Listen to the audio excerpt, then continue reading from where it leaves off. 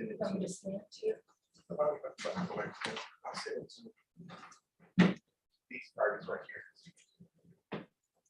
Then I'll come to maybe just close this one. Yeah.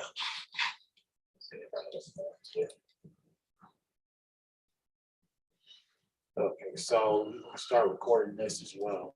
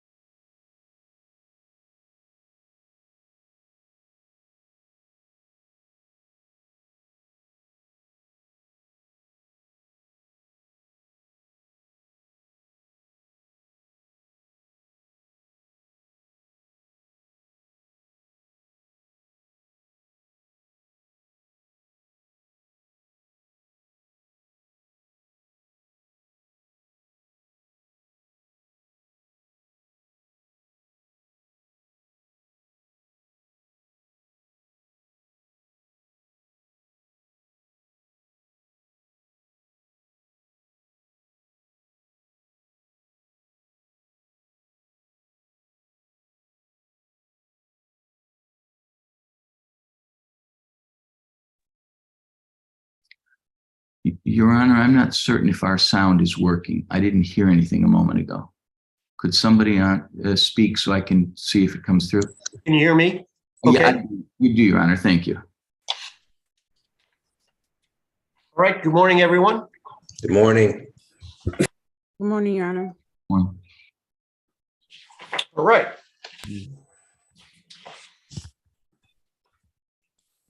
The call the case and hold on, let me record. This is case number 22-012-759-AW. Christina, Kristina, Karamo, Karamo, et al. Versus Janice Winfrey in her official capacity as the Detroit City Clerk and City of Detroit Board of Election Inspectors. Starting with plaintiff, can I have appearances, please? Daniel Hartman on behalf of all the plaintiffs, Your Honor. All right. Good morning, Your Honor. Alexandria Taylor on behalf of the plaintiffs. All right. For the defense. David Fink on behalf of City Clerk. Conrad Mallett, Corporation Counsel on behalf of the City Clerk. Philip Miller on behalf of the City Clerk. Right. This matter is here for an evidentiary hearing on the plaintiff's motion for equitable relief and preliminary injunctions. So I do see in the waiting room, we have Mr. Thomas, who is listed. Are we ready to go forward at this time with Mr. Thomas? Yes, Your Honor. Your Honor, as a preliminary matter, before Mr. Thomas takes the stand, I would like to address, if we could, two evidentiary matters. The first relates to exhibits, and the second relates to the possibility that we will want to call one additional party who's been identified before, but not identified by the city. And I won't be coy. I'll just state what that is. While the plaintiffs have the burden of addressing or responding to the rebuttable presumption of laches, the city might choose in its case in chief, depending on what comes in the plaintiff's case, the city might choose to call one of the plaintiffs as a witness in the city's case in chief. At this stage, we just don't know. So I wanted to put everybody on notice, in particular, make sure that plaintiff's counsel was on notice of that. Secondly, and probably more pertinently right now, relates to exhibits. We were told at the most recent pretrial conference that plaintiffs do not anticipate using most of the documents that they have produced as exhibits, but that they did anticipate using certain video clips. And those video clips were provided to us last night, and we did review them late last night. All of the video clips that we have seen are taken from, are excerpts from a video recording which appears to be not a training session by the city clerk, but rather a surreptitiously recorded training session of a Democratic Party presentation. To start with, of course, there's no foundation that's been laid for that document, but much more importantly, for that exhibit, much more importantly, it appears to be entirely irrelevant to this proceeding. I will say that we got there slowly. They boiled this frog very slowly. And so by the time it was presented, it might have looked reasonable. But what actually occurred, as the court will recall, is from the very beginning, plaintiffs indicated, both on the record in the argument on the motion for disqualification and off the record in our pretrial conferences, the plaintiffs have indicated that the reason they filed so late in this case after the August 3rd primary, August 2nd primary, I'm sorry, the reason they filed so late was because they discovered a city. Your Honor, I'm No, one at a time, Mr. Hartman. all I'm asking And- for is an no, opportunity to Miss- object at this time. No, this is a legal argument, Mr. Hartman. And I want to tell you, I want to make this clear to both sides. One of the nice things, and I've only had to do, I have to tell you, since the pandemic, I've only had to do it once, but it was after one warning. And both sides are getting the warning right now. We are not going to have interruptions and talking over one another when there are legal arguments. And if I start to hear it, I'm going to mute you. All right? So there isn't going to be a record. This is going to be carried on like excellent lawyers. And that's what I expect. And that's what we're going to have. So I want that to be crystal clear right now. So there isn't going to be any kind of interruption or what any of us who are experienced litigators know, interrupting and talking over one another. So, Mr. Fink, continue. Thank you, Your Honor. We have been told on multiple occasions, both orally at the motion to disqualify and in the status conferences and in the motion for preliminary injunction, that a training tape was released by the city clerk's office, and approximately 1 week later, the plaintiffs filed their lawsuit. We've asked about that training tape repeatedly. We've never seen it. The city clerk's office has indicated no such training tape was created. And then we thought perhaps that means that somebody videotaped a training session and they would be bringing that. But that's not what we received, despite the fact they keep referring to this as a training tape. What they've produced is a Democratic Party training session, which talks about the rules, but it is not the city clerk. Also, we were told yesterday that people from the city clerk's office were on that tape. We were told that in the conference yesterday. We have been through that hour and 28-minute tape, and we do not see anybody from the city clerk's office appearing on that tape. So it's as simple as this. It has no relevance to this proceeding. Okay. All right, Mr. Hartman, now go ahead, please. I'm happy to hear from you. So first of all, Your Honor, we've had extensive pretrial discussions related to the issues of what we were going to do today. And my objection is to the fact that he is once again going back over ground we've gone over. Your Honor, when I indicated the reason for the timing on the cases as to latches, which is not something that is noticed up for discussion today, I had indicated that there was several reasons why the case was filed.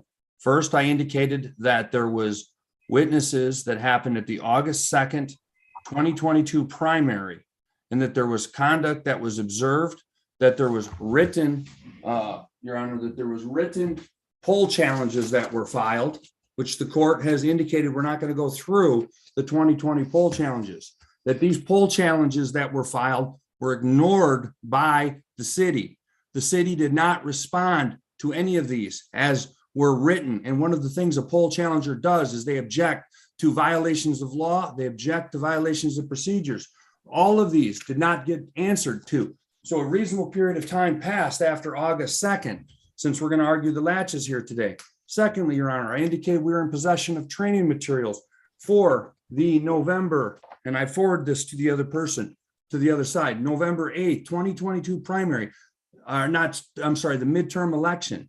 We forward this information to provide the court to show that we did have materials, training materials, which indicated that they were planning to do the same activities that raised the concern that were not addressed in the poll challengers filing the objections as to law and procedure.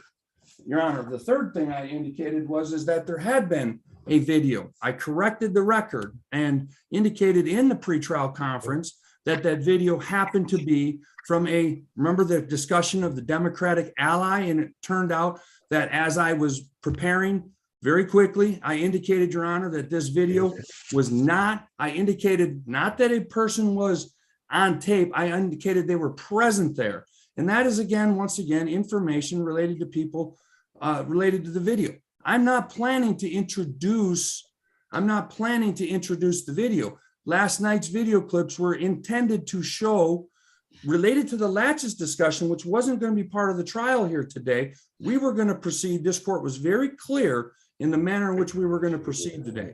And I indicated that this was the basis upon which I believe that there was going to be a continuation of the same procedures. And the court has ruled in private chambers that we were going to present the testimony about the process, and the court would apply the law, and the court would determine whether or not that law followed, or whether the procedure followed the law. Simple process. And we agreed on 3 witnesses. Okay, great. Okay.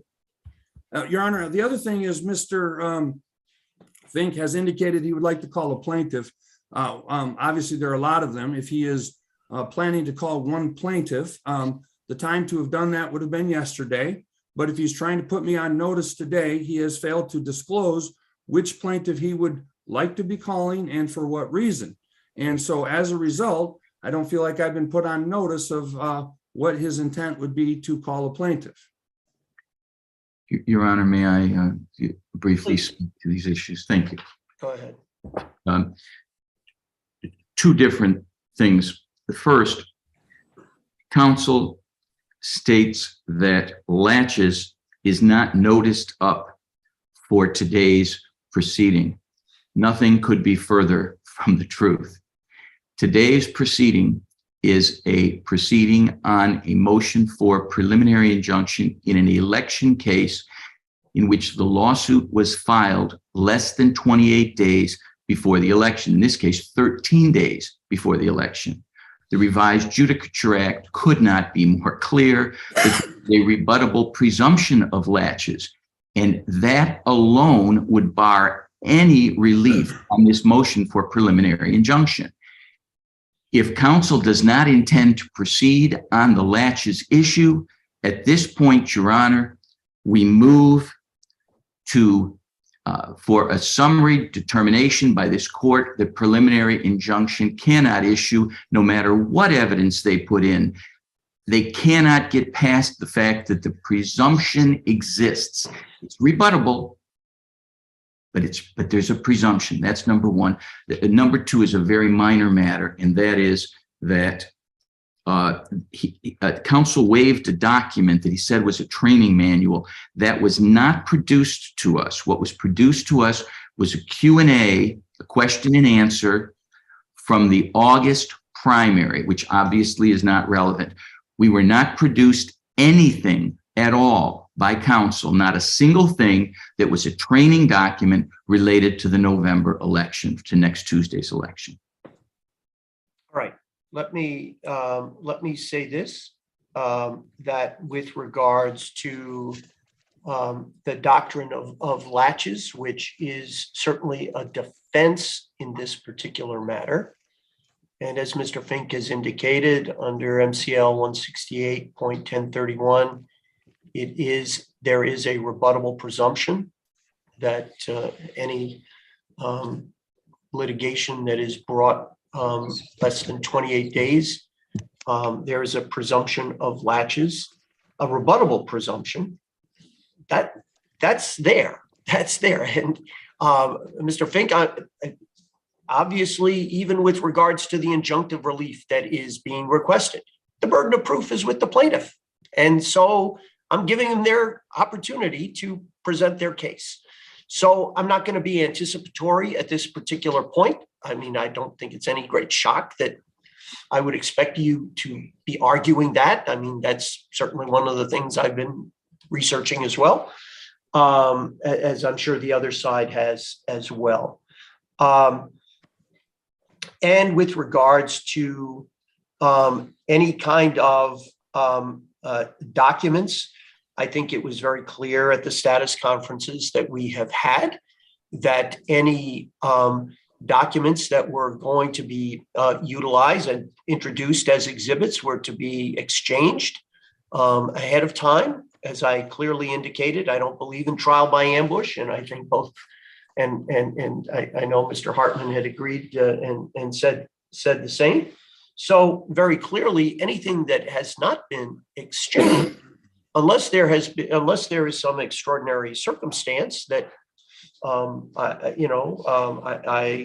am unaware of, and the parties can convince me about. If it hasn't been exchanged, it's not going to be admitted. And so we'll go from there. But I think the ground rules had been set pretty clearly, and we'll go from there. And so I think we should begin with Mr. Thomas at this juncture. All right.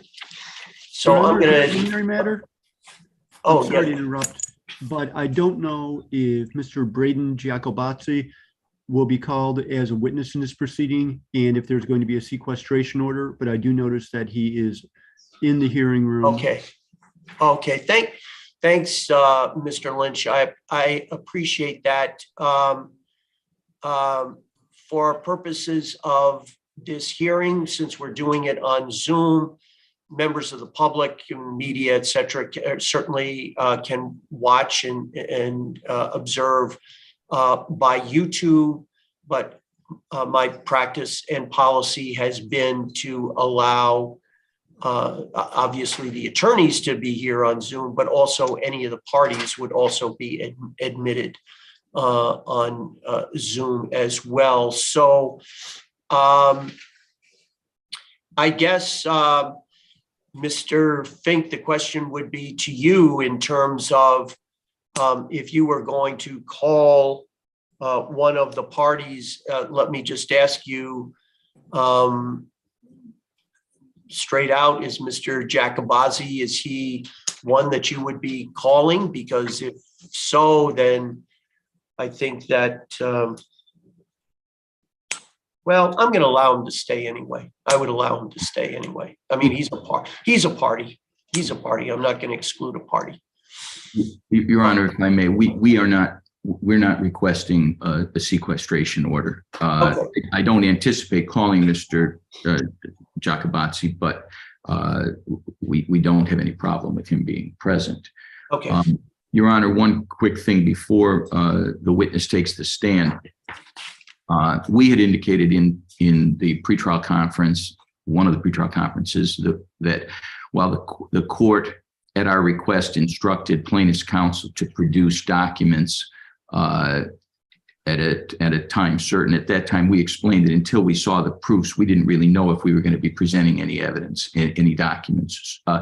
We did last night prepare a demonstrative exhibit, which we don't intend to introduce as substantive evidence, but so we don't want to blindside anybody. I can ask Mr. Miller to email that exhibit to opposing counsel now. It's just a document for in the cross-examination of Mr. Thomas. I think it will help us all if we put it on the screen and we can follow through a process. That's all. And I'm not no objection for permission to offer it right now. I'm sorry. Mr. Hartman. I thought he was done. I didn't mean to interrupt. I said I have no Okay. objection to a demonstrative exhibits. I actually have a picture and a floor plan that I didn't exchange that are demonstrative as well. Sure. They're not Okay. Why substantive. don't you do that as well, Mr. Hartman, and Mr. Miller will see to it that you and Ms. Taylor get his demonstrative exhibit right away as well. And if we have to take a quick break so that either party has to just sort of orient one another as to what the exhibit looks like or what it means for demonstrative purposes, I'm fine with that. But yeah, let's do that. Okay. Okay. And, Your Honor, then at the same time, if they'll be providing copies of the photo or whatever the depiction they have. I will also send to them. We will send to them some photos of the setup at the counting boards that may be helpful. Okay, We'll see when the time comes. Okay. all right, that sounds fine. All right, so let's start with Mr. Thomas. I will, Your Honor, Admit- could I have disclosure of who he indicated from the plaintiffs that he was putting me on notice of? I would just like the name. yeah, just from an availability standpoint, Mr. Fink, who, so that Ms. Taylor or Mr. Hartman can reach out and make sure that the person is available and we can get this resolved. Yeah, if we're going to call anybody, it would most likely be Mr. O'Halloran, unless something else comes up in the course of these proceedings that tells us otherwise. And again, this is an issue only related to latches, and so in the absence of proofs on that subject, we won't be providing rebuttal testimony. All right, let's.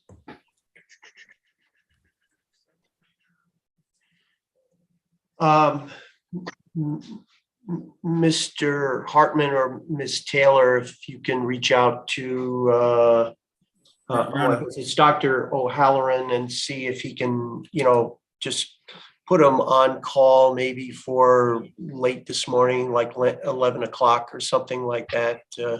Okay. Your Honor, I expect he will be joining the Zoom shortly. He did not want to join from a vehicle as he was moving from. Oh, yeah. Okay. Oh, all right. So when he shows up, and just so that we know, if you can send word to him that he should log in under his name so that we can identify. Sometimes people just call in and leave a phone number or something, and that's challenging. Okay. All right. Your Honor, one last question. I don't need to see the pictures of the layout if Mr. Thomas is prepared during the cross-examination. I was going to use my own pictures of the layout. If he has pictures of the layout that are purely demonstrative, if we need to exchange that, we should probably do that now, because that's one of the early things I was going to cover with him. If not, if I ask him about the layout and he can use Mr. Fink's pictures instead of mine, I'm fine with that. Okay. To be clear, Your Honor, we do not or would not expect those photographs to be demonstrative. Those would be substantive exhibits if they're offered. All right, that's fine. Okay. All right. All right, thank you. All sir. right. Mr. Thomas, good morning, sir. You're on mute, Mr.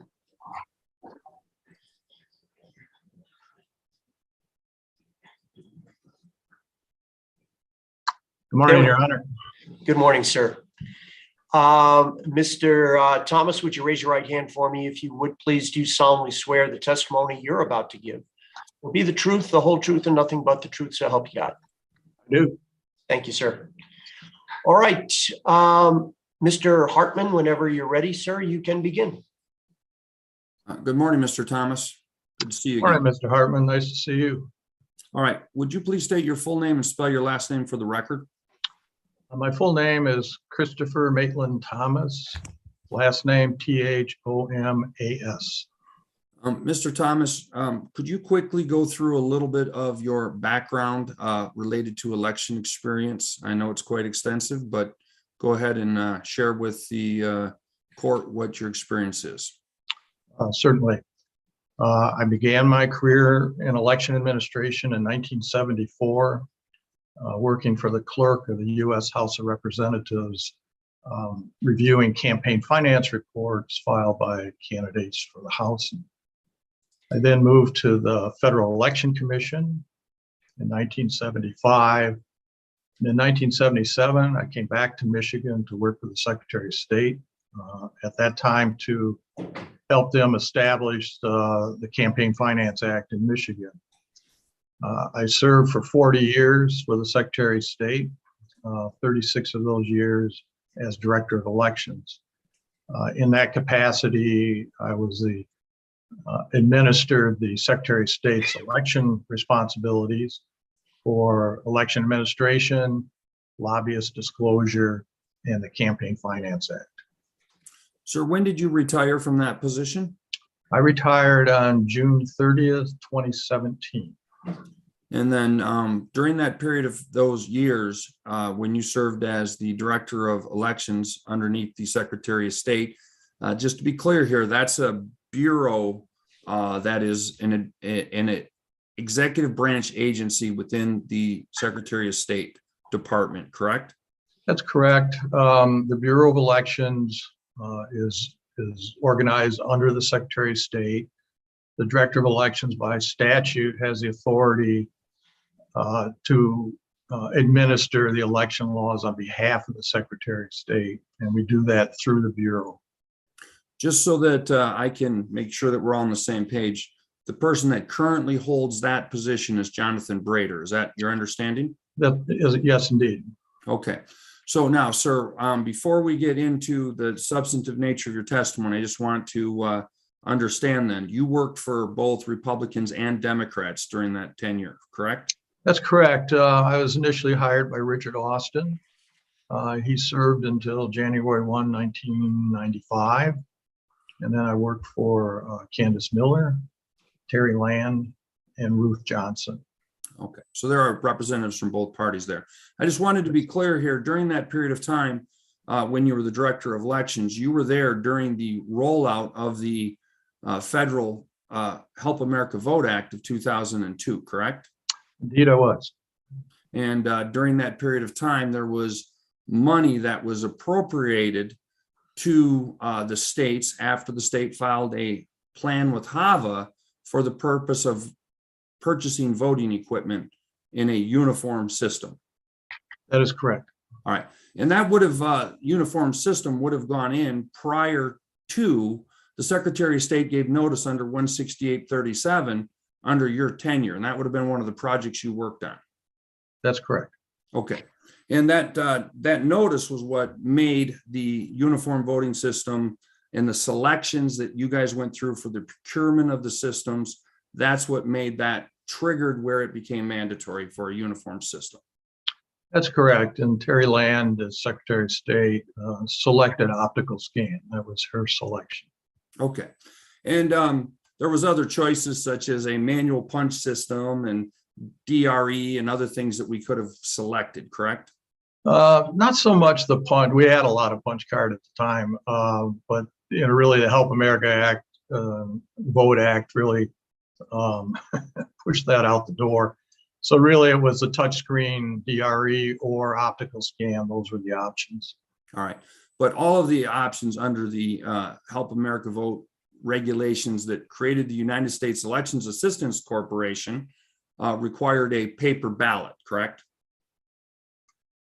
Well, there was a lot of consternation about that, in terms of DREs and the paper trail that would go along with Can I interrupt you touchscreen. for a second, please? Yes, sir.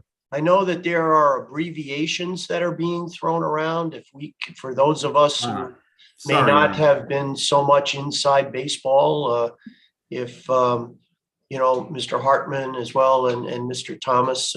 Mr. Thomas, you just referred to DREs. Can you indicate what that is and what that means, please? Yes, my apology. DRE is direct recording electronic, which is a touch screen voting system. Typically, they do not have a paper audit trail. There were some versions, I believe, that were created that tried to have those, and they may have succeeded. We never really dealt with them, so I certainly don't have any expertise on that. Thank you. Go ahead, Mr. Hartman. Sorry. I started off with the abbreviation. Mr. Thomas, Michigan ultimately selected a paper trail, paper audit trail, correct? That's correct. Secretary Land definitely was an advocate of the optical scan, which has a ballot that the voter marks as a record, not a touchscreen situation. So yes, we have a paper audit trail. Sir, I want to just briefly, while we're on the audit optical scan, before we get into the rest of this, just explain what, as I understand an optical scan is, it is where a scanner collects an image of the ballot to create an optical image that is then read by software to interpret what votes were cast by the ballot and to convert that into the table, which is to tabulate a vote. Is that accurate? Well, it includes that, but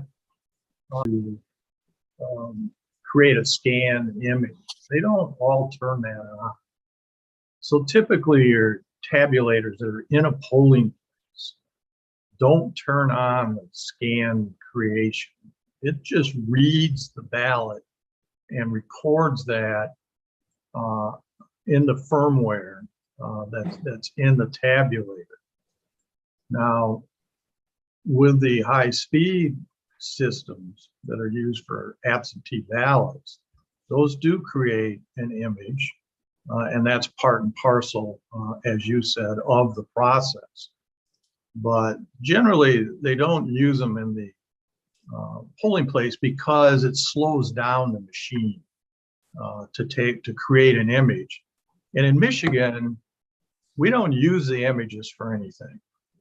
So some states, they may do recounts off of images or maybe audits off of images. In Michigan, we do not use the image. We recount using the actual ballot itself. Yes, sir. So, sir, after the rollout of Michigan's uniform voting, electronic voting system, it appears that you indicated you retired in 2017, and congratulations on that. How did you get involved in the Detroit City, and explain your role from 2017 forward with the city of Detroit briefly? It was my good fortune to become involved with the city of Detroit. Obviously, I'd worked with them for many years. And, I stayed in touch with the clerk and some of the staff members there over the years of being retired. I worked with them from a nonprofit situation. And in September of 2020, Clerk Winfrey called me and asked me if I would come work with them through the general election and into the end of the year. And I live quite a distance from Detroit. And so we worked out an arrangement where I started working with them, and was fortunate to have that opportunity. Was your duties specifically to the absentee voter counting board of Detroit that was at that time located in the TCF Center in 2020? Yes, that was the primary focus of my responsibility. I was there as an advisor. I did some liaison back and forth with the Bureau of Elections for them. I was certainly there, willing to answer questions and do research on any question they had about their operation regarding state law and processes. But principally, yes, I worked with the absentee balloting process. Right. And sir, I want to be clear here that it sounded like that was a temporary arrangement, but you apparently got stuck and you're still working here. So how did that go forward from 2020? What is your role now? Well, my role is similar. The contracts all expired and then were renewed at certain points. So I worked through the 2021 municipal elections as well. And that contract expired, and then we re-upped another contract this past spring. And yes, I'm in my same role. So in the September 8th, 2022 midterm, you are one of the senior people at the Absentee Voter Counting Board, the AVCB, as we abbreviated in the pleadings, correct? Objection, Your Honor, objection. I believe counsel indicated the September 8th. I'm sorry, November 8th. Thank you, Mr. Fink. I apologize. Thank you for that. Misspoke. Well, I'm certainly one of the older people there. That makes me senior. I qualify. So, I guess I'm calling myself, been referred to as a senior advisor to the clerk. So I have a number of years in that probably a lot of other people do not. Well, I want to just understand, has there been any significant change in your role from the primary, which happened August 2nd, to what your anticipated role is for November 8th? No. Okay, and in the organizational chart, I assume you directly report to Clerk Winfrey? Yeah, I think that's how it works. I work with the Department of Elections. I work most closely with Daniel Baxter, who is the man in charge of the absent voting ballot counting process in Detroit. Okay, all right. Having established a little bit of your background, sir, I would like to invite you to use your own exhibits, or I have a couple of pictures which we may need to look at. I would like to know in general what the anticipated layout is for the November 8th midterm. And I want to just preface, because you weren't part of our preliminary discussions, Judge Kinney has indicated that he does not want to get into the conduct of the elections from 2020, 22. He wants to focus prospectively on the 2022 election. So there are going to be some questions that reference the primary only to try and see if there's been changes in process. So is there any significant changes in the layout of the AVC, the Absentee Voter Counting Board, which is now at the Huntington Place? It's the same building, but it is no longer the TCF Center. Objection. Your Honor, the question, whether intentionally or not, the entire question includes a broad narrative asking the witness to provide exhibits. We would ask that we proceed with an ordinary course of proofs here, where counsel presents the testimony and tenders the exhibits, and also asks individual questions. So I'll say that I will say it was a compound question. It seeks a narrative, and that's my objection. Mr. Hartman, Your you Honor. want to respond? Poorly worded, I will rephrase. Okay, and let me also emphasize, not only to counsel, but also for the benefit of Mr. Thomas. Mr. Thomas, the pleadings in this particular case are taking issue with regards to what is the protocol or procedure with regards to the absentee ballot counting and that whole process of processing absentee ballots and challengers and everything else for this Tuesday's general election. I want to remind people we are not talking about earlier elections, whether it's 2021, 2018, or whatever. I'm focusing not on this year's primary. The challenge is set forth in the pleading relates to what they're claiming is a violation of Michigan law as to what is going to be done this coming Tuesday. So that will be the focus of attention. So Mr. Hartman, you can rephrase your question and you can proceed. Go ahead, please. All right, and I was trying to say what the judge just said so much more eloquently. So Mr. Thomas, I am asking you for a point of reference. Is there any significant changes to the layout of the platform, the adjudication stations, the scanning stations, and the absentee counting boards that were laid out very carefully in the past? Are there any anticipated changes of the physical layout for November 8th? Well, I have to answer that in a sense that we have moved rooms. So we've always been in Hall E, which was down on the lower level. We're now in Hall A, which is much larger, I'm told. I have not been there to see what the layout is. But I would expect it to look very similar to the way Hall E was laid out, with the tables distributed across the room There's more room, they may be further separated, and with the stage or platform in the middle of that. Okay, thank you. And the, So I'm just using this as a point of reference, just so we can have a common language about the different components, whether there's a slight layout change, okay? All Yeah. right, are you, you want this considered as a proposed exhibit 1, Mr.? Your Honor, if Mr. Fink would like it marked as an exhibit, we can. Once again, I'm using it for Just demonstrative. for demonstrative purposes? Yes, Your Honor. All right, any objection to that, Mr. Fink? No, Your Honor.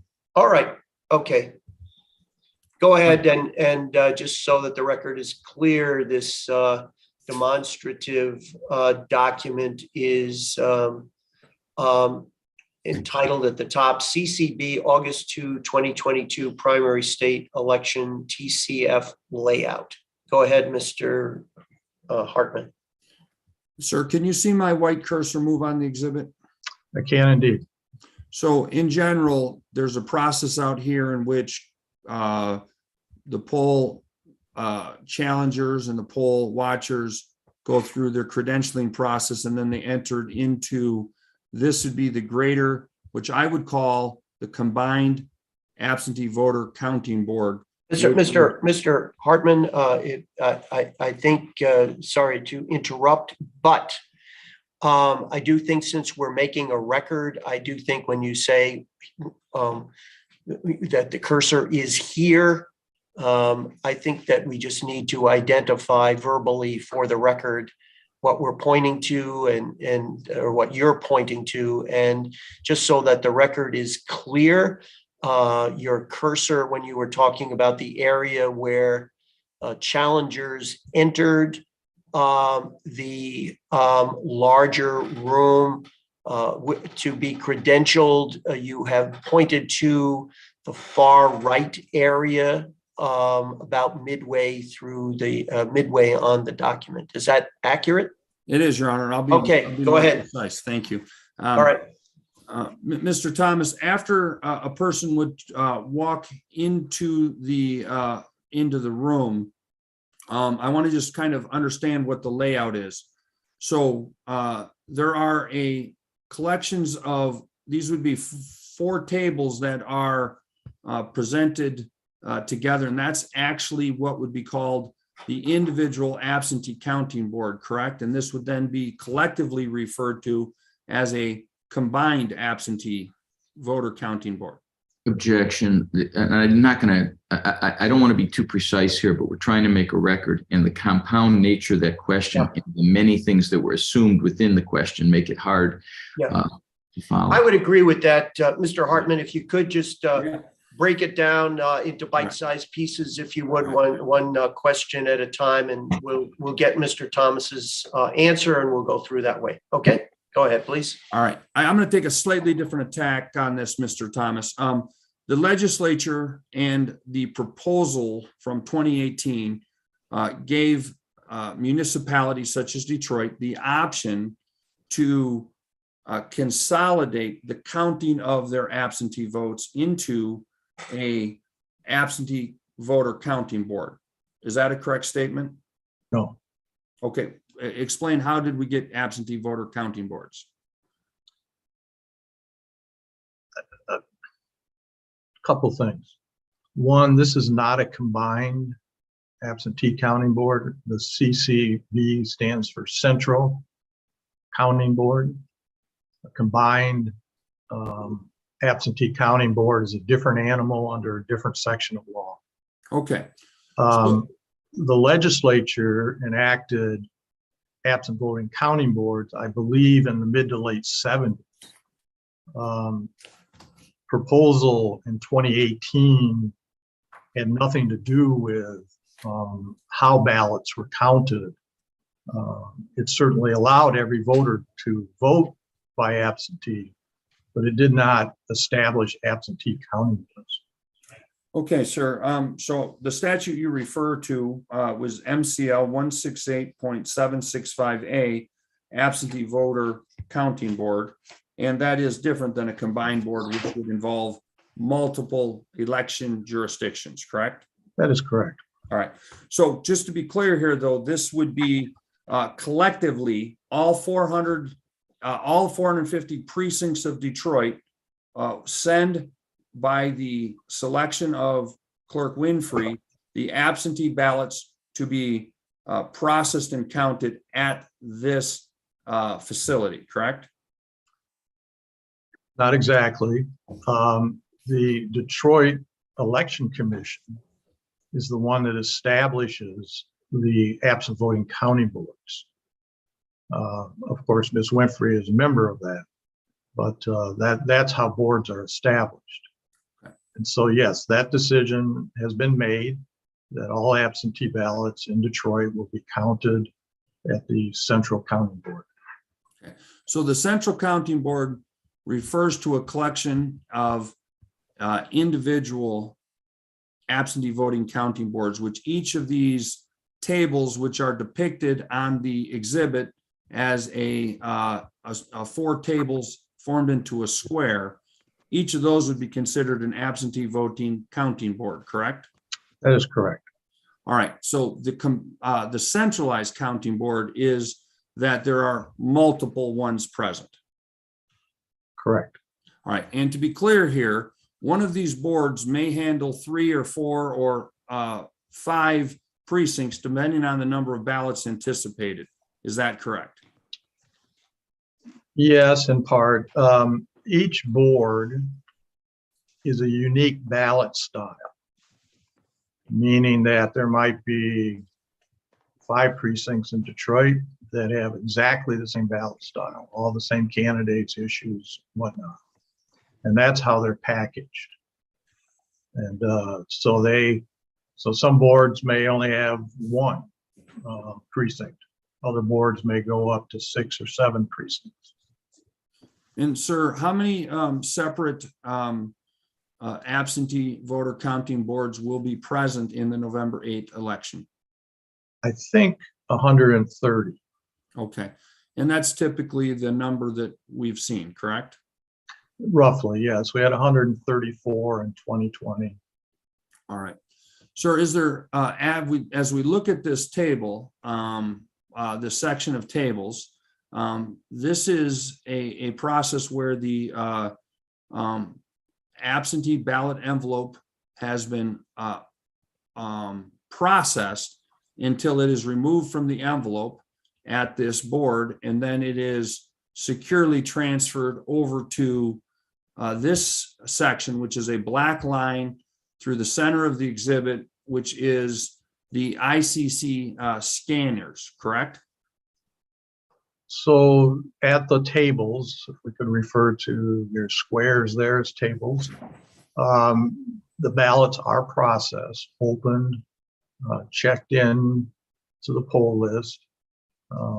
And there's a variety of steps that are taken. And when that's done, they are carried over to the ICCs, correct? And there's an inventory control. What does the ICC, what do those initials stand for, please? You're going to catch me on that one. Image Cast Central, possibly? Yes, that's correct. So those are Thank the you. high-speed tabulators. Okay, thank you. And just to be clear here, there's a process by which they move over in bundles of 50. They are separated into 50 for a control of the number of ballots. And if there's a partial amount, say 34 left over, but that completes the precinct, you would, let's say there's 87, you might have a packet of 50 and then a packet of 37, and that moves over with an inventory control sheet to be scanned together. Is that fairly, I know I'm stripping down a complicated process, but I'm trying to move along. Yes, that's right. Generally, they're in batches of 50, and once there are 4 batches, they are then moved over to the high-speed tabulators, the ICCs. Okay. Sir, these marks that are going across in the opposite direction and not shaped as a square of tables are individual tables. these are duplication stations, correct? That's correct. And And just for the record, I'm sorry to interrupt, Mr. Hartman, but for example, looking at there are these rectangular dark shaded tables to the left portion of the diagram.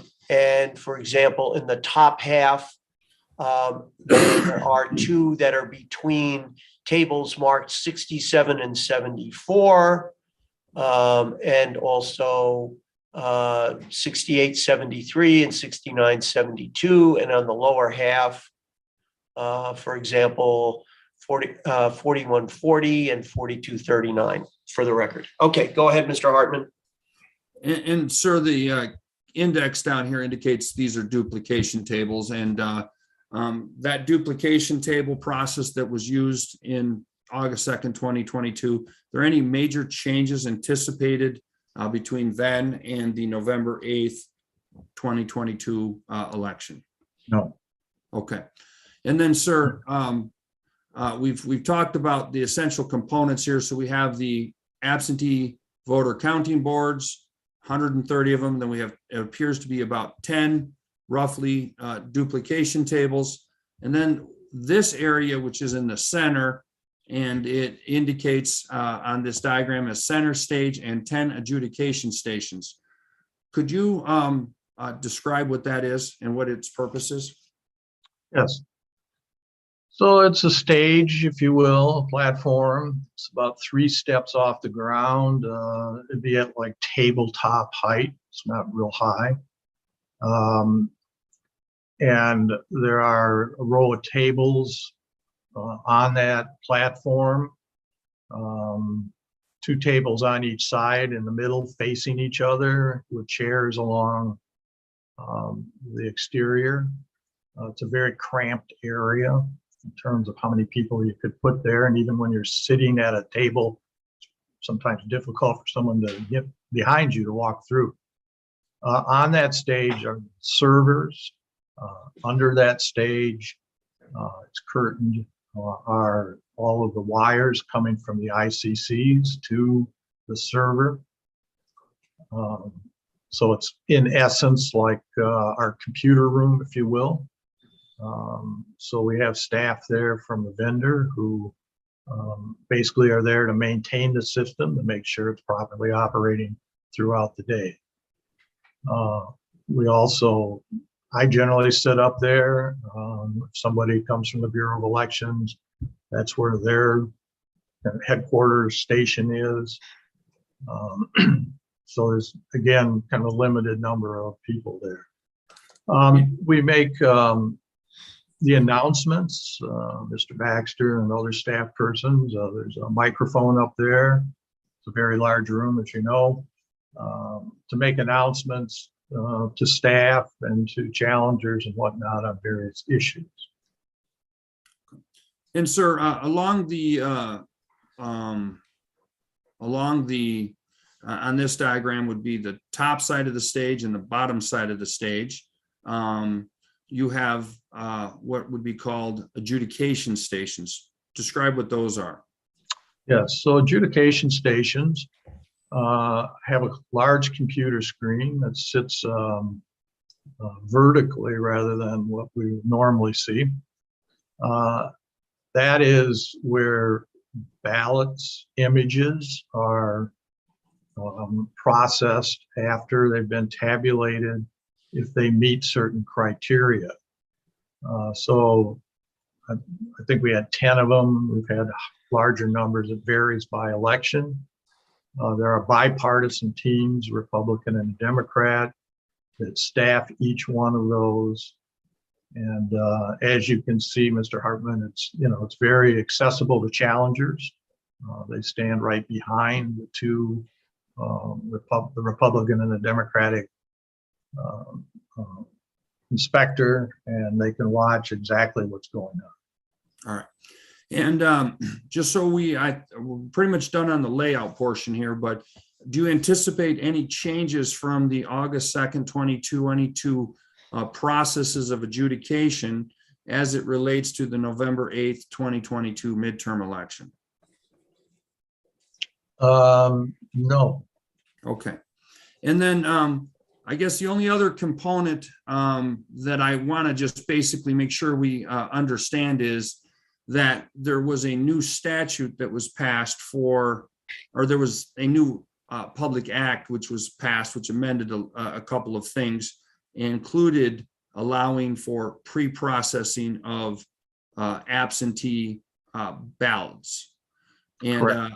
I've noticed that Detroit has elected to participate in that process. Do you anticipate that to happen in the November 8th, 2022? All right. yes, I do. And that processing begins actually Sunday morning. Is that right? That's correct. At 10 a.m. I believe so, yes. All right. So that processing previously at the primary, the ballots arrived they were already sorted for the ballots which would arrive to an absentee voter counting board, which would be, as you've indicated, limited by ballot style generally. And they were already by statute and by process, Detroit had those present and ready to go when the board began conducting business. And I'm going to object. He Yeah. was asking about 2020, and he's just, I apologize. I meant 2020. Right. Let's focus on what is anticipated to take place at 10 a.m. or beginning 10 a.m. on Sunday, please. Do you Rephrase anticipate? your question. All right. Do you anticipate that the ballots that have arrived prior to Sunday to be present at the TCF, I'm sorry, at the Huntington Room A, in the ballot envelopes at 10 a.m. Sunday morning, sorted by absentee voter counting board? I do. Okay. All right. I'm gonna jump right here. I'm gonna stop the share. And I'm going to show you one other document, and then we'll get into some questions about the details of the process.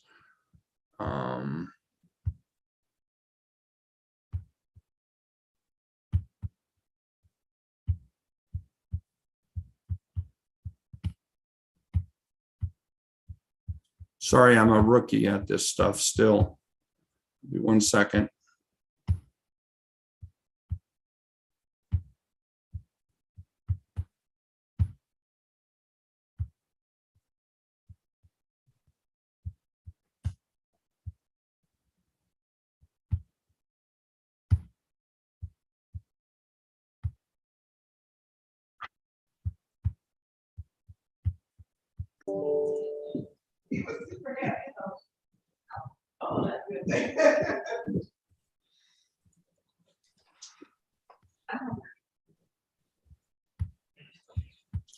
Can you see the photograph there?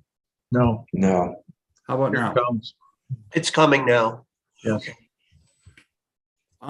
This is for demonstrative purposes, and it shows the platform that's about tabletop height.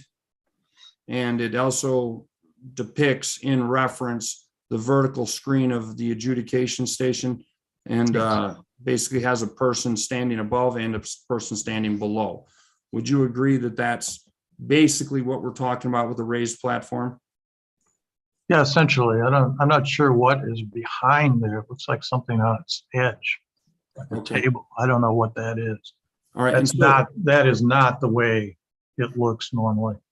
Okay, but there is a computer screen, which this would be an adjudication station. These would be the seats where, and I'm talking about the computer here, and then there would be two, a Republican and Democrat election inspector, and then the poll challengers would stand behind them, and then you have your stage would be right above that, correct? Correct. Okay, all right. Let's now turn our attention to some issues directly. Thank you, Mr. Thomas. I think that's important background that we needed to be able to move forward here. Okay, so I want to first of all start off with because I know you're very knowledgeable about this because most of our election laws came into being or during your tenure. And I want to start off with the uniform system requirement, if I could. And I want to first ask you, would you agree that this is this November 8th election is a federal election as constituted by HAVA, the Help America Vote Act? Yes, Okay. And you are familiar with the Help America Vote Act legislation, and I want to ask you if you would agree or disagree with this quick generalization. This legislation came after the 2020 election, after a United States study was done at the federal level, and it made requirements for federal elections, even conducted by the states. It passed a body of law. Would that be a good summary of what HAVA is? well, it Objection. wasn't 2020. Counsel, objection. He's referring to 2020, and he's asking the witness to agree or disagree the statement. There's no foundation for where the statement comes from. Yeah, I'm going to sustain the objection. And I also think that certainly recognizing Mr. Thomas's expertise, I think he can be asked about his familiarity with that law, but anything in terms of what was behind it and whatnot, I think is really getting a little far afield. I think that he can talk about how he implements that statute, but it can be left for argument. So rephrase the question, please, or ask another question, Mr. Hartman. Thank you, Your Honor. I'm going to rephrase that question in the court's instructions. So, sir, I'm going to show you the Help America Vote Act was passed in 2002. And I'm going to just direct our attention to a section of that. It required that a state plan, which would describe and be filed, which would indicate how a state would implement the requirements and receive the assistance. Were you involved in the participation of that state plan? And I have to object. We are talking about an election that is just a few days from now. We're not talking about what occurred in 2002. How counsel presenting. It's a legal objection, Mr. Fink. Let's get to it, brother. Okay. I'm sorry. Is the objection relevance? Is that Yes. what you're saying? Yes, I'm sorry. I should Mr. have. Hartman, Your Honor, these are. how is this relevant? This is the law that would control the conduct of a federal election. And this is the process by which we establish what the law is to ask Mr. Thomas in whether we're in compliance or not. No, I think that in terms of whether or not there's compliance or not, with all due respect to Mr. Thomas's expertise, that's a legal issue that falls to me. Agreed, Your Honor. I agree with that. Okay. I think we can certainly focus on exactly what procedures have been set in place that for Tuesday's election, and particularly with how absentee ballots are to be processed and how they are to be counted, and dealing with the issue of challengers. That's fine. And Mr. Thomas can indicate why he may be following or advising on some particular protocol, but we're not going to get into the area that you are talking about, Mr. Hartman. So I don't find that it's relevant. Next question, please. Sir, does Detroit in 2022, November 8th, intend to utilize a voting system which complies with the Help America Vote Act requirements? Yes, All right, so the voting system is defined by the Help America Vote Act, correct? in part. All right, and the federal act has minimum requirements. You've indicated you're going to be in compliance with that. I want to make sure that we're clear that a voting system includes the software and the hardware that is used to define ballots, to cast votes, and to count votes, to report and display election results, and to maintain or produce an audit trail. Would you agree with that? I would. All right. And as far as the voting system and the stuff, Michigan, in our state plan, passed a public act which indicated, Public Act 91 of 2002, you were around for that as the election director, which indicated that the statewide system would be uniform. Would you agree with that? Yes. Is Detroit using the same system in the absentee voter counting board for the November 8th, 2022 election that Petoskey or Ingham County is using to count ballots? Objection, relevance.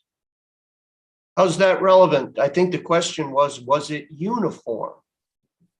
Your Honor, That's what the statute complies, and now you're asking a very different question. And how's it's relevant? How is what they're doing in Petoskey relevant to what the proceed, whether the procedure to be followed this coming Tuesday, November 8th, is in compliance with the law? Thank you, Your Honor. I'm glad you asked that question. To be clear here, Your Honor, the argument in response to the relevance is as follows. The statute requires that we count the votes the same way and use the same system to count the votes throughout the state of Michigan. Well, that's your position. You have a witness here. Okay. I think he's indicated that they need to comply with the law and that he feels that the protocol is. So ask him about that. Ask him. Your Honor, with all due respect, I'll rephrase the question. I may have been unclear. Is the voting system that is used in the November 8th, 2022 election going to be the same as the voting system is configured in other areas of the state and other jurisdictions in a uniform manner? Objection, relevance. Same objection, same ruling. Next.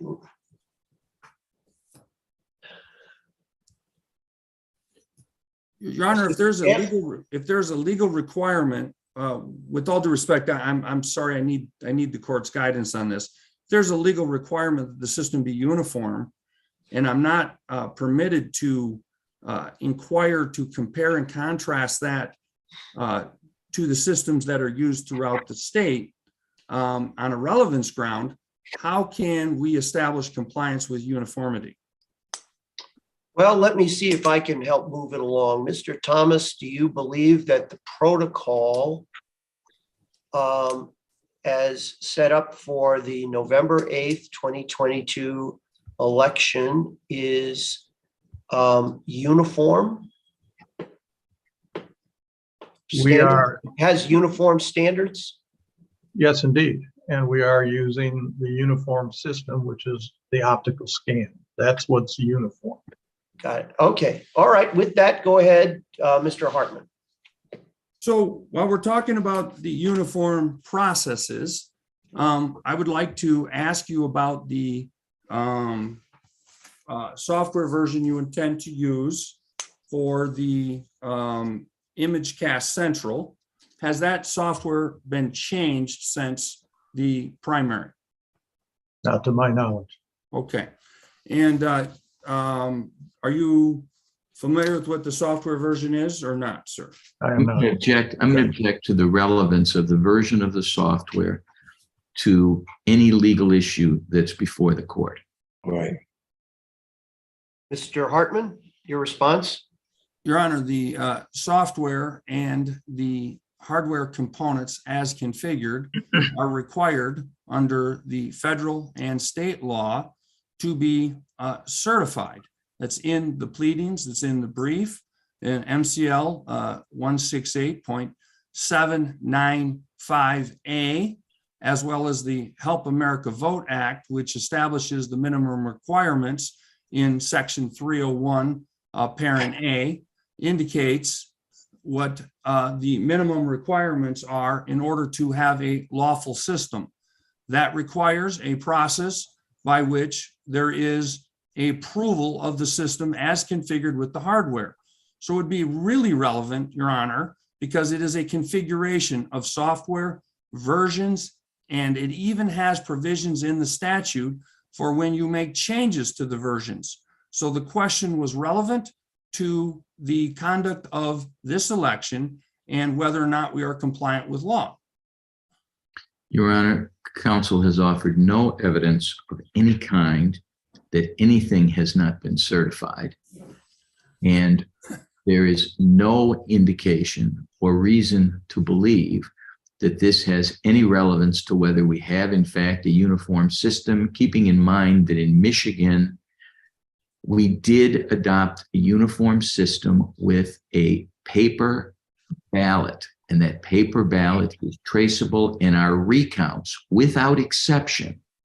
Our recounts are done from the paper ballots, not from any electronic image that is or is not created, or any electronic processing. It has nothing to do with our recount process.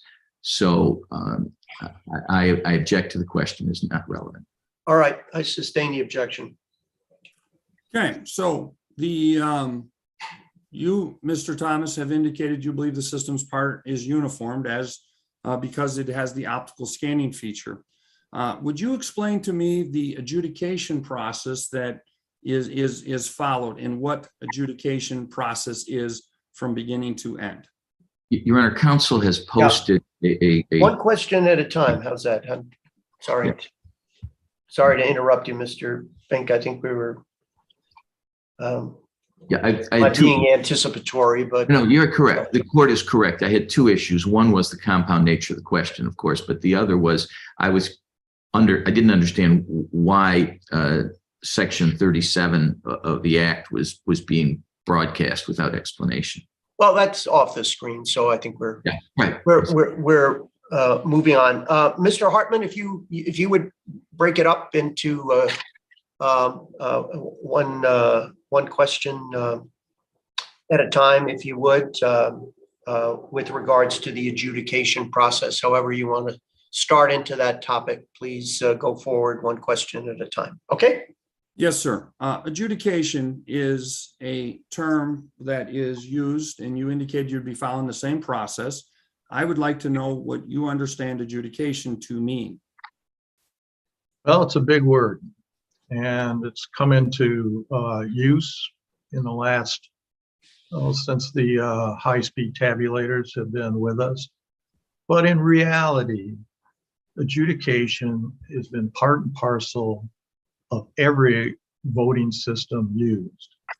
So for example, the old paper ballots, when they were tallied, so there would be a reader and a tallier writing down the votes. They would look at the ballot and they'd have to make a decision whether there was an overvote, somebody voted for both candidates for president, or whether there was a stray mark and so it really wasn't an overvote. That's an adjudication. That is the decisions that are made. In the precincts, with the tabulators used there, the voter puts their ballot in the tabulator. If they've made a mistake, the ballot comes back out of the tabulator to the voter before it's counted. And the voter gets another chance. Now, when those tabulators were used in absent voting county boards, which they were until 2020, and they were hand-fed the ballots through, the workers would put a ballot in, it would get kicked back out because it had an overvote. So they had to look at that ballot, see if it was a valid overvote. And if it was not a valid overvote, they would duplicate that ballot so that it could be read by the machine.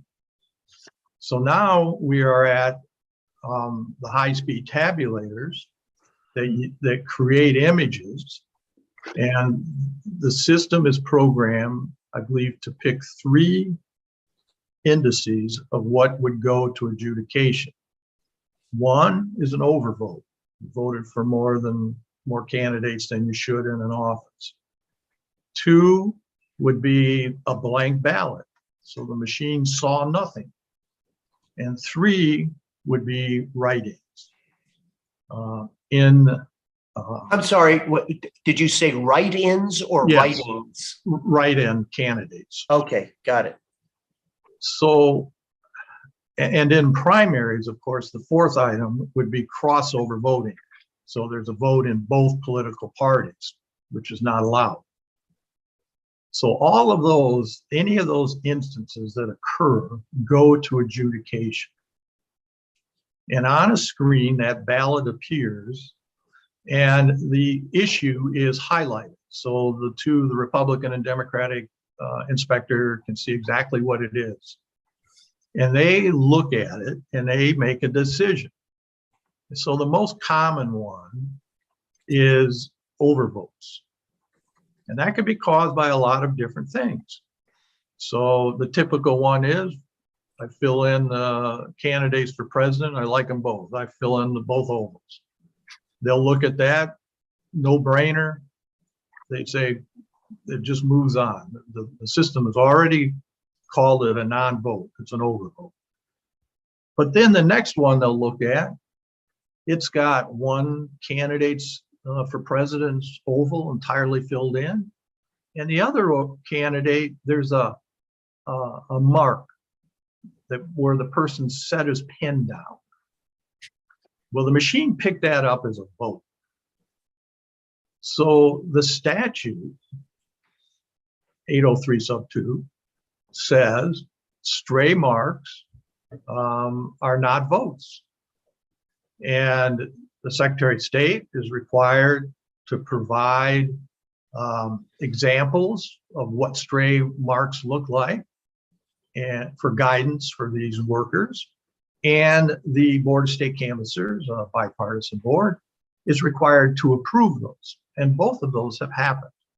So the workers are not just sitting there, making this stuff up. They've got specific pictures that they look at to make a determination of whether a mark is a stray mark or not. And so if they decide it's a stray mark, that stray mark is removed, a separate image is created, and the candidate where the oval was completely filled in gets the vote. So, that's the typical, there are several other situations that could occur. I don't know, you go through all of that, your call. But, that's in essence what it is. Now, the software, to my understanding, creates both of these images. They are tied together in the software. They can be called back in after the election if anyone wants to look at them. But in fact, we don't use those images for anything. We don't, they're used during this adjudication process, but after the election, if there were a recount, they would look at the actual ballot itself and they'd make that decision all over again at the recount. So I think in a nutshell, that pretty much at a high level indicates what adjudication is. Thank you, sir. I want to direct your attention and focus in on a couple of your comments. And I want to thank you for that explanation, but let's get into the statute which you referred to, which is 803 parent 2, which talks about what constitutes a mark. And Mr. Thomas, you're very familiar with the fact that HAVA in section 301A6 indicates that a state must, through the legislative process, define very clearly what constitutes a vote. And I apologize, I moved my screen here, but I'll get to section 6 here for you. Would you agree with that? Objection, Your Honor. This compound question takes us from state law to federal law and back. Yeah, rephrase if you would, please. There are both federal and state standards for what constitutes a mark, so that it is uniformly determined what constitutes a vote. Would you agree with that? No, Okay. Have you seen the Federal Help America Vote Act, Section 6, which requires that the state, while you were the Bureau of Elections Director, to adopt a uniform and non-discriminatory standard of what constitutes a state, a vote, and what will be counted as a vote for each type of voting system used by the state? Mr. Hartman, we're not here to have a legal argument with Mr. Thomas in terms of whether or not you think what he's talked about regarding the adjudication process, whether he thinks that complies with the law, or you believe it does not, is an argument for the court to decide. Mr. Thomas has indicated he doesn't agree with your last question. If you want to ask him why he doesn't believe, that's fine. But we're not going to get in an ongoing debate here. He's telling you what the adjudication procedure is like. You can ask him more questions about that adjudication procedure. Whether or not the adjudication procedure to be followed this coming Tuesday is in compliance with the law is a legal determination, not for this witness. Thank you, Your Honor. Okay, go ahead, please. All right. So we have talked about what constitutes a mark, and you agree that there is a process by which a stray mark, which you've described, if a stray mark appears on the ballot, then the statute requires that ballot, if it is a stray mark, be duplicated. Does it not? yeah, that's the effect. I have to object. The question incorporates both what did the witness say and what does the witness believe, and I got trapped in the middle of the question. I'd appreciate a direct question, one or the other. Yeah, He's already answered, Your Yes. Honor. I will rephrase the question again. okay, I didn't hear the answer, and I guess I was a little confused as well. Okay, thank you for. Why don't you repeat it, Mr. Hartman, if you would? Sure, and it's an important point. So if one of the examples you use during the adjudication process is if there is what is called a stray mark, and you referenced 803 parent 2, okay? And there is a statutory process by which if a stray mark is on the ballot, and there's a process to look at that ballot and determine if that mark was intentionally made or not. And if not, the statute requires a duplication of the ballot. Correct or false? And you indicated yes. Is that accurate? I would not state it that way, no. Okay, so what does the statute, how are you in compliance with, how do you intend to deal with a stray mark during the 2022 midterm? So, Midterm, or you mean the general? The general midterm election, yes. Well, okay, all right. Okay. Just so that we can avoid confusion, I apologize. maybe if Your we Honor. refer to the November election, okay? Yeah, the All November right, election. okay, I'll be more consistent, Your Honor. okay. Thank you for that correction. Go ahead, Mr. Thomas. the statute is not asking to interpret the intent of the voter. The statute is asking to determine whether the mark is a stray mark within a very narrow parameter that has been presented in diagram illustrations by the Secretary of State and approved by the Board of State Canvassers. This is not voter intent. This is it a stray mark or not? You know, you can argue whether any voter would intentionally make a stray mark. I mean, obviously there's an oxymoron. So That's all that's being asked. It's not voter intent. Is it a stray mark?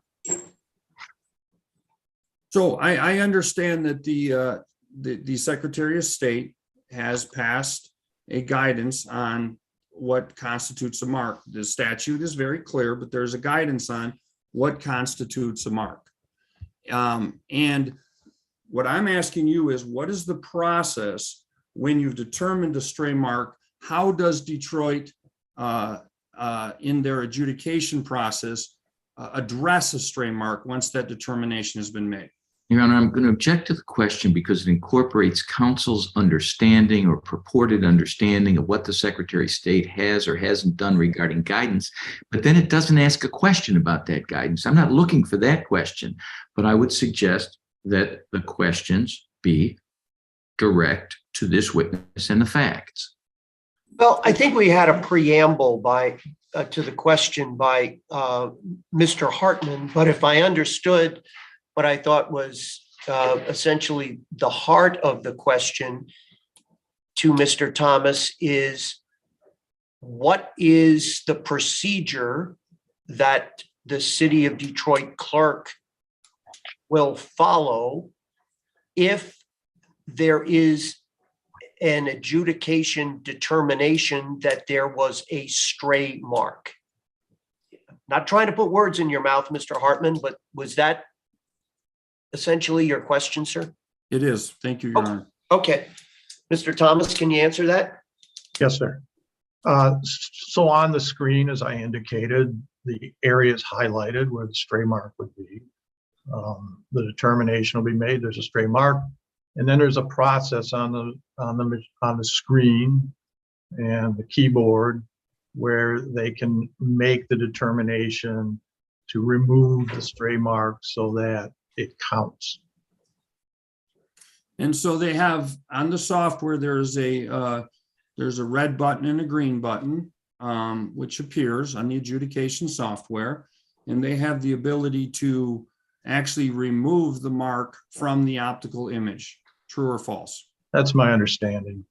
And then the second thing is, if they have determined that the mark is not dark enough, they have the ability to darken or change the mark to make it darker as well, or more closely into the, shall we say, the center area. And I'm referring to an example. Let me rephrase this question. So how would the Detroit adjudication process handle a person who has circled their oval instead of marking through it? So if I understand your question, there is no mark inside the oval, correct? Correct. They wouldn't do anything with that. Would that appear in the adjudication software as a undervote? We do not send undervotes to the adjudication station. Is there a process with the adjudication software where the two election inspectors, one from each party, have the ability to alter the mark by darkening it or checking what they interpreted the mark to mean as far as which candidate was intended by the voter to be cast? I'm not certain about that. Okay. And so you're not certain about that area. So, sir, there's also a button which allows the two election workers to send that adjudication to the top of the table. Is that not true? That is true. And that is called what? Quarantining? Correct. And then who at the top of the table would then review that decision or make a determination that these two election inspectors had made the correct selection? In the primary election, we made a determination that we would not use the quarantine process. Okay, so you're not going to be using the quarantine process in the November 8th, 2022 election? That is correct. All right. So the high-speed scanner will create the optical image, and then the machine software will determine which ballots go to adjudication. True or false? That's true. All right. And once it goes to adjudication, then the two election workers, assuming that it is, they will then be required to use the software to either remove the vote or darken the vote. True or false? False. I'm not certain on the darkening. I don't know what instance they'd be darkening it, but I don't know that. Okay, I appreciate that. Okay, so as far as the adjudication software goes, I have shared this exhibit, Your Honor, which was the Dominion video from Eric Coomer. Could Mr. Fink indicate on the record whether he received this video? He received it, and it's entirely irrelevant to these proceedings. It's a 2017 video that is done by somebody who's not a party to these proceedings, who has nothing to do with these proceedings. And if anything, it looks like some kind of a sales pitch or something. It's done by a product person at a vendor. I don't see how it could have any relevance to what we're going to be doing on Tuesday. Your Honor, the video is offered for demonstrative purposes because it shows the software. It is a demonstration by the CEO of Dominion showing the very feature of the adjudication process that we've described. And it will give this court, who's going to be making the determination. I'm not suggesting this is to show the court how the software works in a short, it is a 29-second video to provide the court with an understanding of how the adjudication process works. And then I will ask Mr. Thomas if there are any differences between this video and what will be the procedure in Detroit. It is very exactly what Mr. Fink indicated. It is a demonstration of the adjudication process, and it isn't. It is demonstrative purpose of the software, Your Honor. It is not, there's nothing in here that is other than that demonstration.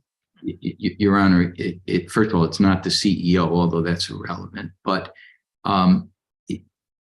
the term demonstrative here, it makes little sense. This is being offered for substantive purpose to suggest to the court that something that a salesman said in 2017 about the capabilities of their software describes somehow how that software will actually be used at Huntington Place on Tuesday. We have a witness here who can tell us what's going to happen at Huntington Place on Tuesday. Excuse me, Your Honor. So it makes absolutely no sense. It's irrelevant. It's certainly prejudicial. And frankly, this is simply one of many videos that are making the rounds on the internet in the right-wing echo chambers that talk about election denial. It has nothing to do with this case.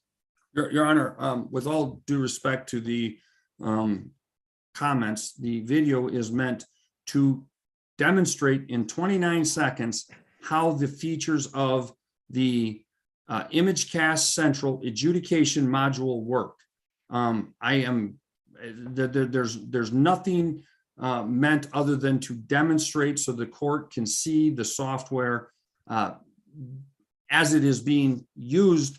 And instead of actually showing you a 2022 vote, which hasn't happened, the next best thing I can do is show you how the system and that adjudication module works from using a sales presentation. Mr. Coomer is now the CEO. At this time, he was the director of product strategy.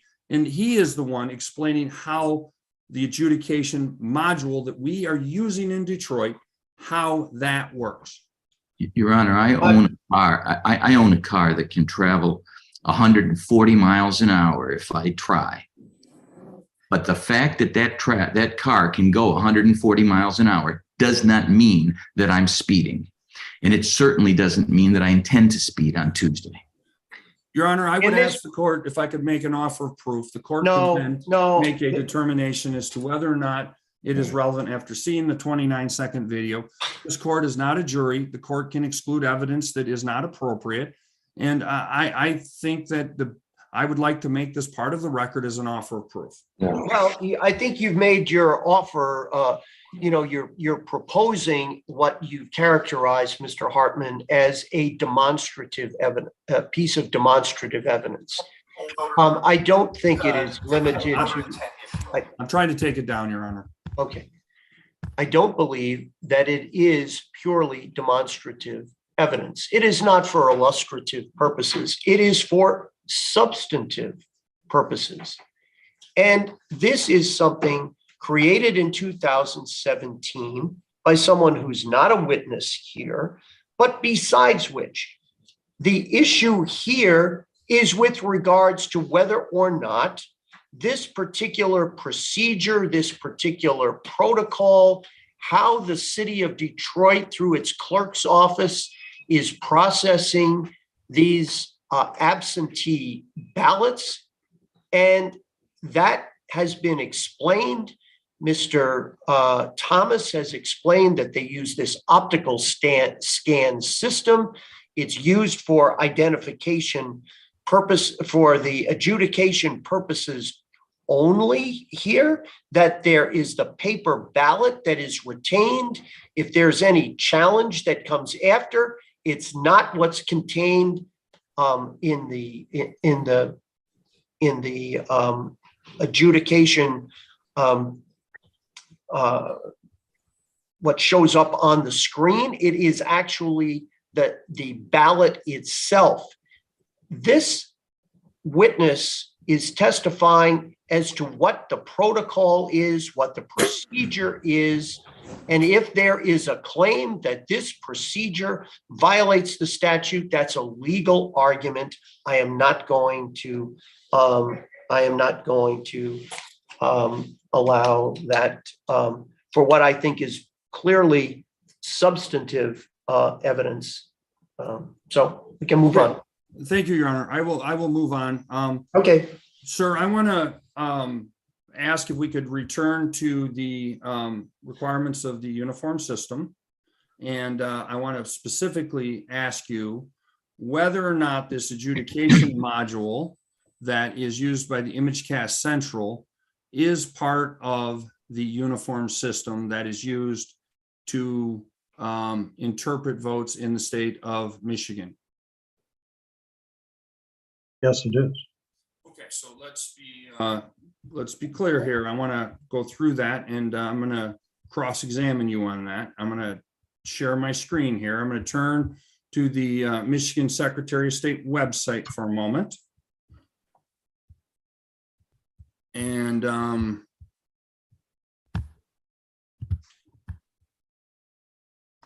Your Honor, I don't think we were offered any exhibit from that website. It's possible some exhibit we saw was taken from that website. It wasn't identified that way. I'm not saying it's impossible, but I don't know what exhibit is being referred to right now. Okay, well, let's see. Let them pull it up and then we'll give you a chance to look at it. Thank you. in the time that you were working with that, there was the selection of either Dominion, Election, or Hart, and these three vendors were going to provide systems for the uniform system in the state. Is that correct? Objection, relevance. How's it relevant, Mr. Hartman? Your Honor, I think it's relevant to the fact that there are three different systems which can be part of the uniform system, and that they were identified after a process which Mr. Thomas is well familiar with. Well, I think that the testimony, if I've heard it correctly, is that the optical scan system has been selected. Is that right, Mr. Thomas, or am I missing it here? That's correct, Your Honor. All right. Your So Honor, that's the system that's been selected. okay. So That's what's being used. So Your let's Honor, go. and I understand that the fact that the court, and I appreciate you've been extremely patient, but Your Honor, I find it that it is not possible to effectively go through this argument when the court has precluded me from explaining what a voting system is, A voting system is much more than an optical scan system, Your Honor. I attempted to earlier show the court through HAVA and through the state law. I've just now tried to show what a uniform system is from the Secretary of State. So I'm forced to accept the witness's answer. And when I try to cross-examine him, that the statute actually defines the system to be more, and it is more granular. It is the configuration of the software and the hardware and the instructions given to the voter that constitutes a system of electronic voting system under the law. It is not just the fact that it has an optical scan piece or that was chosen. But whenever I go into the fact that I am going to use the definition of law to explain that the system involves the particular components have to be aligned, and it has to have uniform versions of software, uniform hardware, and this adjudication module, you're making me accept his answer because I'm not trying to argue law here, sir. I'm just trying to get some guidance. So it is my position that the adjudication module from Dominion is an option Detroit added that is not used throughout the state of Michigan. And you are going to be asked to make a ruling as to whether or not that's uniform. And I'm being prevented from inquiring into or showing the law as to what actually constitutes a uniform system. And I'm going to be limited to his response and his opinion. Your Honor, Go ahead. if I may. Counsel appears to be unclear on the various roles of the parties here. It is counsel's obligation to present to the court facts that the court can review and interpret in the context of the law. Counsel is stating facts, what he believes to be facts in this argument, but they're facts that aren't they're facts that are not in evidence. And he's making a legal argument in the middle of this. It's his burden to prove, it's his burden to present witnesses and evidence. He can ask this witness questions about facts, but he can't ask this witness to adopt his interpretation of the law or to interpret his or to review his interpretation of the law. Stated simply, the witness has indicated what a uniform system is, and the issue of what occurred many years ago when the state was making a decision on which software vendor to work with or which hardware vendor to work with does not identify or provide any information for what's going to happen on Tuesday. Your Honor, the objection was relevance as I understood it. I was arguing that I have to use the law to explain the relevance of why it is important. An electronic voting system, as defined in the statute, is more than an optical scan. It includes the module component of adjudication that Detroit has selected that I've contended is not uniformly applied in the state. Mr. Thomas, as the former elections bureau, the director of the Bureau of Elections for the state of Michigan, has the knowledge to know that that is not used in other jurisdictions.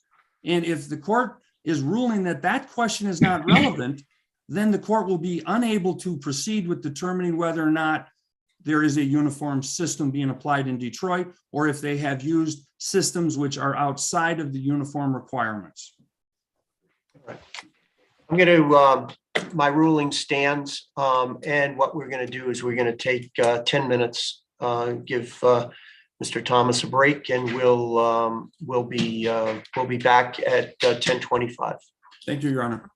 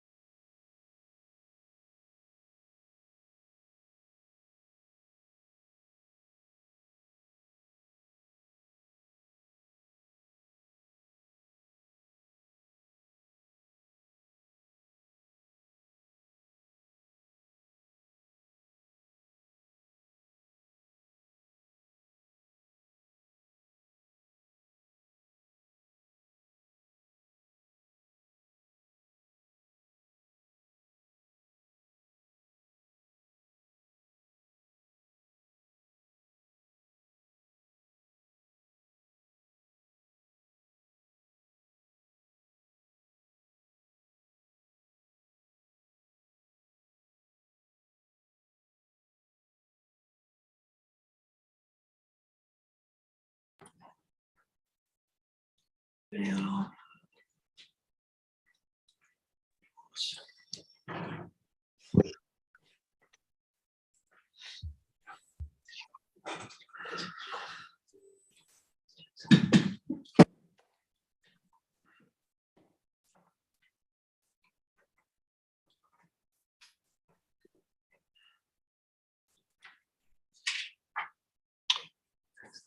All right, as soon as Mr. Thomas comes back, we're good. Okay, great.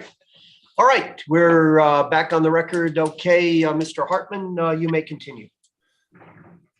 Mr. Thomas, I want to move past adjudication, but I have a few quick questions. The buttons that appear in the adjudication module, is there a button that says overwrite on it?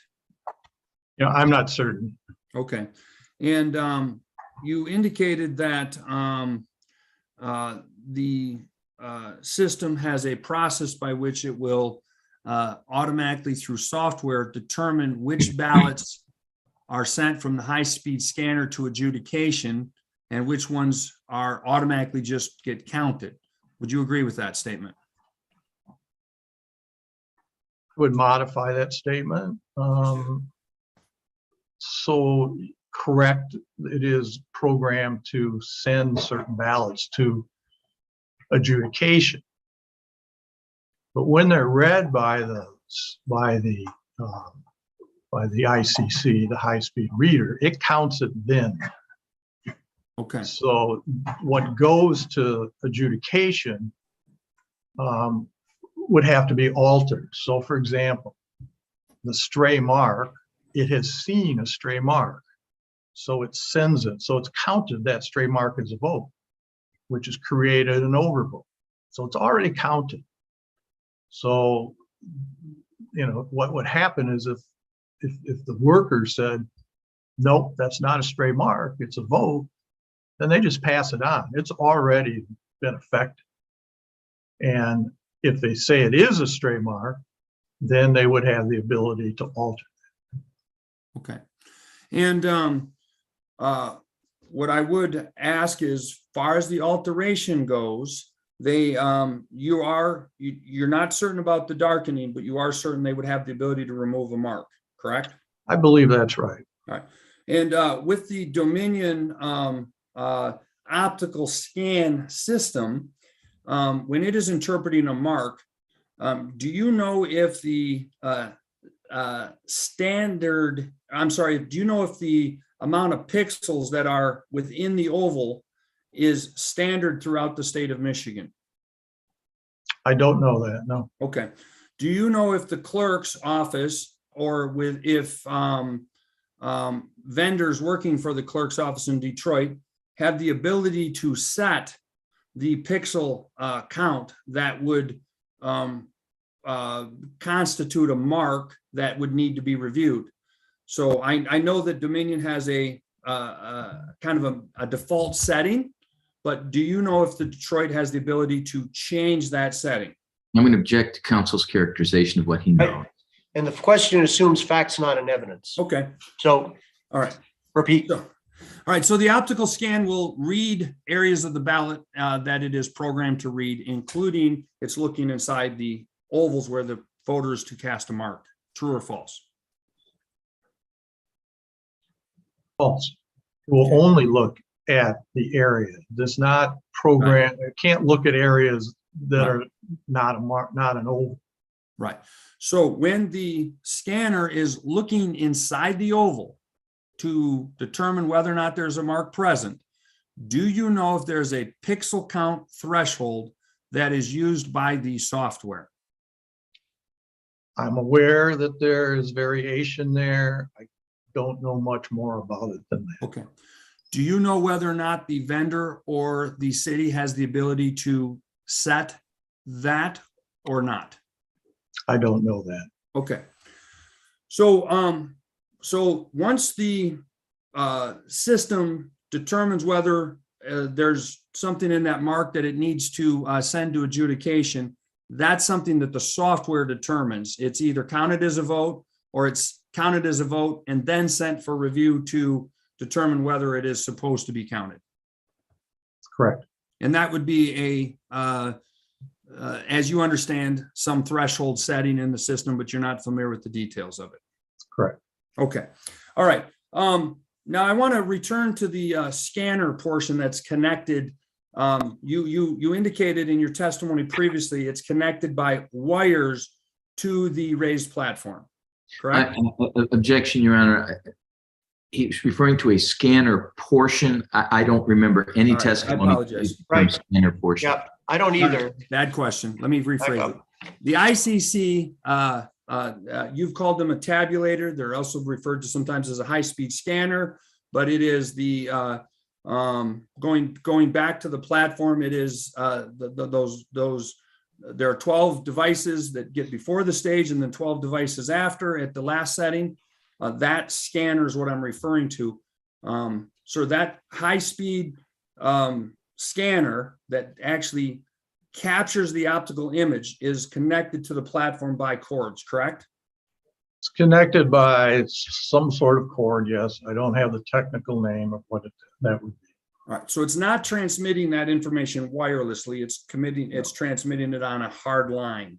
That's correct. Okay, so now I want to be clear here that as far as you're aware, there hasn't been any changes to the process that was used in the primary as going to be used in the general election as to the configuration of the transmittal of the scanned image to the central system where the adjudication stables and the shall we say the central platform is. I'm not aware of any changes. Okay. So is it going to be possible during the November 8th, 2022 election to have a vendor or election worker on the platform to be able to remove or reset a packet of 50 ballot images if there is an error at the scanning station? To be more specifically, if there's an error at the scanning station, do they have the ability to delete an entire packet of 50 for this next election? Objection. Objection. There were pronouns that confuse, that make it impossible for the uninformed, including me, to understand from the beginning of the question to the end who they was. Yeah, if you could rephrase that, please. I was a little more than a little confused, Mr. Hartman. If you can walk us through All right. this particular process that you're talking about, and then who it is you're asking maybe technical or have the physical ability to change something. Go ahead. All right. On the platform, that is limited to election workers and vendors for the system. Basically, only officials go on the platform, correct? Yes. And you've indicated there are computers up there where they can interact and monitor the systems, correct? Yes. All right, and there is a wire connecting the ICC high-speed scanner directly to where the votes accumulate at this board. And it has the ability to divert it to the adjudication stable or go into the, shall we say, the results area of the electronic voting system. I believe that's right. Okay. So my question is, does anybody on that platform, instead of they, and that was a bad pronoun, does anybody on that platform have the ability, if there is a problem and a mistake is made, let's say, for example, somebody scans the same batch of 50 ballots twice, do they have the capabilities from the platform to erase an entire batch of ballots? Yes. Okay. And one of the questions that I would like to now turn to, if we could, is the audit trail. Audit trail is a term that you're familiar with. Would you explain what you understand it to mean? Well, the audit trail is in the broadest sense of the word, and the tabulation process is the ballot. And that's the primary audit trail of what the voter has cast and what the workers have tabulated. Within these electronic systems, there are audit trails and audit logs that in a very detailed fashion record all the actions that occur on that system. Okay. And so there would be like error logs or error messages would be recorded? Yes, and when it's turned on, what's, each stage of the game, there's audit on every vote that's tabulated. All right. And so, sir, just to make sure that I understand, there's passwords which will identify who is actually making changes to configurations. Those are logged as well, access logs, correct? Objection, Your Honor. That's beyond me. I don't. Hold I don't- hold on, Mr. Thomas. Oh, there's an objection. Mr. Fink. The council referred to changes to configurations. I don't know that that's something that's, I haven't heard that either yet in terms of that phrase. I think we need a little more explanation on that. If you would, Mr. Let me try this. So a computer will log whoever's logged in. Let's say, for example, you attach a ICC high-speed scanner. The system logs that configuration of that software was connected to the computer. It logs everybody, including who is making the changes. Correct? Not sure what changes you're referring to. When you're setting it up to start the day, it'll tell you what components are there and who actually set the system up. Well, yeah, I mean, the systems are set up in advance of the election. That's set up on election day. So yeah, I would tell you that, but I don't understand any configuration change on election day. Well, let's assume that there are no configuration changes. That would be logged in the absence of anybody going in and changing it, correct? Well, there'd be no demonstration of any configuration change. Right. So in order to demonstrate that it hasn't had a change of configuration, it would require somebody with administrator or super administrative capacities to log in. And if that were to happen, it would log that. That's compound question for starts. Rephrase. Part of the audit log, sir, would include, I'm not saying there was configuration changes. I'm asking about the audit trail. Would include. Can I Yes, back up for just a moment? Absolutely, sir. And can you give me an example? I'm still confused about what the notion of configuration change All right. means. All right. Okay. All right, Your Honor, and I'd like to address the bench quickly on this, and I'll say what my point is, and maybe we can cut to the chase here. My point is that in the audit trail, if somebody were, I'm not saying anybody has, goes in and makes changes to the system, they would need to have a password and credential. It would log who accessed it, and it would log if there was a configuration change. And what I'm trying to establish is the fact that there would be a record, whether it happened, and there'd be a record that it didn't happen. And that is what an audit log would show. And I'm not trying to say that somebody's gone in and changed the configuration, but I'm trying to say that if there's an audit log that's generated, it would show whether or not somebody has done that. Your Honor, I'm going to object to the relevance of this. In Michigan, whatever remains in the electronic system isn't used for recounting or any other purpose. We have a uniform system which creates optically scanned paper ballots. So, and those are used for any kind of a recount or a post-election challenge. So I don't understand what the relevance is to whether somebody did or didn't in the past make some change. We want to know what's happening on Tuesday. Right, Your Honor. I need to back up a little bit, and I'm still stuck on the notion of configuration change and what that means. And Mr. Hartman, are you talking about somebody logging in and saying, I am going to make a change to the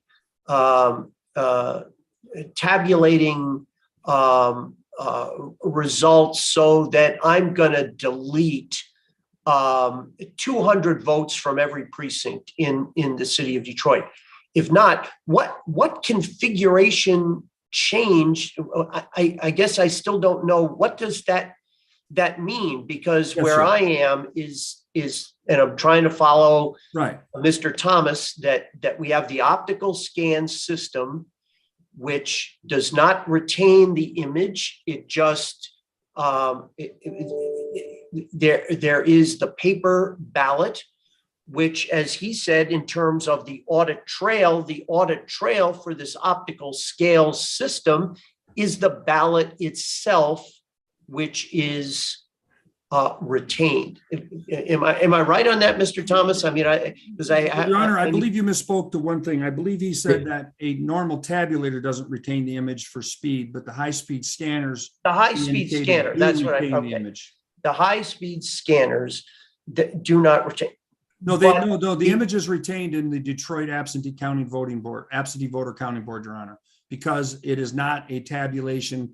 The old tabulate, that was a comment he made earlier, that the image is not recorded. Is that correct, Mr. Thomas? The regular tabulators that are used in precincts, they do not generally make an image. In the high-speed environment using Detroit's absent voter counting center, they do make scanned images. Okay. Your Honor. But what we're the talking ballot about- is the ballot retained. The ballot is retained. However, is that right? That's what's part Absolutely. of the audit trail. Ultimately, the ultimate audit trail is here are the ballots. Exactly. Okay. Well, Okay. Well, Your Okay. Honor, I want to be clear here that the audit trail is the process of proving that the machine counted the vote as the voter marked the ballot. And that trail includes the optical image as well as these event logs, security logs, and access logs that we are referring to. And with all indulgences, Your Honor, you asked about configuration. I had mentioned that you could change what the pixel count was. We've discussed you could change that's a configuration of what would trip a mark to go to adjudication. That is a setting, a configuration setting. And then I went into the area of the audit trail that, not saying anybody has changed it, but if they changed it, it would log who did it and it would record the changes. And if you look at the audit log, you can either show that it happened or it didn't happen. And that's what my point was in answer to what I was meaning by the configuration. All right. Okay. Go ahead, please. All right. So, Mr. Thomas, I don't want to spend a lot of time on it, but the Detroit Absentee Voter Counting Board has the ability and does generate these access logs that relate to the settings, configurations, and if somebody went in to change it, correct? But Your Honor, I'm going to object now that counsel has clarified for us where he apparently is going here. I don't see how this is relevant in any way to their likelihood of prevailing on the merits, to irreparable harm, to the balance of harms, or to the public interest. I don't see anything that relates to the motion for preliminary injunction. Is there an audit trail? Yes. How extensive is it? Will it tell us if some mythical person is creating some mythical changes in the machine? There's no evidence that has any relevance today. We're talking about an election that's protected by a paper ballot that is the actual audit, and counsel can give his own definition if he wants of an audit trail, but the ultimate audit of any election in the state of Michigan is only by paper ballot. All that said, I don't see the relevance in the question. Thank you, Yeah, Mr. Yank. I understand Let it. me I'll make the allow it. relevance Go ahead. argument, Your Honor. Go ahead. Go ahead. So now, Ask your next Your question. Honor, the audit trail would also record. I said, go ahead and ask your next question. All right, Mr. Thomas. So when the adjudication station is making the determination that a mark was stray and they have the ability to remove that, that event would be logged as well. And it would tell you which station had done that and what their process was, correct? I believe that's accurate. All right, so this adjudication process would, there would be an audit trail of the decisions that those board members had made. The election inspectors had made. I believe that's correct. Okay. All right. So, one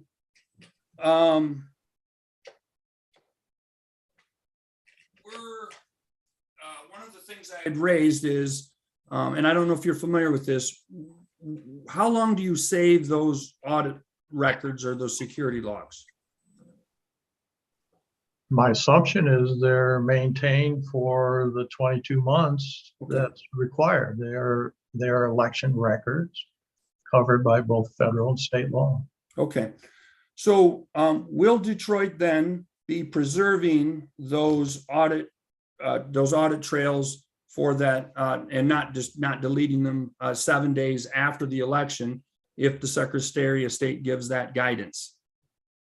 I'm sorry, the question was compounded with the final, if the Right. Secretary of State. Yeah, I agree. That made it compound there, Mr. Hartman, if you would.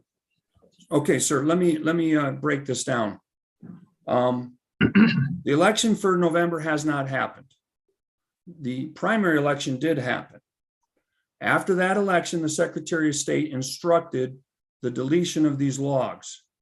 If that were to happen, would Detroit preserve the logs as required by federal and state law, or would they be deleted for the Objection. upcoming election? Objection. The question I is think he's, fact, go not ahead. an evidence. The question assumes that the Secretary of State instructed the deletion of those logs. I don't know one way or the other whether that's true, but there's no evidence of it. Well, Your Honor, I think the answer, I think you've already gotten the answer, Mr. Hartman. I think Okay. Mr. Thomas has indicated that it is his expectation that all election records would be preserved consistent with the requirement of federal and state statute for a period of 22 months. Did And I just wanted hear to that take right, it- Mr. Thomas, or no? Yeah. Yes, Your Honor. Okay. Would All that right, next remain- question. Next question. Would that remain true in light of the federal and state law if the Secretary of State or anybody else instructed you to delete them? I'm going to object to the hypothetical question. Yeah, he's told you what he's going to do. What his Your Honor, may expectation? I have a moment to address the bench, sir? The problem is we're not allowed to go into the past elections, and I don't want to get into what happened in the primary and what the instructions from the Secretary of State were there. I just want to make sure that I'm getting assured from the Detroit that in the face of a federal and state statute, if the Secretary of State gave another guidance, that they would follow the law this time around, because it didn't happen last time around. Well, Your Honor, I'm well- going to object to the procedure. If counsel wants to reach, I'm sorry, Your Honor, I didn't mean to speak over you. we have an answer for Mr. Thomas. It deals with future activity. Yes, Your Honor. I mean, I think we could go through a whole litany. I mean, in terms of, well, Mr. Thomas has indicated, given his experience and his expertise, that he's told you what he expects will happen with regards to the preservation of different records. I don't think it is productive, and we're gonna move on, because we could go through a whole litany. Well, what if there could be any number of people that could say, well, okay, go ahead and destroy those records. It's not really relevant. You've gotten an answer as to what the protocol will be, and you can legally argue from that. Thank you, Your Honor. Yep. So I've crossed off a couple of topics. We've covered high speed for the court. We've covered high-speed scanners, audit trail, and adjudication. Sir, I want to now. Your Honor, I'm sorry. Counsel was graciously explaining to the court what's been covered, and I would just ask, if possible, if counsel could refer to the 12 Roman numerals that were identified in his restatement of relief, so Yes, that sir. I will we do can that. mark them off. Yeah, I want everybody to have a sense of where we are, okay? Sure, that's good. All right, and then we'll move into the next topic, okay? Okay.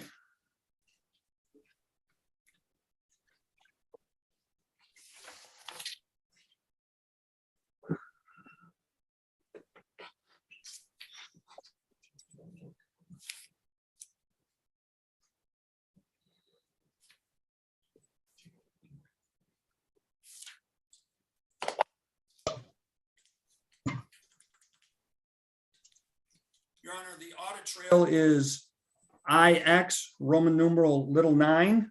Okay, The adjudication process that we've dealt with is X, which is Roman numeral 10, little Roman numeral 10. okay, And we have also addressed a portion of 8, which is VII, which deals with we've begun the dealing with the scanners, but that's where I wanted to next go to, Your Honor. I want to go into back into section 8 in the statute, which refers 169795A. I would like, that's where we'll go next, Your Honor, just to Okay. inform Mr. Fink in the court. okay, great, go ahead. Okay, I am gonna pull up.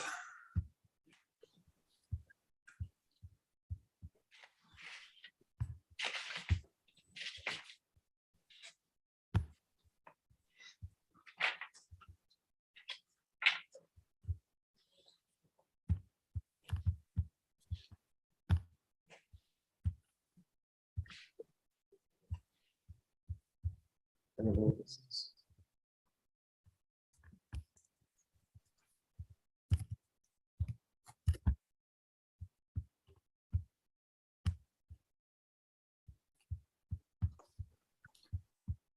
Mr. Thomas, can you see my screen? Can? Okay. Section 168-795A indicates that an electronic voting system shall not be used in an election unless, and it has certain requirements. I would like you to tell me whether or not the system that will be used in Detroit in the November 8, 2022 election complies with this statute. It does. Okay.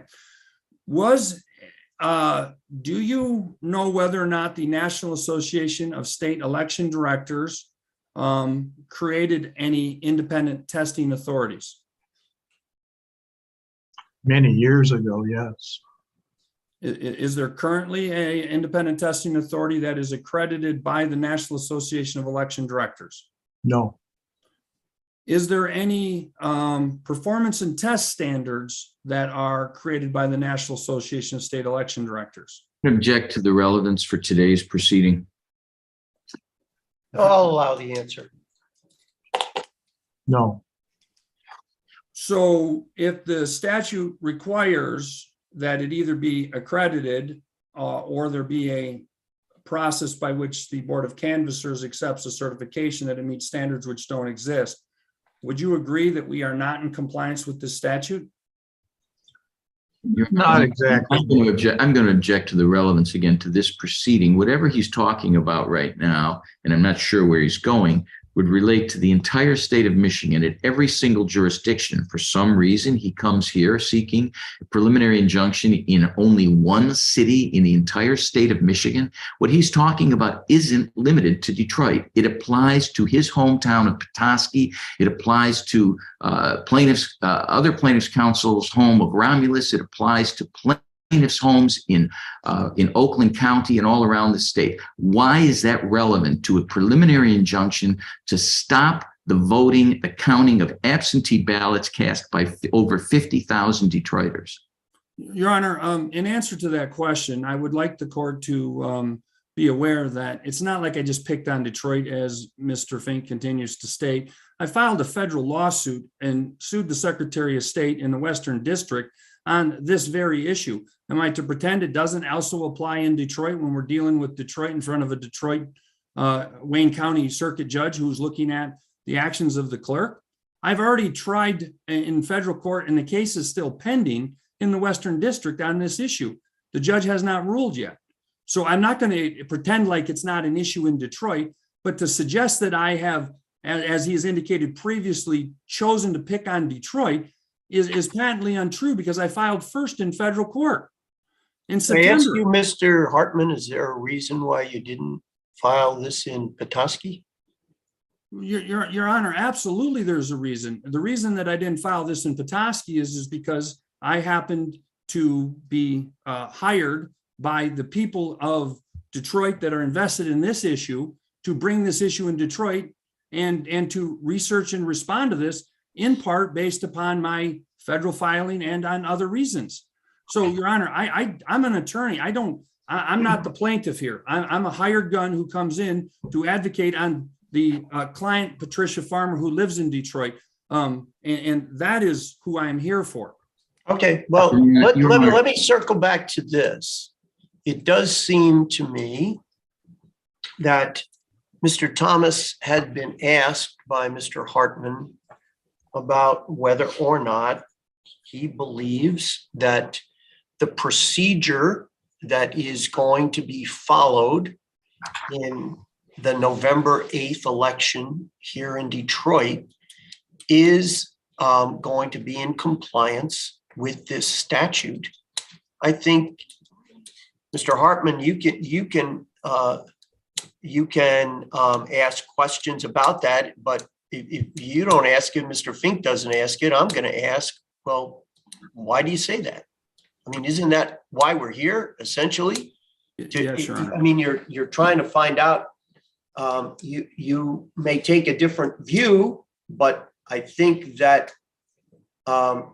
that as we've talked about, I think on a number of occasions now, that Mr. Thomas and Mr. Baxter can be asked about what their protocol is and what procedure they are following.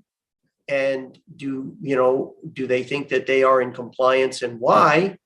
But in terms of the ultimate argument of, are you in compliance with the statute, is a legal argument that you'll make to me. Yes, Your Honor. So So so I let me- apologize. okay. I was responding to Mr. Fink's Sure, remarks, sure. and I got distracted, Your Honor. Sure. So So- I've already discussed with you, Mr. Thomas, portions A and portions B.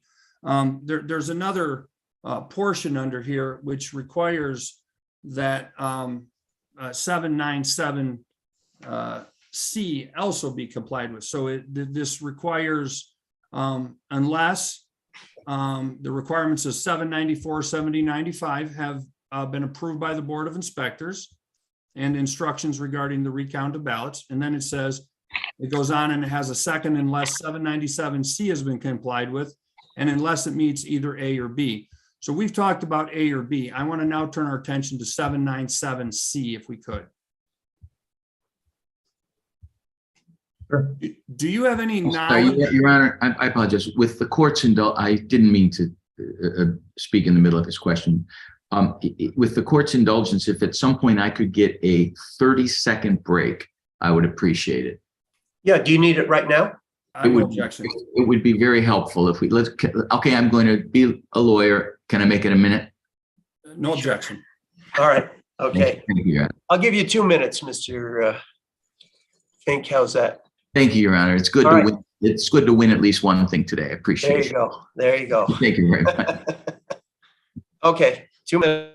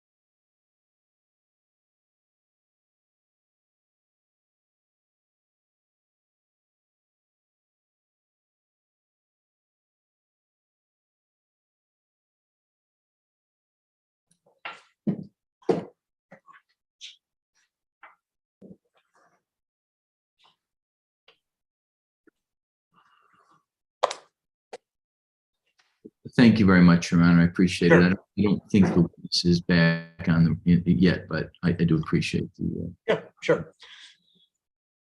Mr. Hartman, if you unmute yourself, then you can continue. Go ahead, please, sir. We don't object if he wants to proceed muted. All right. Sir, I want to just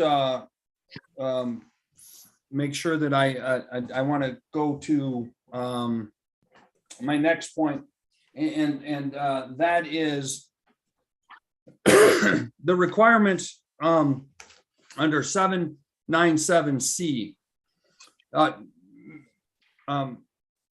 Do you have any knowledge as to whether or not the electronic voting system source code has been placed in an escrow account? I have no current knowledge, no. Okay, thank you. That's what I figured you would answer. All right, now let me move beyond that. Your Honor, I'm going to object to counsel's statements of what he would expect or wouldn't expect a witness. All right, I don't think we need editorial comment. If we could just, let's move along. Thank A you. lot to cover this morning. Go ahead, please. All Next right. question. I would like to turn our attention to ask you a question of what happens if a ballot arrives to the November 8th, 2022 election, and it is discovered by the inspector that the ballot number does not match the record of the electronic poll book as to the ballot that was sent. What is the process and the procedure that Detroit uses? I'm going to object. I'm going to object to the question which references a ballot arriving without any characterization of how that ballot arrives. I literally didn't understand what he meant. Mr. Hartman, are we talking, would I be correct in assuming that we're talking about an absentee ballot that is received by the clerk's office and that the number on the ballot that's received does not match the ballot number that was sent out by the Yes, Your clerk's Honor. office to that individual? In the pleadings, I refer this as to a mismatched ballot. Okay, Thank can you. you answer that, Mr. Thomas? Yes, sir. Okay, go ahead, please. The procedure in Detroit follows the Secretary of State's manual for clerks, which states that a determination should be made, if possible, through analysis as to why that number is different. Oftentimes it can be husband and wife. They mix their ballots up and they send back the other's ballot. So the ballot stub number is not going to correspond to the number that's been entered into the qualified voter file. If they're unable to find anything, we are instructed to challenge that ballot, and on election day, the inspectors will mark that ballot with the ballot number, and it is a retrievable ballot in a court of law after the election in a contested election case if the number of challenged ballots makes a difference in the outcome of an election.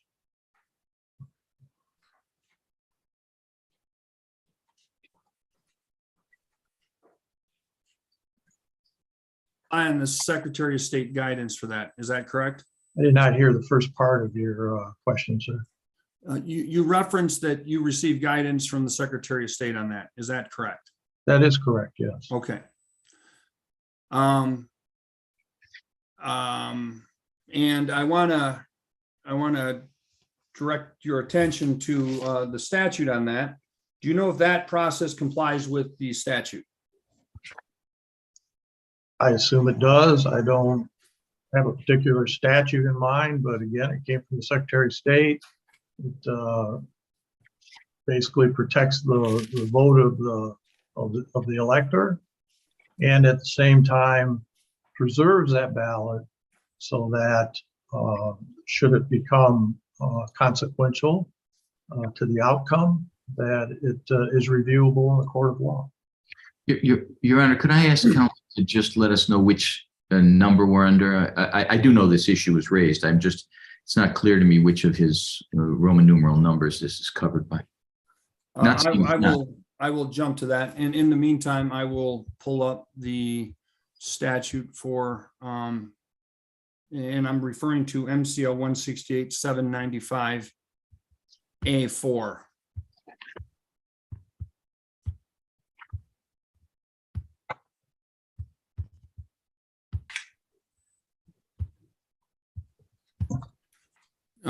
Is that visible? To a much younger person, yes. Well, what you're showing is 765A. 765A4. You referred to 795A. So you, I misspoke. I apologize. All right.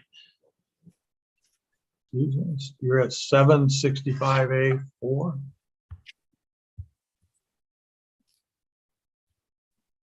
So what's the question with regards to 4?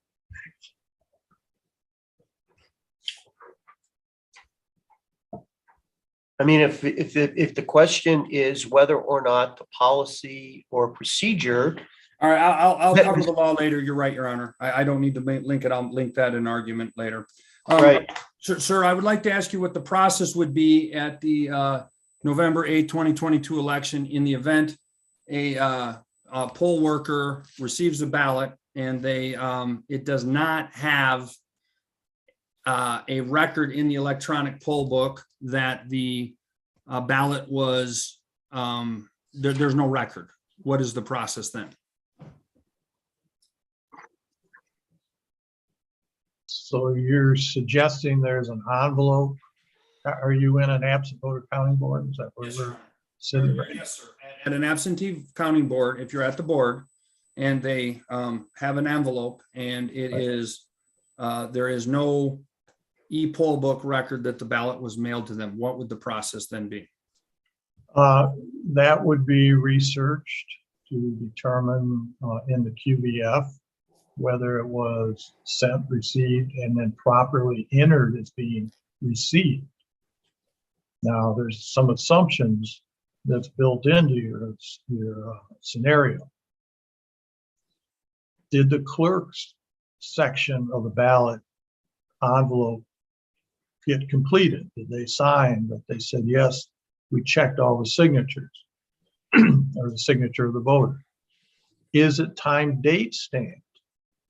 You know, those are critical elements that you would look at in that regard.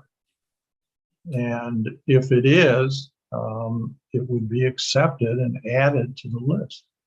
Okay. And so if it's not in the electronic poll book, but it has been processed and it has an indication that it is date timestamped received and been compared to the QVF, it would then be received in counted. Is that correct? Yes, and you have to understand that, you know, we use the absent vote, we use the e-poll book to create the poll list. So we scan in the voter from the envelope label that has the barcode. Now that data is downloaded at a point in time. So any ballots coming in after that point in time are not going to be in that e-poll book. So in this election that we are focused on, we start pre-processing on Sunday. So on Saturday night or early Sunday morning, we will download the list of everybody who has applied for an absent voter ballot. But anybody on Sunday, Monday, Tuesday who apply and are issued a ballot are not going to be on that list. So this is a common occurrence that we will be dealing with. Monday is a very high voting day in person in the clerk's office and the satellite offices. None of those are going to be in the e-poll book. Unless the registered voters, correct? No, you misunderstand how this works. The e-poll book is not a list of registered voters. It is a list of voters who have applied for an absentee ballot. Okay, so what is the procedure by which you research that they have actually, so let's use your scenario you've given. The e-poll book is generated late Saturday night, and it is now in use on Sunday for this hypothetical.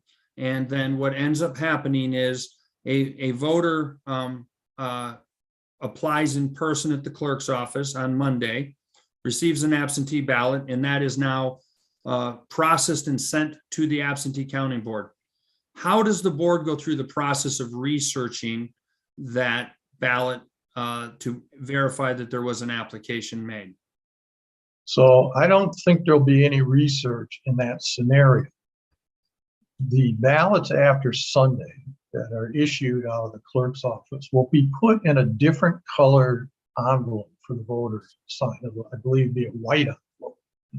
So we will know that these are ballots that were issued subsequent to the download. So they are, again, the clerk has staff has signed that the signatures have been verified. The ballot's time, date stamped. It will then be hand in or typed, the name and everything will be typed into the e-poll book at each, that are located at each of the tables. Thank you. All right, let's talk about the duplication process. The duplication process, this is where Detroit would, in November 8th of 2022, or in the process of actually counting the votes, upon what circumstances and what would be the procedure in which a ballot would be duplicated? Well, there's a number of reasons a ballot would be duplicated.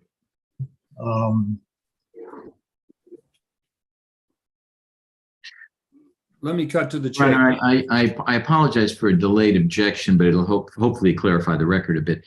There was a compound question that asked for the procedure and the circumstances in which it occurs, and I don't want to burden the witness with having to combine the two. I'll sharpen the question. Thank you, Mr. Fink.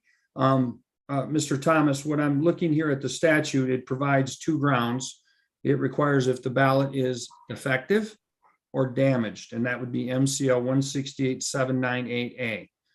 Is there any other procedure in which Detroit is using the duplication stations to transfer voter information from one ballot to a duplicate ballot beyond the statute of 798A for damaged or defective?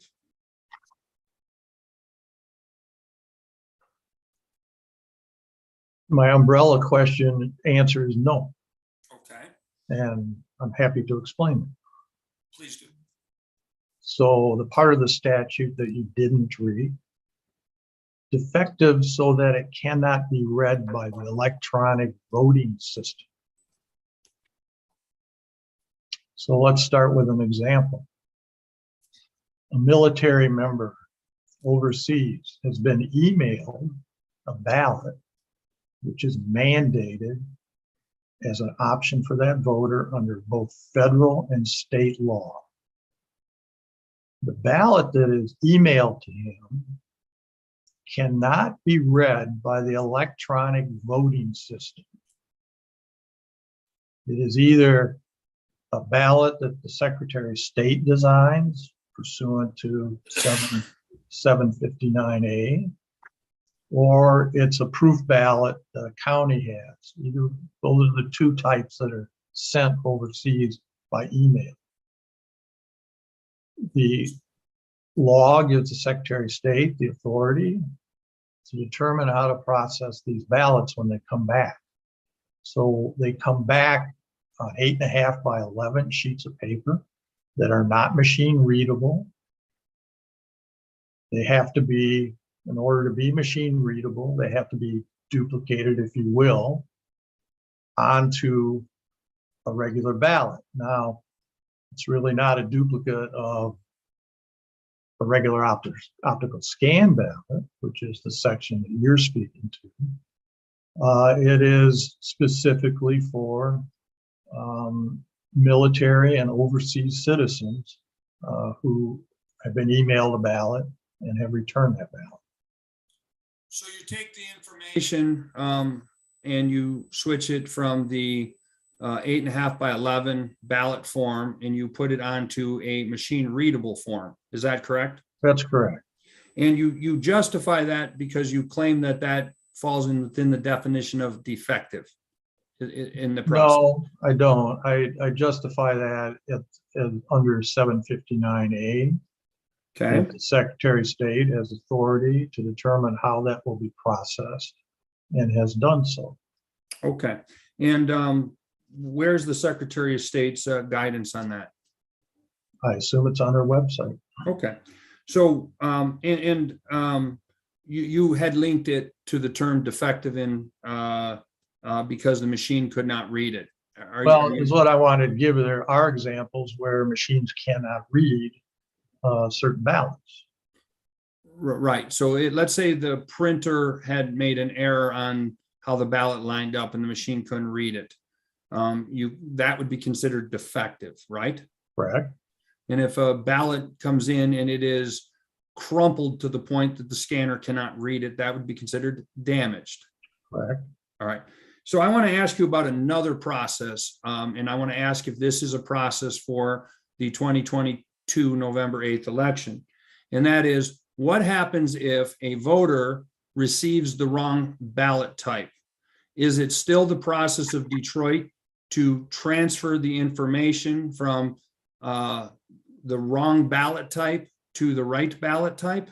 I don't understand the question. I don't understand the question. I don't understand what a wrong ballot type is. Let me lay a better foundation, Your Honor. I apologize. Okay. So a voter receives a ballot that is specific to the races that they're eligible to vote in based upon where they reside. Would you agree with that, Mr. Thomas? Could you repeat that question? I'm sorry. A voter receives a ballot that is unique to the races that he is able to vote in. That ballot type will be have the races that he's eligible to vote in based on where he or she geographically live in the city of Detroit. That's correct. And if I live across the street from my neighbor and that happens to be on dividing line, we would receive a different type of ballot because it would have different races on it. Different candidates probably. Yeah, contests or yes. Yes. And if I am on the even side of the street and I receive inadvertently a ballot that is the wrong type that was meant for the odd side of the street, what is the process that Detroit uses when the wrong ballot is returned or was sent to the voter and the voter returns it? How does Detroit plan to deal with that in this next election? Your Honor, I want to object, and this is something that probably, to relevance, this probably applies to more than just this question. But I don't understand how this is relevant in a preliminary injunction proceeding when they are supposed to be coming to this court to explain that there is some incredibly important reason that the entire election process in Detroit should be turned on its head. And this is because of a hypothetical about somebody living across the street and getting the wrong ballot. There's no evidence that's pertinent. It's coached as a hypothetical because I'm not going to talk about what happened at the primary. I'm not going to talk about what the objections were that when this process occurred previously. I want to know how Detroit is planning to handle it because this scenario does come up during an election. And it's not a pie in the sky hypothetical. It's one of the processes that I objected to and stated was an illegal process. It's in the pleadings. Your Honor, this is simply part of an extended fishing expedition in which they're Not a trying to fishing. find one thing here or there that they can say was done illegally or will be done illegally by the city of Detroit. And the relief that they're seeking is so massively beyond the scope of this kind of a picky little point. It's a single challenge that may or may not come up in the context. I think we've lost our witness, but it's a single challenge that may or may not come up in the context of the election. It'll be dealt with if it comes up. And I want to know how it's going to be dealt with because it did come up, and we're not going to rehash how they made the decision at the primary, but the decision does come up during the election, Your Honor. And I want to make sure that we're going to follow a lawful process on behalf of my clients. Well, what evidence do we have to lead you to think that this is going to be an issue? I have poll challenges that were made after the August 2nd primary that indicated this issue came up and how they did that. The poll challengers in the authority under the law indicated Detroit had used an improper law or procedure, and that was not remedied. And therefore, I am seeking injunctive relief so that there is guidance from this, Your Honor, from you as to whether or not the process is going to be done. Because I think that prospectively, I'm not going to get into what happened before, but if this happens, because it has happened before, I think it is relevant to how Detroit is going to do that, because this is the duplication process issue that I've raised in the pleadings and indicated that they have created a solution that does not comply with law. All right, Duplicating I'm the going to ballot. let you ask this question. You are this is as close to phishing as it gets when we're talking about somebody getting the wrong absentee ballot. It wouldn't be fishing, Your Honor, And if I that was- somebody is going to vote, or they're not going to go to the clerk's office and say, hey, you sent me the wrong ballot. I'll let you ask this question, but let's move along. We're not Yes, going to go through every hypothetical under the sun. just. Go ahead, ask this one. Or can you answer it, Mr. Thomas? I believe so. So there are a number of reasons why a voter might get the wrong ballot. One is that they move. People are moving all the time, and they move after they've received the ballot. Now, if it's a type of move that's within the precinct, no problem. But if they've moved outside the precinct, then it's an issue, because now they have a ballot that very likely is out of conformance with the ballot form that would be processed on election day. Now, the Department of Elections, is tracking this as best they can in the QVF as people move, to the extent that they go change their driver's license and we get an update. Of course, if they move out of a jurisdiction, then that ballot is canceled. It's rejected, voided. So the process on election day is that we run the ballots on the ICCs that only have the software when we run it for that county board. And it will reject any ballot that's not in that county board. So that's how we know that a voter has sent back in a ballot where they got the wrong ballot. So we duplicate that because, just as we said, it's defective because it cannot be read by the electronic voting system. So what you're suggesting, though, is when you duplicate it, you put it onto the right ballot, and there are contests that are different from the other ballot type. So you duplicate part of the ballot then, correct? That's correct. All right. And that Duplicate process down- is, Hold on. Let him finish the answer. Okay. Go ahead. We duplicate down to the votes, the candidates and issues that are identical between the two ballots are duplicated. And if there's a difference, usually be county commissioner or maybe a state representative. Of course, we don't put votes there. okay. Okay, so this would be and just to be understanding is, are you suggesting that this is complying with 798A? Because the ballot. That's the legal argument. Next question. Very well, thank you, Your Honor. I would like to, you referenced the uniform, the overseas ballots, and you referenced 168.759A. What I'm asking you for is how does Detroit, in this upcoming election, verify the signatures on the emailed ballot? How do you verify signatures or identity on that emailed ballot? What is the process or procedure? Well, the ballot is not returned by email. The ballot is only issued by email. So what comes back is a statement with a signature on it. And that's verified against the qualified voter file, Okay, just like so, any other voter. and I understand that is there any requirements to comply with the U.S. Department of Defense verified election signature requirements going to be employed at the 2022 November 8th election? I'm not sure what those are you're referring to. Okay. MCL 168.759A describes the legal requirements to verify an overseas signature. And I'm curious as to whether or not you've indicated, I think you may have answered my question, that you compare it to the qualified voter file. Well, so there is an amendment to the election law in October, and that's what you may be referring to. That amendment is not in effect for this election. Okay.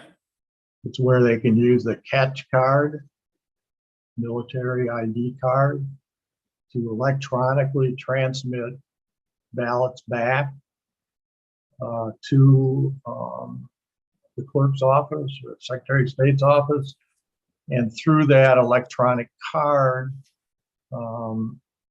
they will be verified. That amendment was brought by Ruth Johnson, former Secretary of State. But it's not in effect for this election. So I'm curious, as I understand this, and I'm looking at your statements previously, that you use a system to assist the clerk in comparing signatures to the qualified voter file from the ballot envelope. Do you use that same process or procedure for the uniform overseas military vote, or do you do that by hand because it came in the form of a statement with the signature? I'm going to object now to relevance, and I'm going to get very specific with the court's indulgence. If I hear it correctly, the only way this question could possibly be relevant is if counsel intends, or plaintiffs intend, at the close of these proofs, to demand that the court invalidate the votes of military people who are overseas following a procedure that was established for them to vote. If that's what he intends to do, he can say that on the record, and then I won't object to the relevance of this question. But if that's what he intends to do, I will be shocked. Well, certainly, Mr. Fink. I'm I not would arguing say that- remedies. I'm arguing process and procedures in the court's instruction. The Yeah, court but has- it all back- does get back to what your remedy is. I mean, part of what you are seeking in terms of the remedy that is listed in the complaint. Yeah, so Your Honor, Mr. Hartman, according to what is there, the remedy that you are seeking would be, as an example, a member. declaratory relief, mandamus relief, amend- and adjunctive relief. Right. And so part of what you are asking for in terms of your relief would prevent an eligible Detroit voter who happens to be serving in the Army near the demilitarized zone between North and South Korea would be ineligible to vote because he would not most likely get the permission of his staff sergeant to return and pick up a ballot at the Detroit City Clerk's office. Thank you, Your That's Honor. part of what your relief is. Your relief, you are asking for that that somebody who wants an absentee ballot has to come into the Detroit Clerk's office. All right. That excludes the military. Your Honor, First of all, I appreciate and I respect this court's position. I have 2 points to make. First of all, I would really like to say to characterize me as trying to disenfranchise a military voter is offensive. Secondly, I will tell you what I'm trying to prevent is the person that is sitting in China who hasn't been to the United States or Detroit in 18 years, who may or may not exist, from casting a ballot through this lack of election security. And I'm tired of being called a racist by Mr. Fink. I'm tired of Mr. Fink saying I'm trying to disenfranchise the heroes in the military when I'm trying to secure this election. And Your Honor, you have handcuffed me. You have told me I cannot argue the law. And now you let Mr. Fink argue the remedy. I asked you whether you were biased in this case. You have indicated you have not. So if you're going to hold me to a standard, sir, with all due respect, that I cannot raise the law and I'm going to talk about process, you cannot then allow Mr. Fink to come in and address me with the remedy to make his political point that he practiced in the mirror this morning. And I need a break, sir. Well, too bad.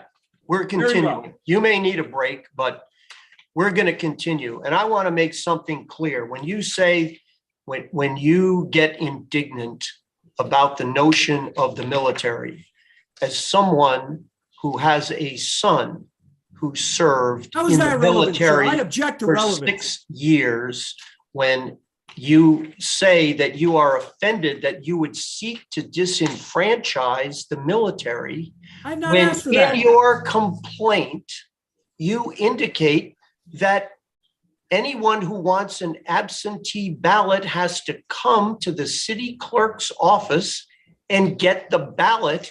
That excludes military personnel overseas who may be risking their lives for our What country. about the fraudster who's overseas, sir? Should the fraudster be allowed to cancel out that military soldier and the veteran who doesn't have time to come back? Should we allow to have no access or control or signature identification requirements so that soldier's vote gets disenfranchised? That's what Mr. Fink wants. He wants to dilute that man's vote so it's like he never cast it. He wants to dilute the people in Detroit. Move on. There's been testimony from Mr. Thomas that those who are voting, what the military overseas absentee ballot procedure is like, and where the signature of that particular military person is compared with the QVF. And that's what we have. So move along. So I'm going to ask this question of Mr. Thomas. Would you agree that the Overseas Voter Act includes people who are not in the military? Yes, And you would agree that it would include somebody who is the spouse of a American citizen who's never even lived in the United States or in Detroit in the definition? as long as they're a citizen, yes. Okay, so that's your belief. So let's be very clear here.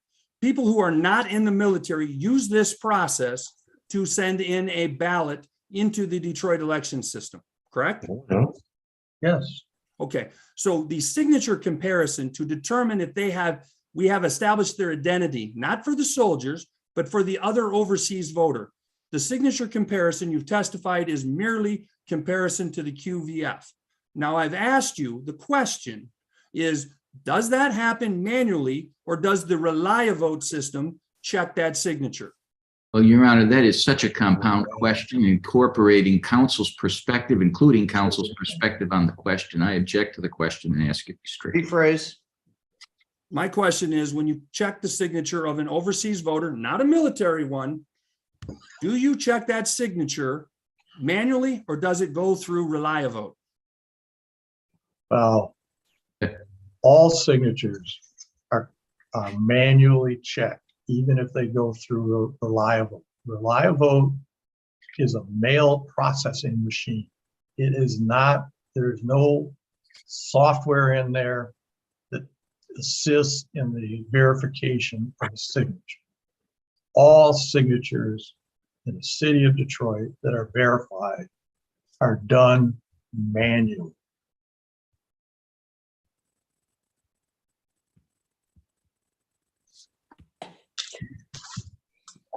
ReliaVote. When did Detroit acquire the ReliaVote system? I don't know the date of that. Are you aware that the ReliaVote system is connected to the qualified voter file? I have, I'm sorry, go ahead. I don't believe it is connected to the qualified voter file. I believe there are uploads that occur. I don't know what the connectivity is, So, but yes, there are data goes both ways.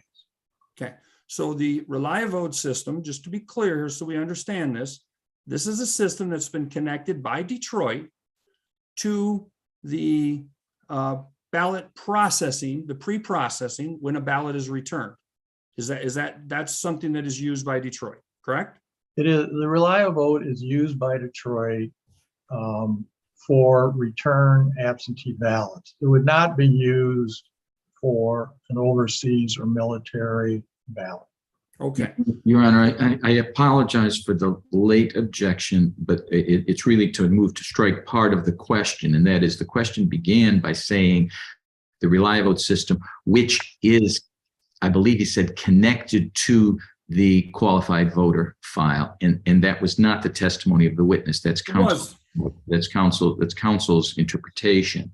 I don't have a problem with the witness answering the question regarding how the system is used, but the implication that he's agreed that it's connected to rather than has data from the qualified voter file is objectionable. Your Honor, he stated very clearly the data goes both ways. If that's not connectivity, then I don't know what it is. Well, I didn't hear connectivity. I heard that he was a little bit uncertain. He said that there was information that was uploaded. Is that right, Mr. Thomas? Yes, Your Honor. And- All right. Okay. And connectivity- besides which, it's not used with regards to the overseas or military. So, That was my original question. Thank you. So I want to talk about the ReliaVote system. You've indicated that it is a ballot, it is a mail processing system. Was that what you made the statement earlier, sir? I did. Okay, I would like to direct your attention to an exhibit I provided I believe I provided the prosecution. I provided Mr. Fink. We'll verify that here in a second. Would you take a look at this document, sir, and confirm that you've received it?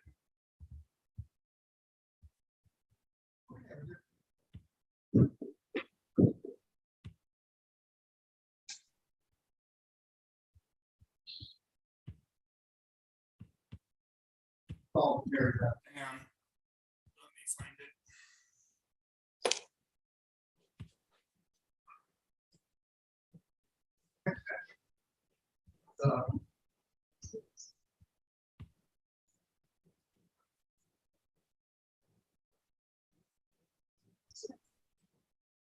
Okay. I actually closed the window. It'll take a minute to do that, so I'll do that after the break. I want to be clear here, sir. You indicated that the signature verification is used for the non-overseas and military ballots that are returned in a ballot envelope, either through a drop box or through the mail. Is that accurate? Yes. All right. And to be clear here, to describe this ballot processing system, is this under the purview of your role with the city of Detroit? Do you supervise the pre-processing that goes on with ReliaVote? No, I don't supervise anything. I'm a consultant. Do you consult on the ReliaVote system? I couldn't hear that. I apologize, Your Honor. I can't hear counsel. I'll restate the question. Is the ReliaVote system within the scope of your consulting arrangement with the city of Detroit, sir? I've talked to them about it, but not, it's really not something under my purview. Right. So the ReliaVote system is a large system that receives, it does many functions. Would you agree? Yes. One of the functions that the ballot or the system does is it actually makes the ballots and stuffs the mailers which go out to the voters from the city of Detroit. No. ReliaVote, Daniel Baxter can perhaps give you more, but Okay. ReliaVote there's two pieces to it. And one is the piece you're talking about, of sending things out. I am not sure Detroit has that piece. Detroit does have the piece about when the ballots come back in. Okay. And you indicated that that would be a better question for Daniel Baxter. He would have a better understanding. Okay, so we'll leave Reliavote to go there. So starting Sunday, there's going to be a process at the absentee voter counting board. What is the process that you are going to be using to check signatures for the absentee voters that arrive either through Dropbox or by mail? Could you describe that? I'm sorry, I don't think there's any testimony that absentee voters are going to be arriving at any counting location. Sure. Thank you, Mr. Fink. I will rephrase again. Mr. Thomas, the ballots that are cast by absentee voters that arrive either by mail or by Dropbox, how are you going to do the signature comparison for this election starting Sunday, or is it already going on? Well, the signature comparisons are done every day. Okay. When the mail comes back, there's nothing unique about Sunday. Okay. Some of them go through Reliavote, but I wouldn't say that 100% of them do. So, you know, could well be a combination, but it's a tool. That's all it is a tool. Right. So on the ballot envelope, there is a place in which a clerk can make an affirmation or a mark indicating that the signature has been compared to the QVF. And it also can indicate the time in which the ballot was received as returned from the elector. True or false? Those are both requirements. And they're on the envelope, correct? That's correct. And if a system such as Reliability does this process, it will put some machine printing on the envelope to indicate it has been marked with this Vickers system that indicates the date and time, the clerk, that it was received and reviewed. Well, Jack, the question is irrelevant to the city of Detroit. I don't believe there's any testimony that he said if Reliavote is used to do the certification. If it is, then his question may be pertinent, but I don't believe there's any evidence that it is. Your Honor. I think there's a threshold question here. If you could clarify with Yep. Mr. Thomas whether or not that Reliavote is performing that function. Go ahead. Let me clarify first. Mr. Thomas, you said that not every ballot goes through Reliavote. Some of them are done by hand. Is that correct? I believe that's correct. Yes. But that was your testimony just a moment ago too. Yes. All right. So the ones that go through the Reliavote system, the Reliavote system will put a stamp on it with the date and time and the name of the clerk that processed that signature verification. True or false? True. Okay. Now, and what I want to just be clear here is that the signature comparisons, as you have indicated, are occurring as the ballots are returned to Detroit. You said they're happening every day during the 40 days leading up to November 8th. Correct. All right. And I want to be ask you if that process is compliant with the requirement in MCL 168-766, which requires that election inspectors determine whether the signature matches the qualified voter file. It is compliant. And could you explain how? 766, yeah, 766 talks about a board of election inspectors. Okay. That's a precinct on election day. That is not an absent voter counting board. Okay. There's a distinction. Now, Yes. 765A sub 6, the statute empowers the clerk to verify the signatures and to make the notations that you have just indicated pursuant to 766. So 766, while it is an area for an election day precinct, it also has the detail on how to check the signature and the other requirements on the envelope. The reference in 765A6 is to provide guidance to the clerk on how to perform that duty, rather than repeating all of that into 765A.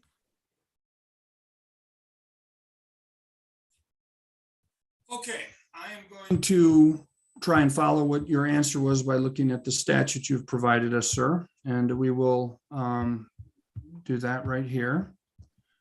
So let's go to signature. So you refer to 765. Let me make sure I find 765. A6 refer to, sir? 765A. Right, 765A. Can you see my screen, sir? Well, I'm looking at my own. I couldn't read that because I stuck my nose against the computer. Does that help you, sir? Not much, no. Okay, well, 765A6 indicates, subject to 764D, absent voters received by the clerk before election day must be delivered to the absentee voter counting board by the clerk of the clerk's authorized representation at the time the election inspectors of the absentee. I'm sorry. Wait, there was a Your Honor, I have to misreading. object. But Your Honor, I believe this objection is appropriate. He's reading fast and he's reading wrong. He's Right, not I reading- agree. It was a misstatement, a slip up by Mr. Hartman. Thank you, Your Honor. I will go slower. Well, I think Mr. Thomas has it right in front of him if you want to refer to, I Okay. think he's reading off his own computer, so I don't think it has to be read to him, so. Okay, so Go let me ahead. ask very specifically here, sir. So this clearly means that the absentee voter ballots will be delivered to the absentee voting counting boards. It says at the time they report for duty. Is that the process Detroit will use this election cycle? Yes. Okay, and then it says in here, it says written or stamped on each of the return envelopes must be the time and date that the envelope was received by the clerk. Does that process, is that followed? Yes.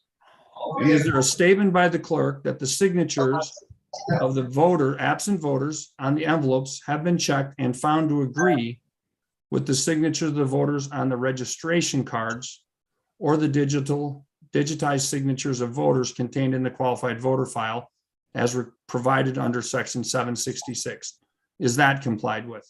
Yes, it is. Okay, so let's look at 766.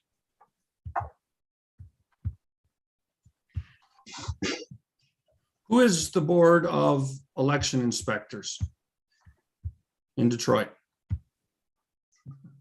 There's 450 boards of election inspectors that'll be in the precincts on election day. Okay. So let's look at 766. It requires that upon receipt under 766-1, it requires upon receipt of the city or township clerk of an envelope containing the marked ballot or ballots of an absentee voter, the Board of Election Inspectors of election shall verify the legality of the vote by doing both of the following.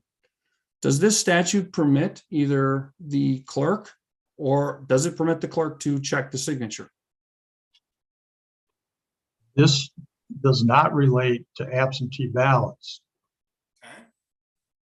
Secondly, does this relate to absentee ballots?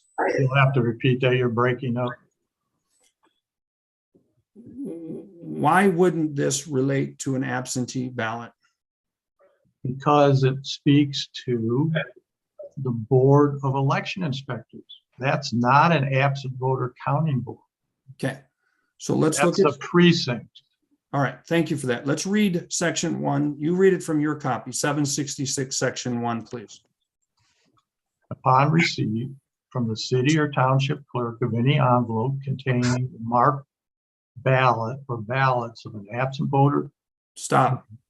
So it's referring to an absent voter, correct? That's correct, but absent voters that are sent to the precincts. That's Okay. an option that some jurisdictions use.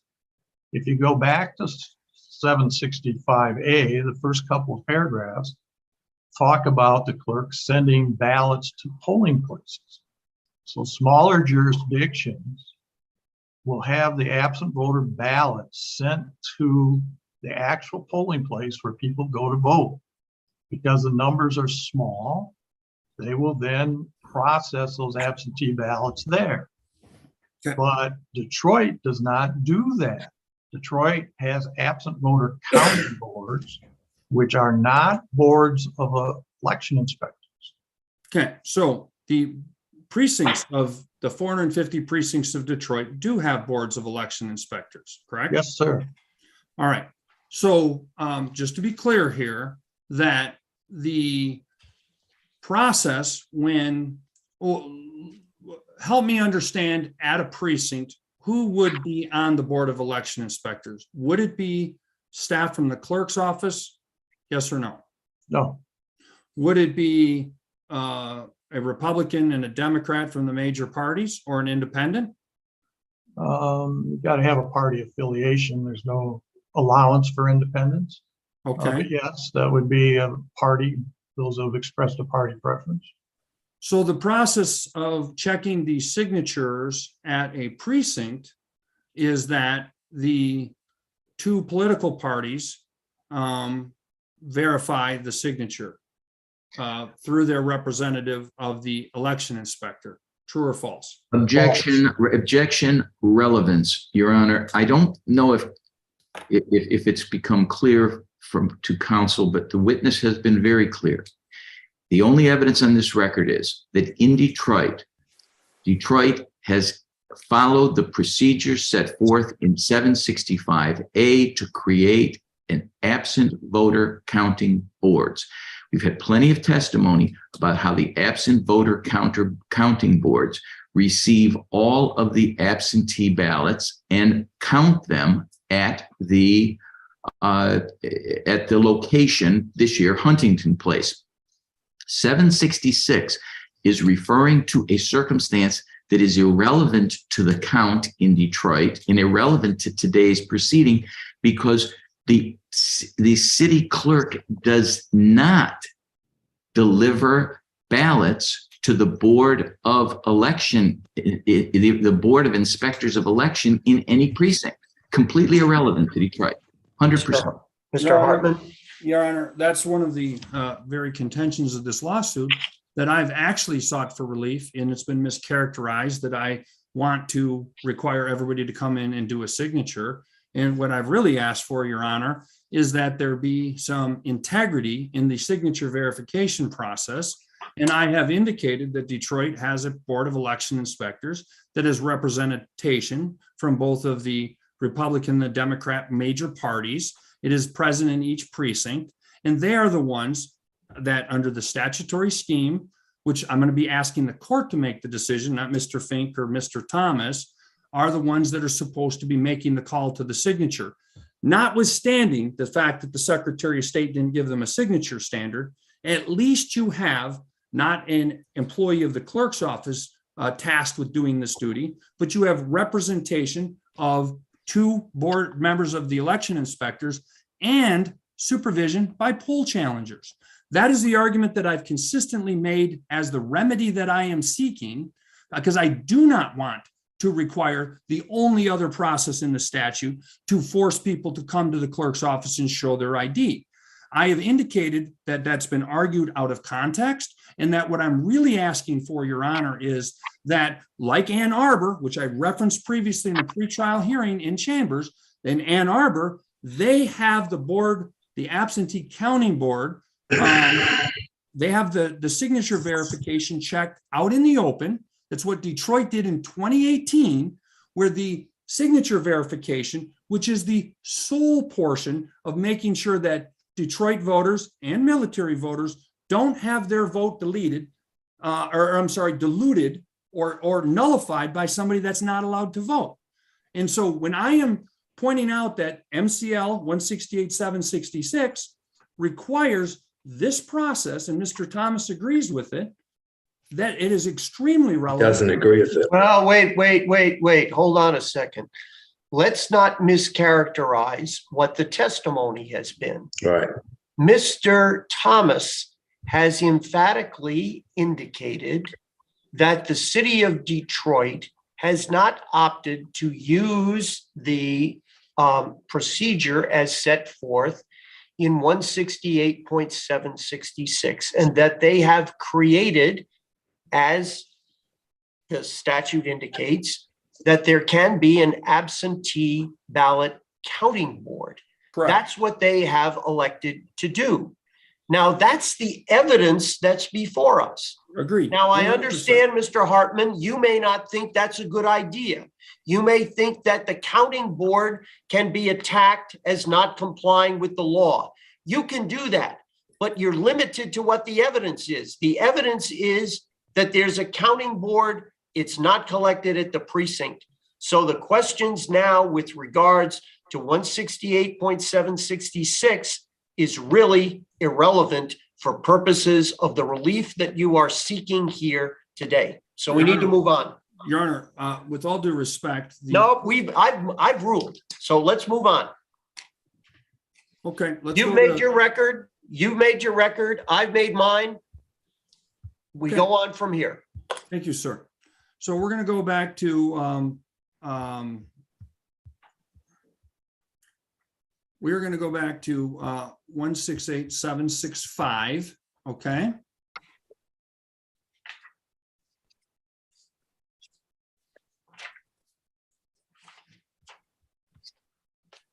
Actually, I'm going to go to 765A.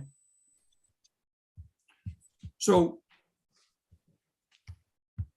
Mr. Thomas, you have suggested that because there is a difference in who is actually going to tabulate the vote, whether it be at an absentee counting board versus at the precinct, that changes under the statute who is authorized to check the signature. And where do you rely upon that for your authority? I have to object to counsel's pulling up section 765 and saying that that's pertinent. I'm not understanding why he's showing and now he's showing 765A. Okay, I withdraw the next. Okay. Mr. Fink, I made a mistake when I went to 765 instead of 765A. I have a lot going on here. And Mr. Thomas, I'm going to search the statute for why you would indicate to me that the legislature has created a different process where the clerk will check absentee votes as they come in versus having the signature looked at by a Board of Elections inspectors with poll challengers present. Where's the authority that you're pointing to that an absentee voter counting board can have the clerk check the signature? Wait, I'm sorry, Your Honor. He said that the absent voter counting board has the clerk check the signature. There's been no testimony that the absent voter counting board is telling the clerk to do something. All he said, and counsel would know if he'd read the statute he's talking about, that it's right in 765A, not that the absent voter counting board tells somebody to do something, but that the clerk is directed explicitly in the statute to do the signature check. It's in the statute. Your Honor, are you going to let Mr. Fink make those remarks toward me again? If I would read the statute? Well, Your Honor, I apologize. Well, no, don't Mr. need Fink, to it's a comment habit. on And counsel. Mr. Fink has I the don't habit need of to comment attacking on counsel instead of discussing the merits. Okay, Your Honor, I withdraw the reference to counsel's ignorance of the statute. All right. Enough. Mr. Hartman, you can ask Mr. Thomas why he thinks he's in compliance. If you think that that's not in compliance with the statute, argue that to me tomorrow. Yes, sir. Sir, would you explain, Mr. Thomas, to me how you think, or where you draw an authority that the absentee voter counting board selection by the clerk changes the signature verification requirement? Would you please direct me to your authority or your the reason that you think that is a lawful process? Certainly. First of all, the clerk doesn't select the absentee counting board, the election commission does. And that's been done in Detroit. Second, right back to where we were before, same sentence that we focused on in 765A sub 6. That written or stamped on each return envelope must be the time and date the envelope was received by the clerk and a statement by the clerk that signatures of the absent voters on the envelopes have been checked and found to agree with signatures of voters on the registration cards or digitized signatures contained in the qualified voter file as provided in 766. Okay, so right there Let me references. finish my answer, please. Wait, hold on. You asked the question, let's get the answer. So if you read the remainder of this subsection, you will see that in 2020, the legislature added curing requirements.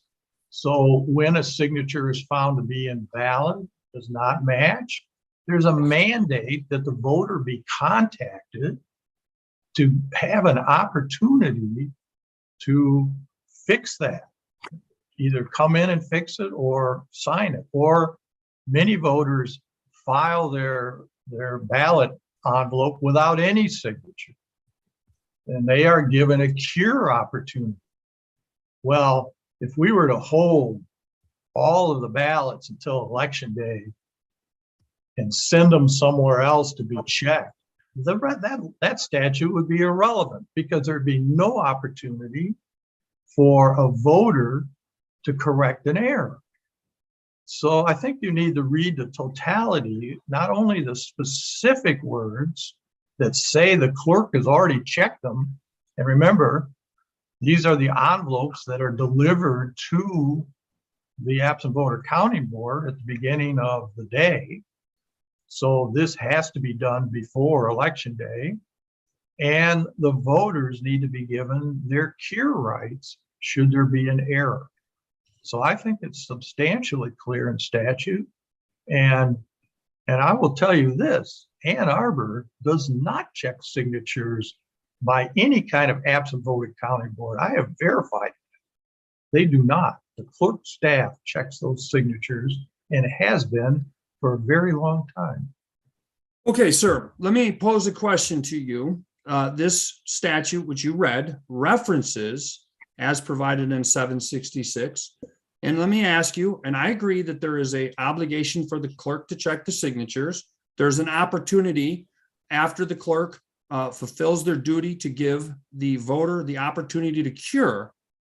But where does it relieve the Board of Election Inspectors from checking this process with the Republican, the Democrat, and the poll challengers to observe the process of verifying that the signatures match?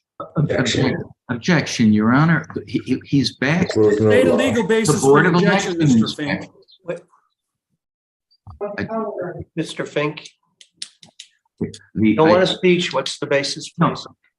Relevance, the question is going back to the 766 issue for the Board of Election Inspectors. And this witness has already established that the Board of Election Inspectors is not relevant because these votes are not counted at the precinct. I'm sorry if that was too long. Response?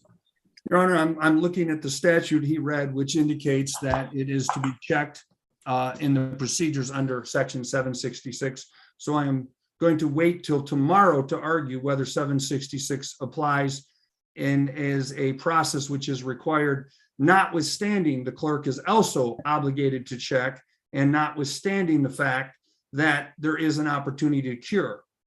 And I'm going to sustain the objection. Okay, you can argue that legally tomorrow. thank you. Exactly. Mr.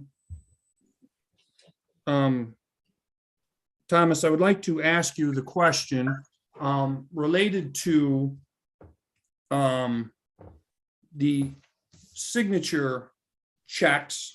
Are you involved in the signature checks at all within the purview of your authority to verify the signature on a application for an absentee voter for the Detroit process.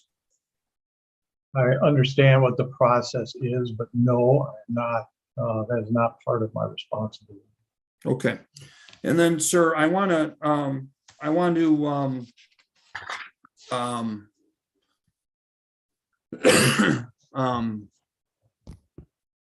I'm going to take a moment here and go to the next.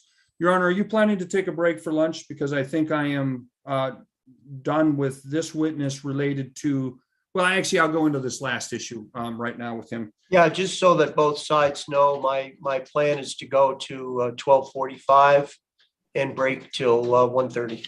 Thank you for that guidance, sir.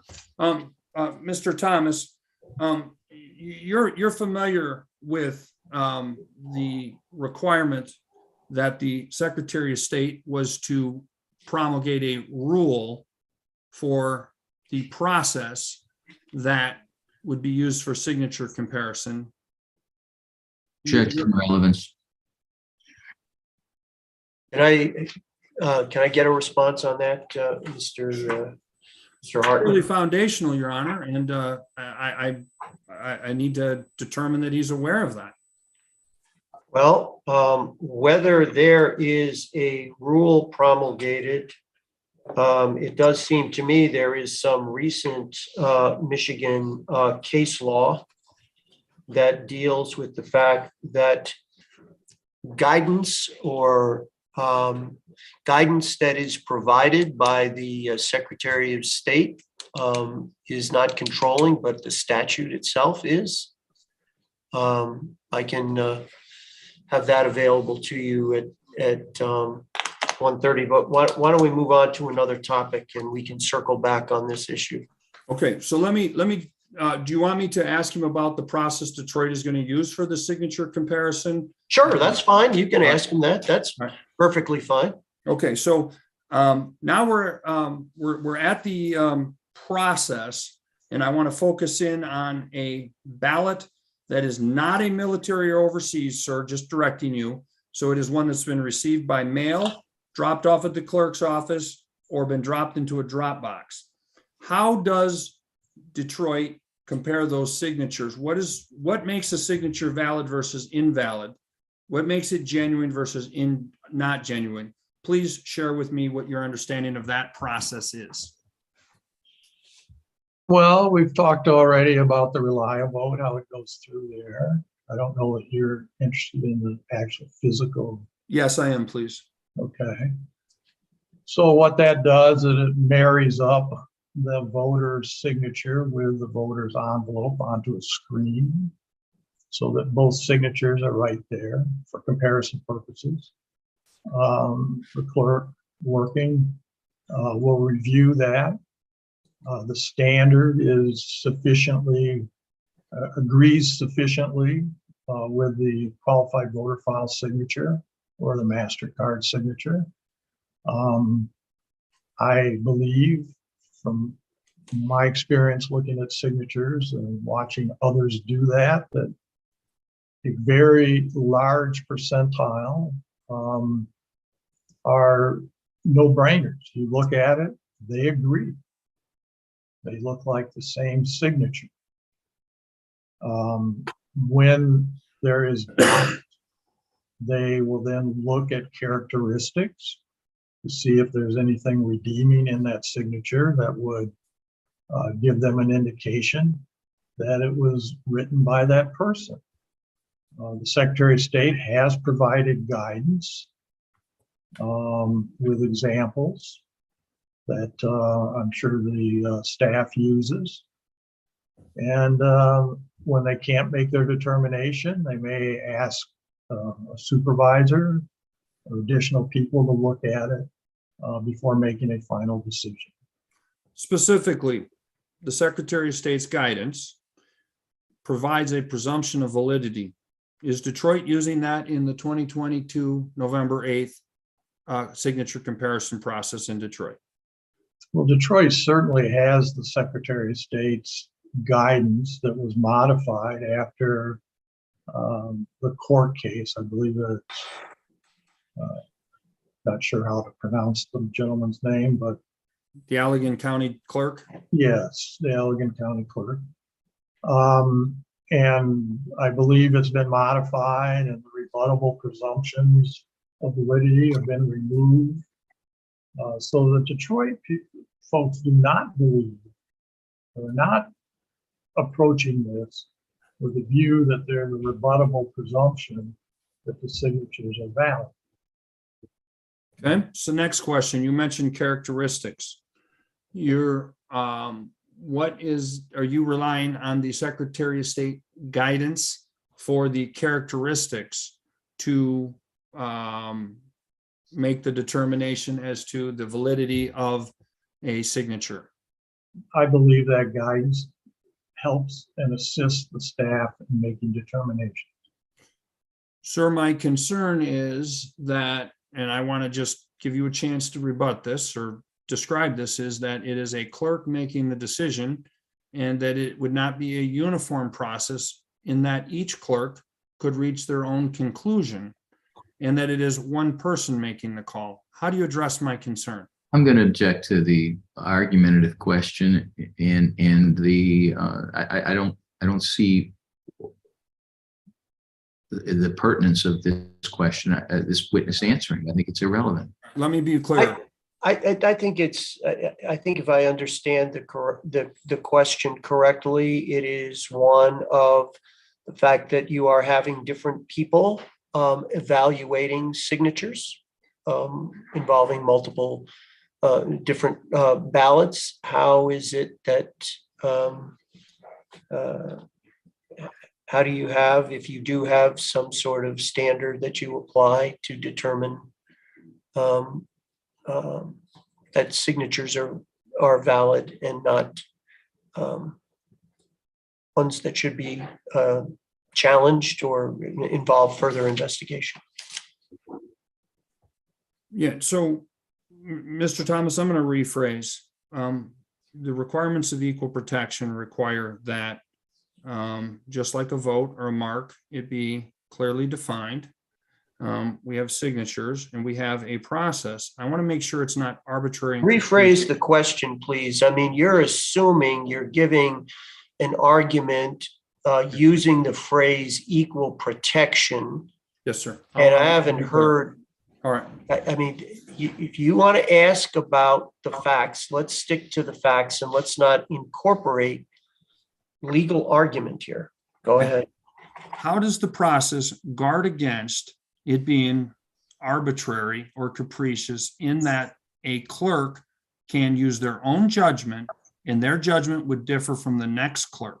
How does the Detroit process without a standard meet that?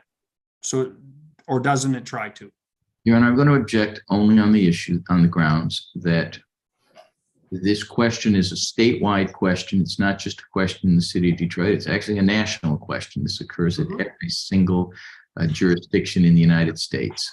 And I'm not understanding why in this motion for preliminary injunction, the city of Detroit has to rise to some greater standard of proof for the way our signatures are compared. No, I'm going to take the answer. Go ahead. So, you know, first of all, you don't know, so I'm saying using that.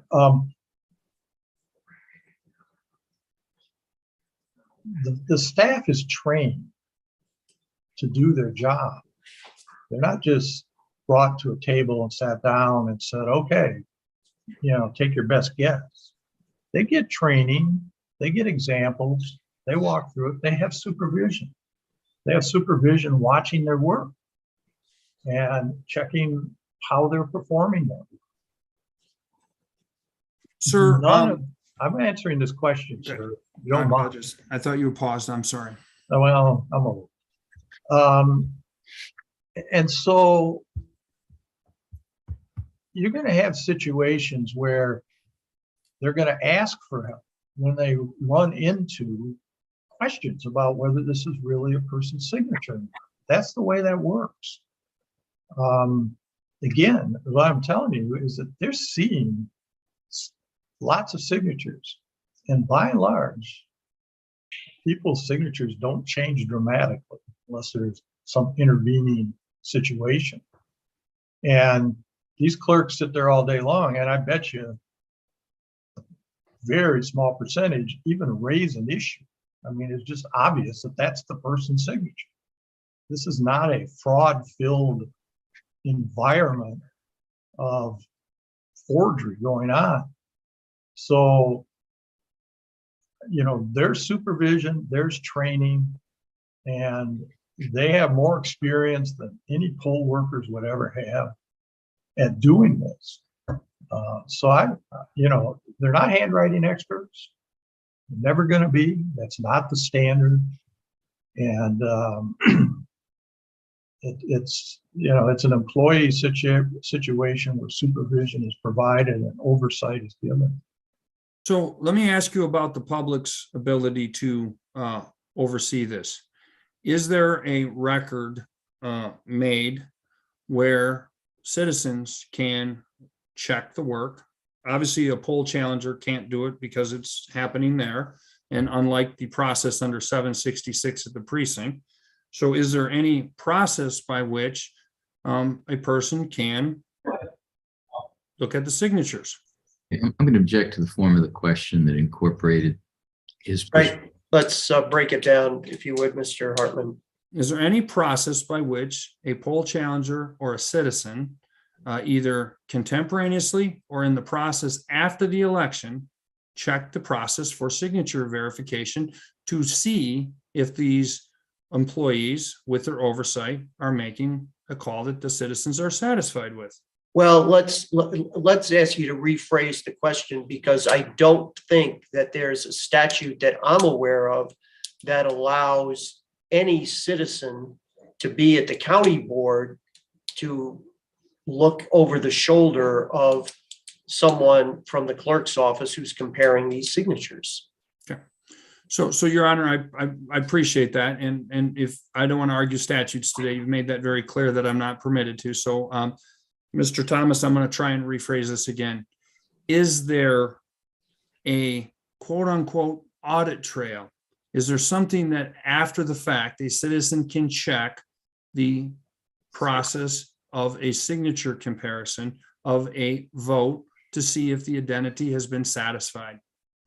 Objection. I'll be brief. This is irrelevant. It's certainly not specific to Detroit. This is a statewide legal question. So Judge, he keeps raising the fact that it's not relevant to Detroit. That argument is not relevant.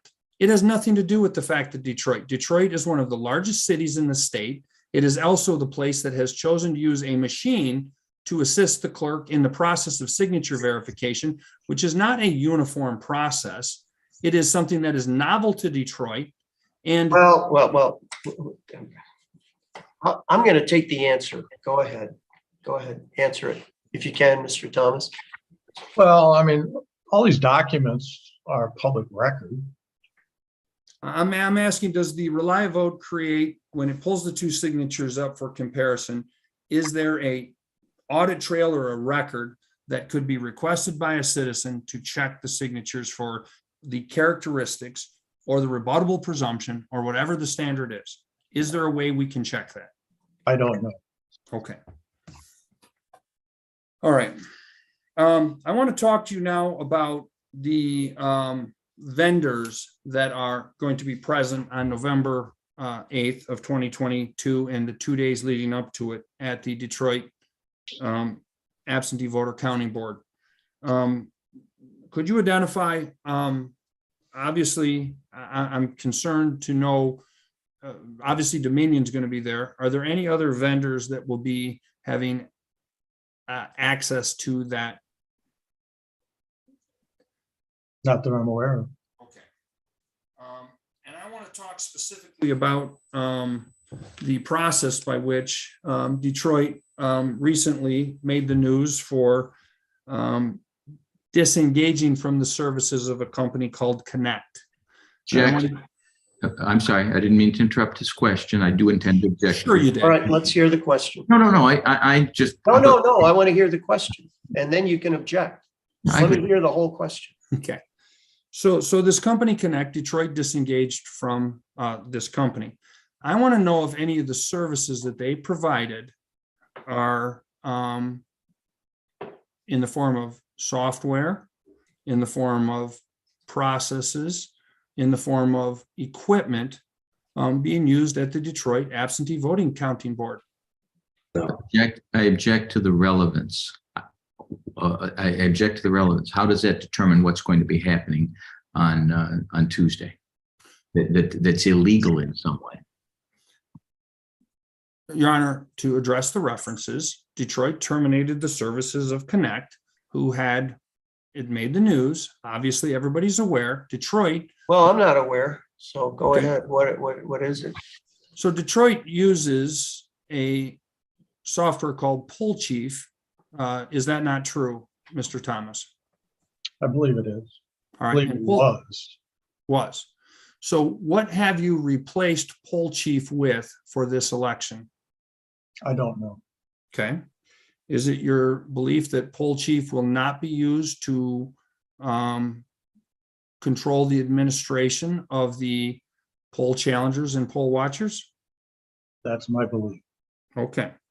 And the other services that Connect and its partial successor Votum used, are you familiar with whether or not they were involved in writing any software that is used in the November 8th, 2022 election? I don't believe they are, that I'm aware. So they have software that they report on their website. I wanted to ask about whether it's used to your knowledge. One of the softwares relates to the management of the military and overseas voters. Is Detroit using software by either Connect or Votum for the administration of military and overseas voters? I do not believe they are. Okay.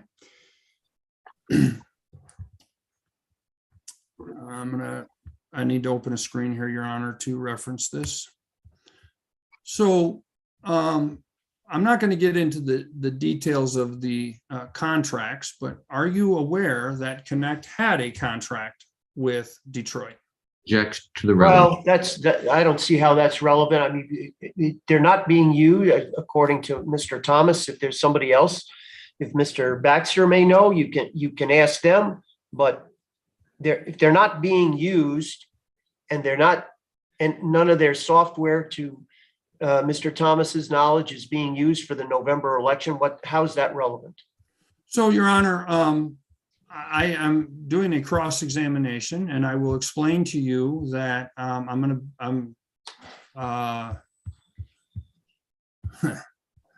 okay, I'm gonna reference that. So, Your Honor, I'll revisit this after the break because unfortunately, in the process of doing stuff, I've actually closed the window with the references to it. So I'll revisit Connect and Votum after the break. I'll move on to another issue. Sir, I'm sorry, Your Honor. Counsel seems to be making an assumption that after the break, he'll restarting his direct examination. Today is the day and time set for this hearing. Am I going to have to interrupt my cross? I'm sorry. No, Your Well, Honor. I just want to make it clear that my ruling at this time is I thought clear that with regards to these companies that are no longer dealing business with the city of Detroit and do not have an involvement in the November 8th election, to the best of Mr. Thomas's knowledge, that's the evidence. I agree. And that's irrelevant. So I don't see, there isn't any circling back on that Your right Honor, now. I do have the ability to probe the veracity of that statement and ask him a follow-up question, which I unfortunately, I will address that with the court at the appropriate time. Your Honor, I object to any kind of delayed, convoluted impeachment at a later time. If he has a question to impeach the witness, which is probably objectionable, let him ask the question now. Okay, I'll gather the information. I apologize. I shut my window by mistake, so I will get that.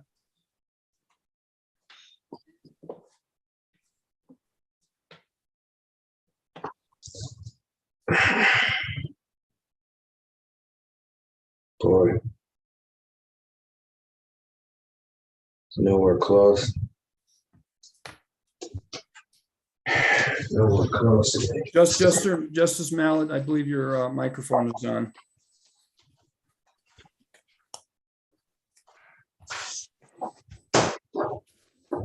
Mr. Thomas, the software that takes the scanned image and converts it into the ballot image, was Connect or Votum involved in the development of the software specifically that will be used in that process where we talked about the wires being connected and before it gets to the adjudication process? Was there any software development done, to your knowledge, by Connect or Votum to develop the absentee voter counting board's process of interpreting the ballot? Not that I'm aware of. Not that you're aware of. Okay. All right. Let's see here. Sir, I want to ask you if the votes are accumulated from all of the different stations, if they are accumulated at the platform at the center of the absentee voter counting board. Yes, I believe so. All right. Under MCL 168.974 parent D, it seems to indicate that a poll challenger would then have, I'm sorry, that's the definition of a counting center. But under MCL 168.733, a poll challenger would have access to where the votes are accumulated for observing. Are poll challengers allowed on the platform? No, Have you made room on the platform by either expanding it or made room for the poll challengers at that location? no, Do you intend to in this election? no. So related to the Detroit city votes that get transmitted from the absentee voter counting board to the clerk's office, is there another center that accumulates the absentee voter counting board along with the 450 precincts at the clerk's office on Woodward? First of all, there are no results transmitted from Huntington Place to any other place. Okay. How do you report the results to the state? There is a stick or fob or whatever is driven from Huntington Place to the Department of Elections on West Grand Boulevard. Okay. And yes, at that place is where I believe everything is uploaded and reported. Same with the data that comes in from the precincts. Sir, if my question seemed to imply an online transfer, I was not meaning to, but there is a disk transfer from Detroit absentee voter counting board directly to Lansing and not to the clerk's office then, correct? No, that's not true. Okay, so where, I don't know where Grand Avenue is. Is that in Detroit? West Grand Boulevard, yes. in Okay. Detroit. All right. So they do not transmit anything to the Secretary of State. All right. So how does the clerk's office from the city of Detroit transfer the accumulated votes of the 450 precincts plus the absentee voter counting board to the central administration center of the state? They don't. Do they transfer it to the county? Yes, All right.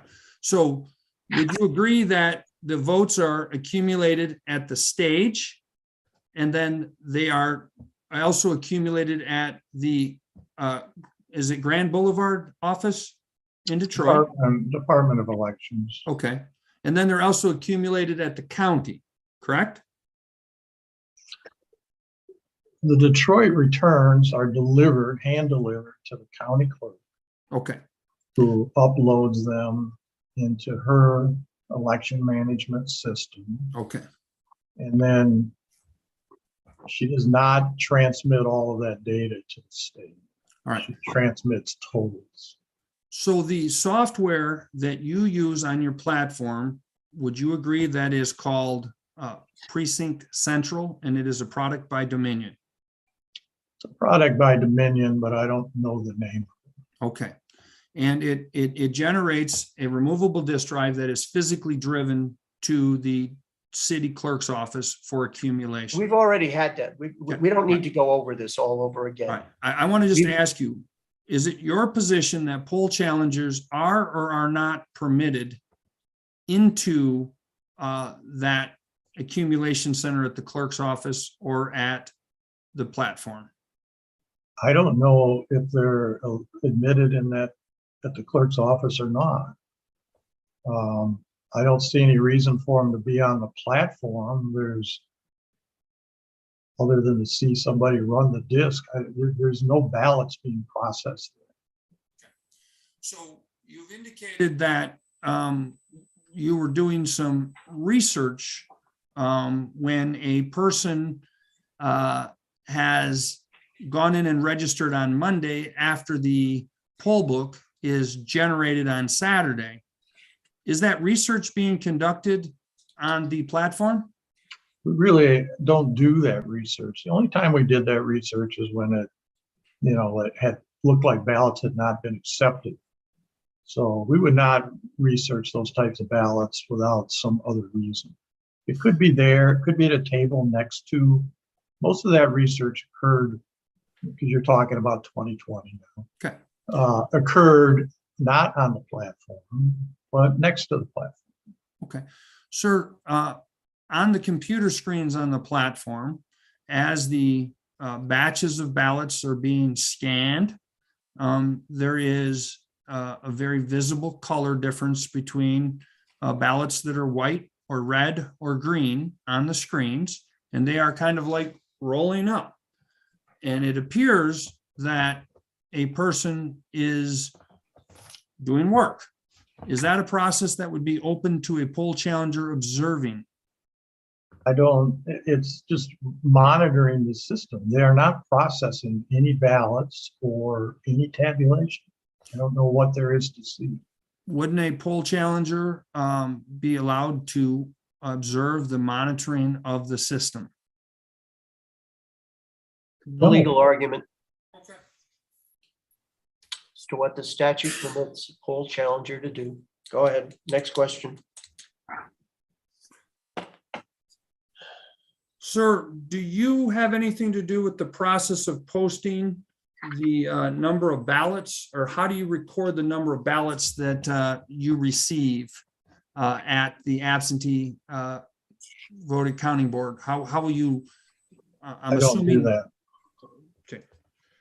Are you familiar with the process by which they are done? Your Honor, I'm going to object to the relevance. The court may recall that in a pretrial conference, the subject came up regarding this part of their relief when this is subheading 5, I believe. And this relates to the posting, this statutory requirement for posting information. And that hasn't come up yet. If there's an issue with it, it can be addressed on election day if they've got a problem. Right. Mr. Hartman, what do you say about that? Your Honor, it hasn't come up, but once again, to the extent that we're not going to talk about the sins of the past, he obviously isn't in control of the process, so I accept his answer. But I should be able to ask whether Detroit is planning to comply with the process. It's clear this witness is not the right witness. Your Honor, Because, I mean, the court This is doesn't a- want me to produce the proof that they didn't do it in the past. I won't do that. But I can ask if they're going to in the future if the witness has got control of the process, which this one doesn't. Well, this is something that the statute requires, but it's not to occur until election day.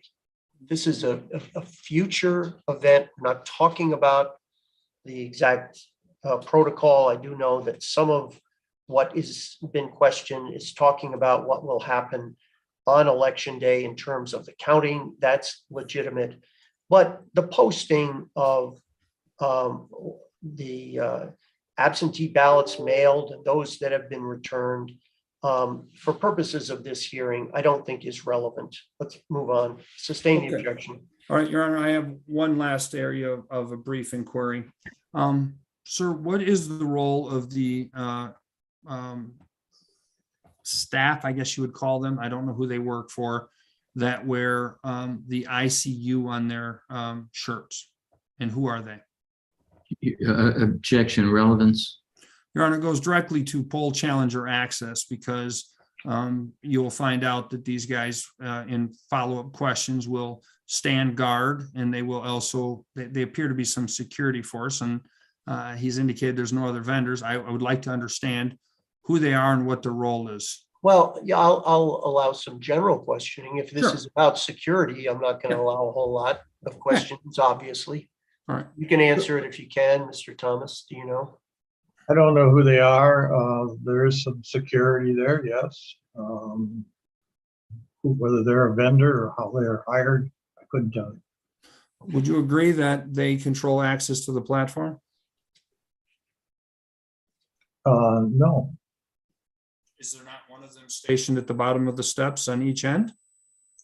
no, there's one sitting there because that's where the switch is that Mr. Colback was trying to access during our walkthrough. So that's what that person's there for. He was not there to control access, Okay. that I'm aware of. So if a poll challenger during the 2022 November 8th election attempted to walk up the steps, would this person stop them? Objection, Your Honor. Objection. Well, I'm not going to allow that.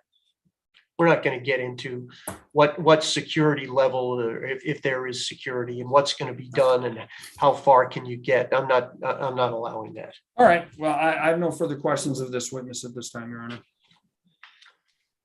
All right, let's, I know I said we were going to break at 12:45. I think let's break and come back at 1:25 this afternoon. Thank you, Your Honor. All right. Thank you, Your Honor. Thank you, Your Honor.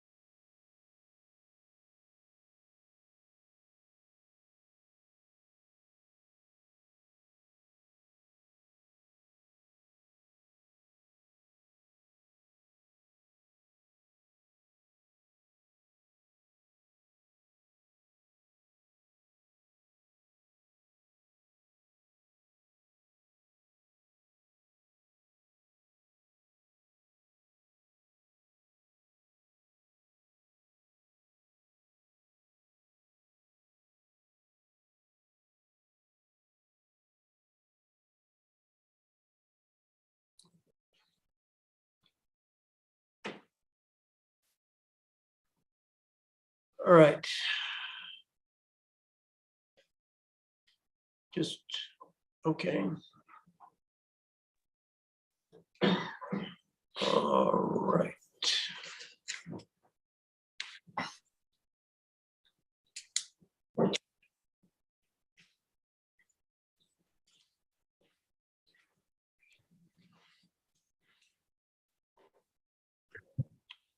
All right, we're back on the record, and Mr. Fink, cross-examine if you would. Thank you, Your Honor. Mr. Thomas, I'd like to show you with hopefully the assistance of Mr. Miller, I'd like to show you a demonstrative exhibit that we mentioned earlier to the court and counsel.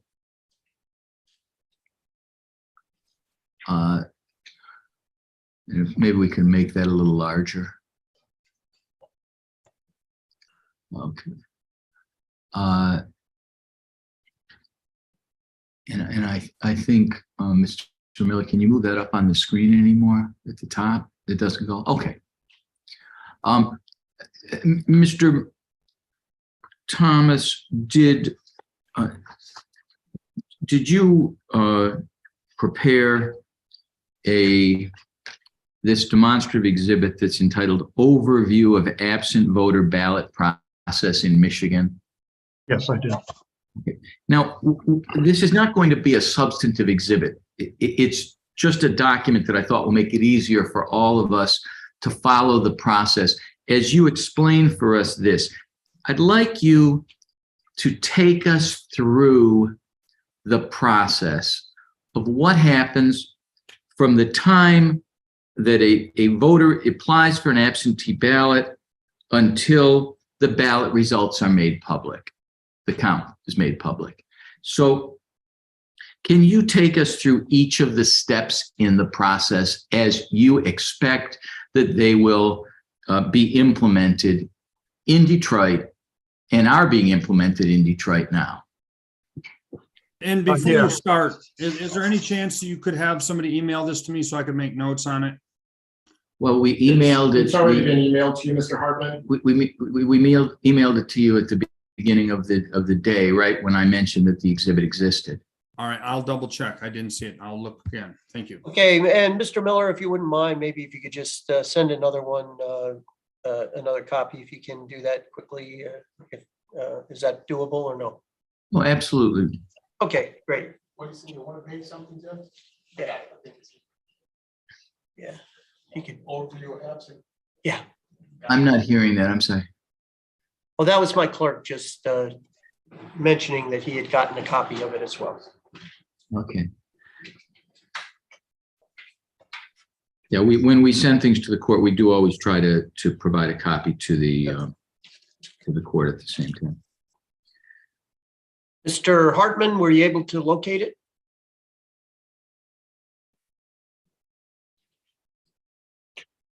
Oh, maybe he's having a little problem.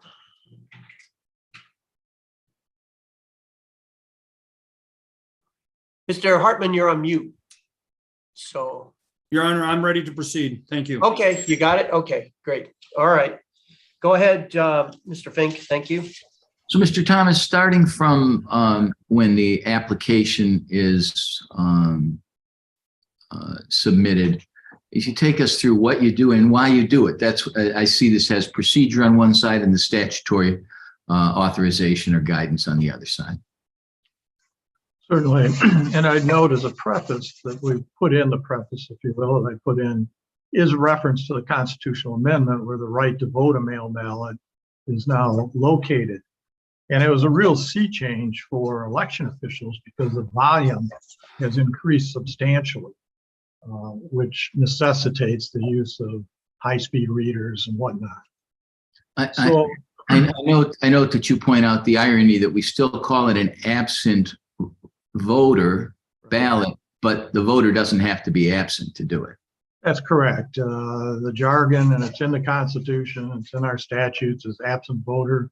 And really, it just means anybody voting by mail, whether they're absent from the community or not. So it starts out, of course, with a voter making application. They get applications in a variety of ways. There is a permanent list where the clerks, if the voter signs up to be on that list, they will get an application before each ballot or each election. They won't get a ballot that way, but they'll get an application. It's submitted to the clerk's office. And then in the second box is the clerk has to verify that now. And this is where, for mail ballots, this is where people return the application by mail or into a drop box where they're not present in the clerk's office. The signature verification is performed. And again, the standard is that it basically matches, sufficiently agrees with the signature in a qualified voter file.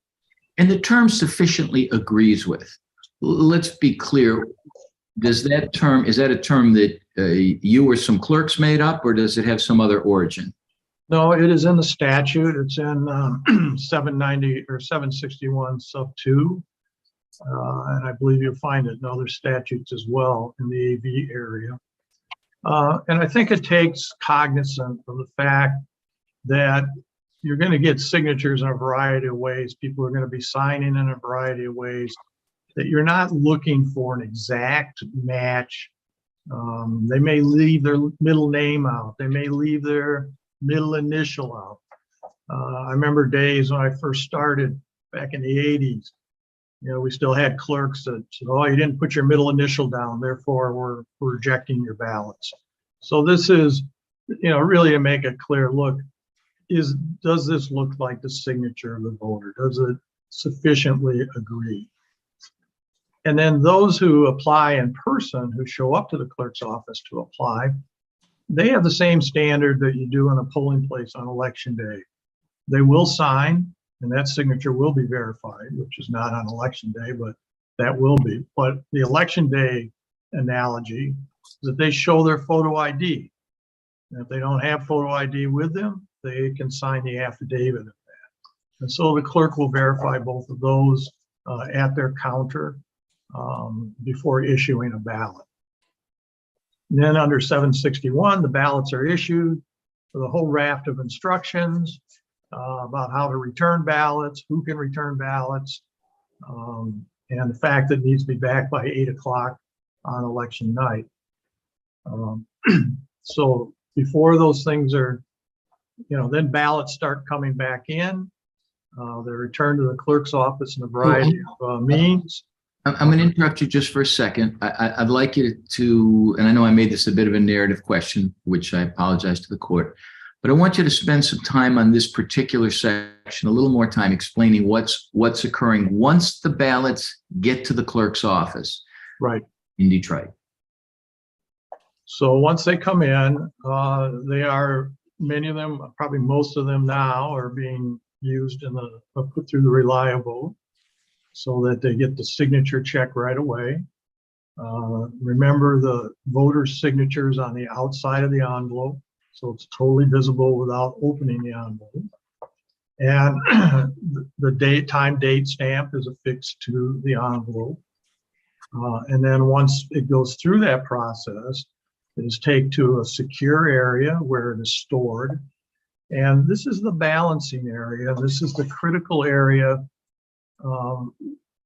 to try to avoid any imbalances in polling places, or pardon me, in counting boards on election day. So of course we want the number of voters and ballots to coincide exactly.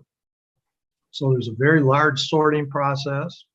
They're kept in batches and in a secure locked cage at Department of Elections. And so they're retained there until they're transported to Huntington Place. So I want to take a little bit longer here, still on the process you talked about regarding the signature match occurs under 765A6. The signature match occurs, and you've indicated that Reliavote, you earlier indicated that the Reliavote equipment will actually timestamp, date, and indicate that the match has occurred, that the, I don't know if that's the right term, but that there's been a match. Does the ReliaVote system timestamp, date, and say there's a match before an employee of the clerk's office has verified the consistency of the signatures? No, that is not done until after the clerk's office has compared signatures. That step is initiated by the clerk staff when they have compared the signature and found that it matches. So when they, at that point, they indicate on the system that this is a valid legal ballot returned. At that point, their name or initials are stamped onto the envelope as well as the date and time of the envelope. So while mechanically the ReliaVote system stamps that information on, it does it at the direction of a clerk employee under the direction of the clerk, correct? That's correct. This is not a situation where ballots are just stacked and run through and you know, the name and the time and date are just put on. This is an individual process for each ballot envelope. Thank you. And I interrupted you when you were explaining that the ballots are secured, and I'm assuming that means we're down to the 765-1 where the clerk safely keeps the returned ballots. Yes, so they're maintained and at that time now. Oh, I apologize. I made a big mistake there. I shouldn't have jumped back down there because it was something I think you made a passing reference to, but I want to be sure that the court is aware of it. And that is the provision for curing. Can you Yes. explain what that means? So this is a relatively new provision in law. It's not necessarily a new function. Clerks have always been trying to reach out to voters when they find that their signatures don't match or the voter forgot to put a signature on the envelope. But now it's in statute that requires turnaround times within 48 hours at the latest that the voter needs to be communicated with. And, you know, that's a difficult process, which would impact maybe some of the issues here. Because many voters, the only way to contact them is through the mail. Now more and more, we're trying to gather emails and cell phone numbers to be able to very quickly get a hold of voters. But, you know, there's a reluctance for people to give that data up, particularly if it's going to become a public record. So anyway, whatever means are available, when we find those kind of errors or omissions, we reach out to the voter to try to get them to correct. Now, Mr. Thomas, if the city clerk implemented somehow, I don't know how it could be, but implemented a process for the signatures to be checked after the polls close at an absent voter counting board, would the curing requirements of the state law be possible? No, because the state law is very clear. Is that after 8 o'clock of the day before the election, you find that a signature doesn't match, we're required to reject that signature and not reach out to the voter and try to get them to scurry in on election day.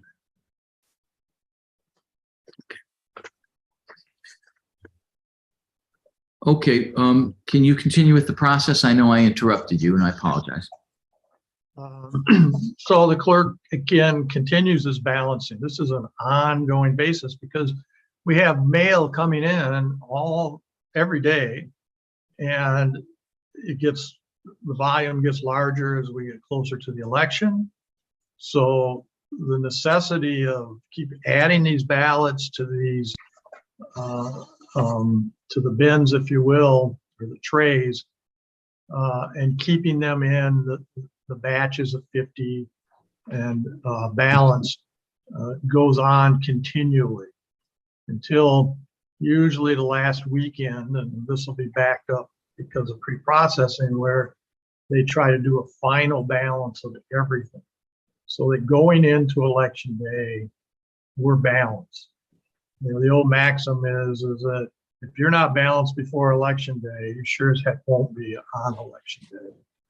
So that's the process that goes on. So again, the statute is what creates the AV County Board if the Election Commission so chooses. And it also says that if you create an absent voter counting board, you're prevented from sending ballots to a polling place. Sorry to interrupt. I didn't understand the term balanced, and I'm not trying to interrupt it. Sure. No, that's fine. So Clarify balancing, excuse me, Judge. No, go ahead, please. Balancing is, you know, what's the end result of balancing? The end result of balancing is that each counting board will have an equal number of voters in the poll list and an equal number of ballots in the ballot container. That's the objective. That's what we're after. And you know, there's any number of ways that can get unbalanced, if you will. So ballots get filed in the wrong counting board.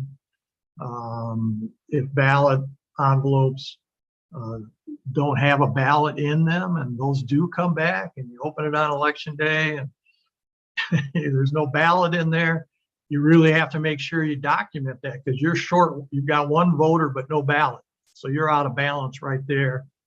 And you really got to document that in the poll book so that you make that adjustment at the end of the day. But again, this is the key. When we go to recounts, that's one of the key issues of recountability of a precinct, is that it balanced, or that there's an explanation why it didn't balance. So this is very critical. Large jurisdiction, I mean, all the way across the state during my tenure, we had trouble with this. And we had trouble all the way up to maybe a third of the precincts not balancing. This is not a Detroit issue versus a Keweenaw Peninsula issue. This was across all areas of the state. And there were various laws instituted, I won't go into all that, but to improve the lack of unbalanced precincts. And we've dramatically lowered that. And Daniel Baxter's efforts in Detroit continually have improved it here. We ran 2 totally balanced elections in 2021. And I think our polling place or our numbers in 2022 for the primary, out of 450 precincts, I think 10 of them were unbalanced by a total of 17 ballots. So we take that as a win. Go ahead, Mr. So, Fink. okay, so you do that balancing process, as you said, before you get everything to the counting boards, because at the end of the day, it's going to be impossible to balance if they were very difficult if they weren't balanced before they got there. So let me ask you this. You indicate that, second to last line here, that the absent voter ballots are sealed in ballot containers after being tabulated. And let's be clear. We've heard a lot about these electronic systems and the images and the preservation of those images. In the end, why is it important that the ballots themselves are sealed in ballot containers after being tabulated? Well, this is a standard chain of custody. So they go from the custody of the clerk to custody of the absent voting counting board, processed, tabulated, and then sealed in these approved containers. And they have either plastic or metal seals that are numbered, that are sealed so that no one can enter the box. Now, it doesn't mean they can't break the seal and enter it, but then it's known. And those seal numbers are recorded in a couple of different places. So you've got more than one location where it's recorded.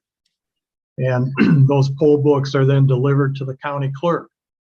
So she holds a set of them with the ballots are retained in Detroit, but the poll books go to the county. And so they've got the ballot seal numbers there. So if there's anything different, then that raises an issue, particularly at a recount. So sealing and balancing are key to recountability. We've heard some questions today about Dominion software and issues related to the electronic images, changing of electronic images, the storage, lack of storage of electronic images. And in the national debate, there are some people who believe that votes can be changed electronically. In Detroit, with the system that you have, can a vote be changed electronically? Don't believe that's possible unless somebody were to have access to the system. At the TC or the Huntington place,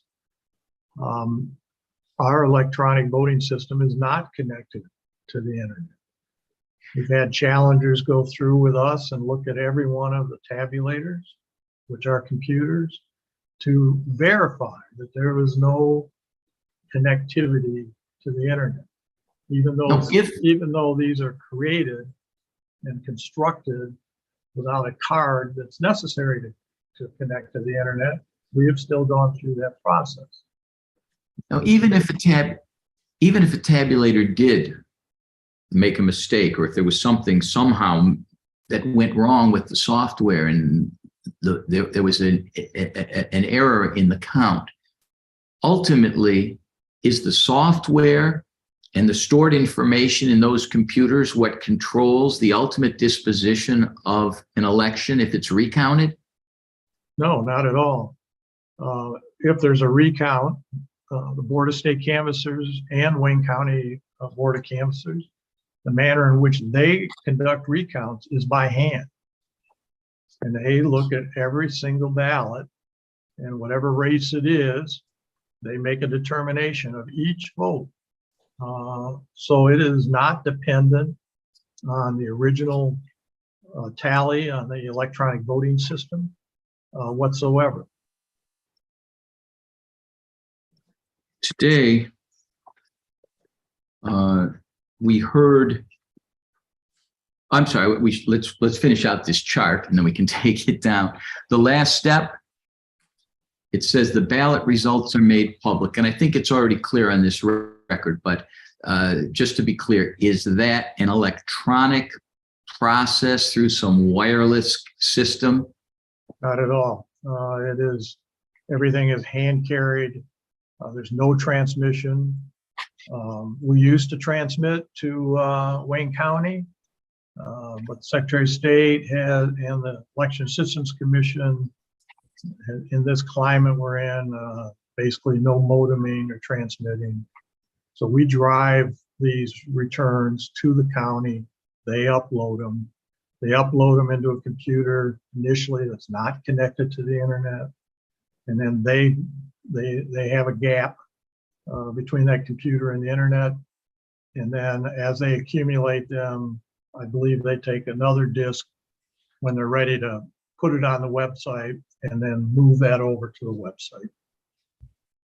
Thank you. Okay, we can take down this exhibit now. I hope it was helpful in providing some clarity on the process.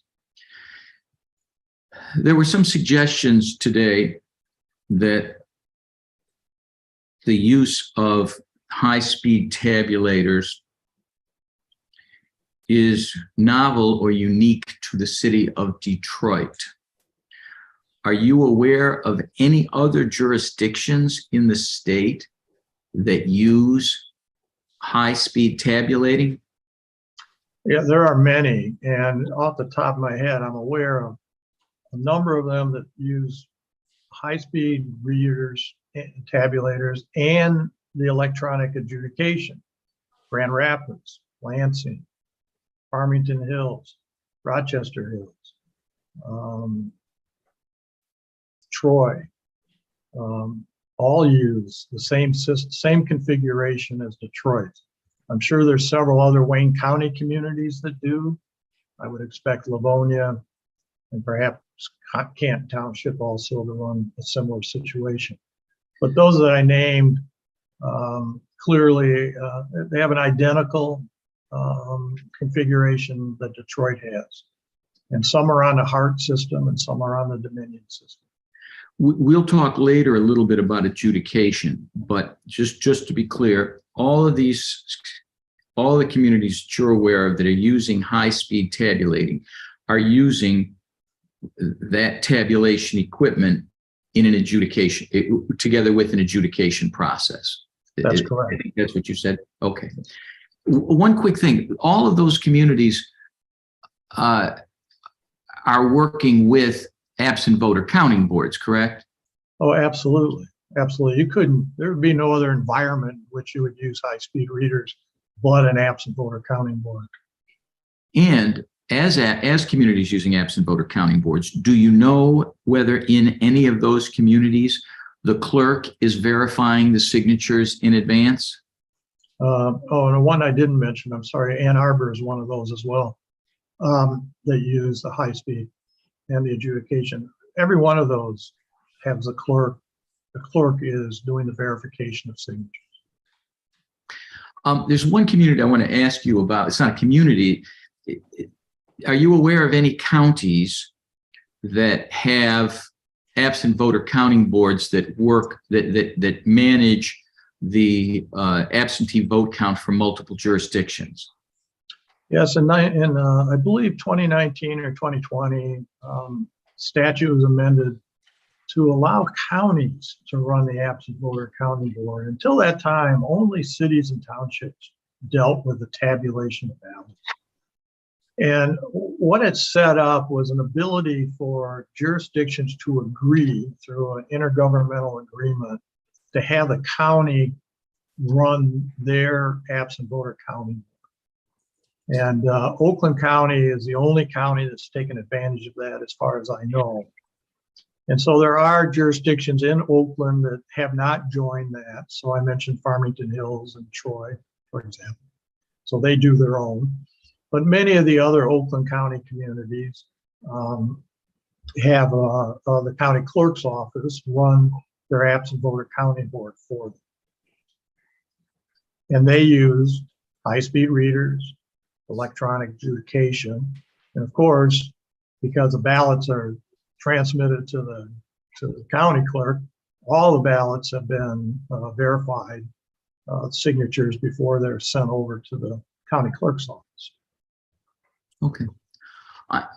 I'm going to try to take you through the 12 categories of concern raised by the plaintiffs, some of which we'll go through very quickly because we've already covered the information either in the original direct examination grant, now on cross-examination. But just so the court and counsel understands the order that we're going in, I'm going to just start with the first of the 12 and go right through them to make sure that we've covered all the ground. And in some instances, there may be a question that you want to defer to Mr. Baxter. Just let us know if you do. Okay.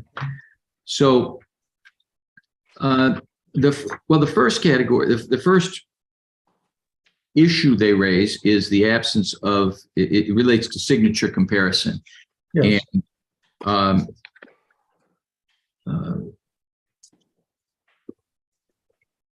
frankly, you've answered the questions that we had regarding that. So the only issue I would ask you about that is you were asked whether there was an audit trail of the signature comparisons. And I'd like to ask you if you know, and you indicated in Detroit, no, we don't keep an audit trail of that. Is there an audit trail of signature compare? Oh, first of all, am I correct about that? I don't mean to put words in your mouth. Not aware of an audit trail that is maintained, but I'll certainly defer to Mr. Baxter on that. That is his bailiwick for certain. Um,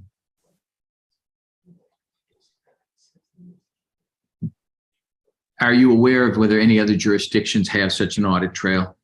I'm not aware of that, no. I've never heard of it. The next subject is one we haven't heard about today.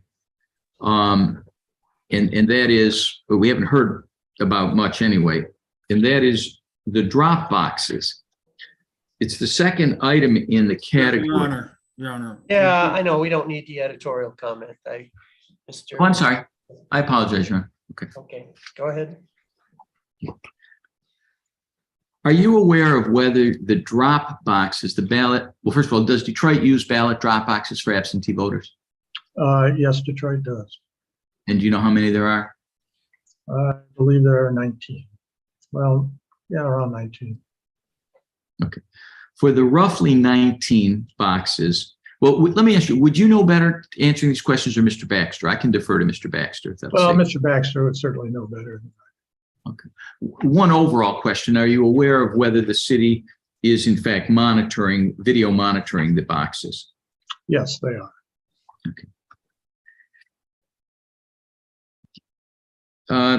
The third category we've talked about is the signature comparison process and whether it is observed by the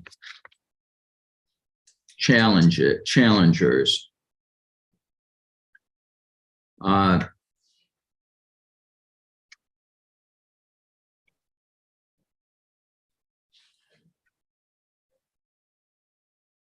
In the time that you've worked, let me strike that.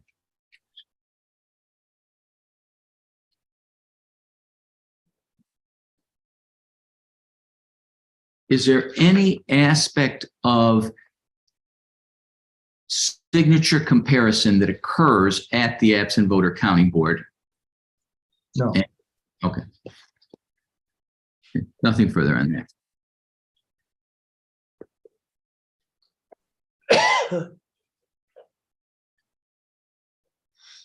The fourth category they identify says that the clerk is failing to reject ballots that are illegal. And have you inferred from that under any understanding of what they mean by that? I would say two things in this regard. One, I believe that clerk is rejecting ballots. 2020, they rejected a little over 2,400. The citation that was used in the complaint or the motion referenced a section of law that really is the requirements for the software back in the certification process. So it uses the word reject. It should reject overvotes. It should reject cross-party voting. That's not the legal rejection. That's the mechanical rejection that goes back to our earlier discussion, that you reject those. They go to an adjudication to be reviewed, and then they are either a false rejection or they're positive, and in fact they stand. So it conflates the statute that says, here's what a voting system needs to be able to do using the word reject. But that doesn't mean that an overvote is necessarily rejected because the system reads it as such. It might not be a real overvote. So I would just make that comment.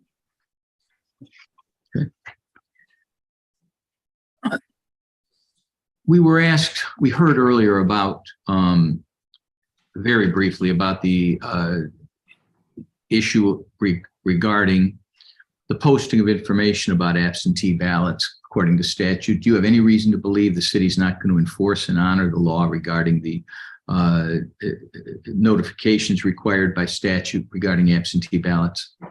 No, I'm certain they will. They have. The sixth category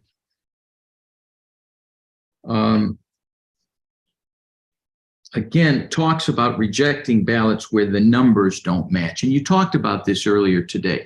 I just want to make sure that we have it clear as to what occurs if there is a mismatch or the absence of a number for a ballot. If it's, how is that identified? How is that handled so that going forward there's a proper audit trail? Well, first of all, there is no statute that says it would be voided or rejected. There was an indication that 765 says that, but I don't think it does. So we rely on, again, Secretary of State's guidance as the chief election official.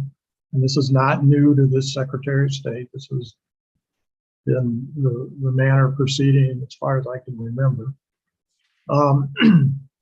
And that's that these come in. Sometimes the voter tears the stub off. People love tearing off perforated things and sticking them in the envelope, or I think they should keep it as a keepsake or something.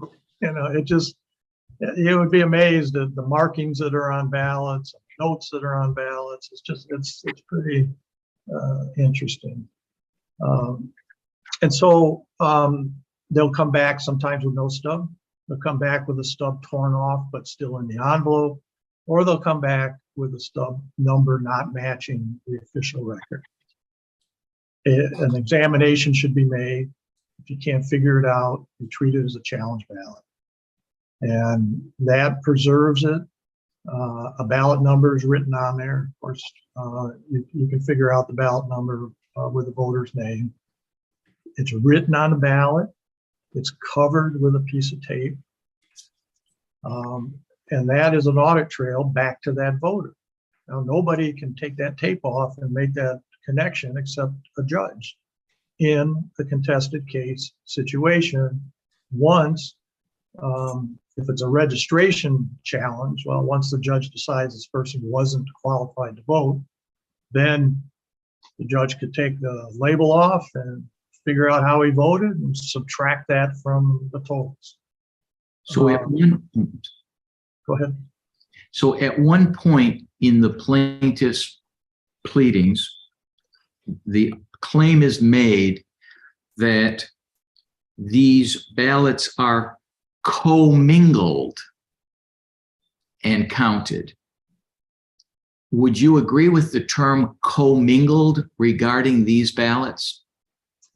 No, I wouldn't, because commingled leaves the impression that they're, you know, a typical ballot. Once you remove that stub, it's now definitely an anonymous ballot.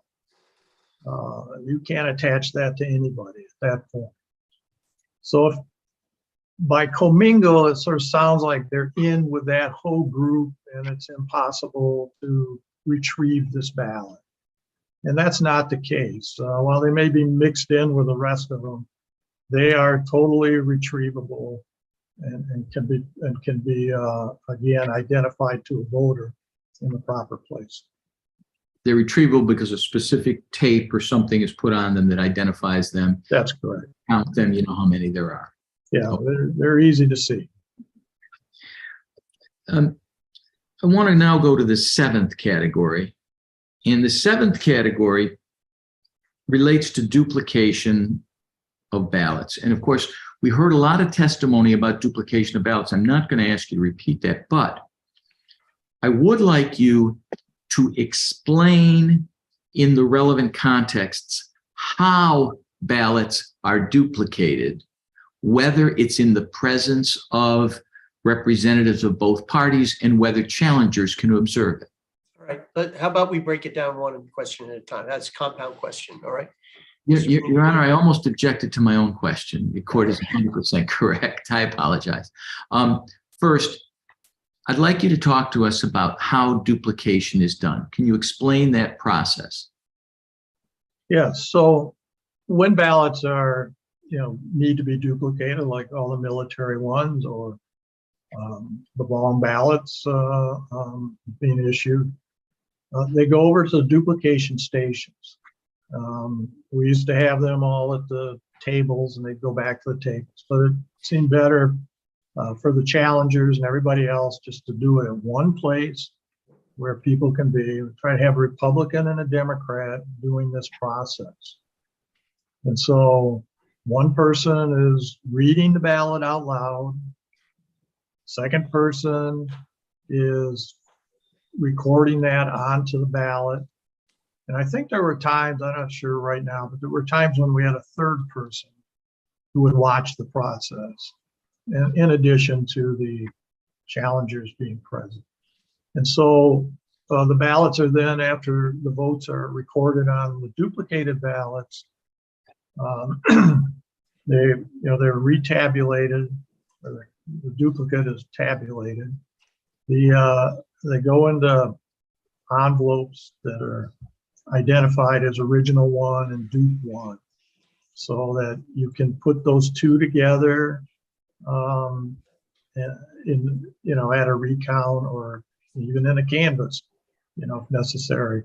You can show that's the audit trail and have a chain of custody where you can determine, what was done in that duplication process. So I'd like to hold up for a moment, because I was long ago told if a judge isn't sitting, you're not talking. Oh, okay. Okay.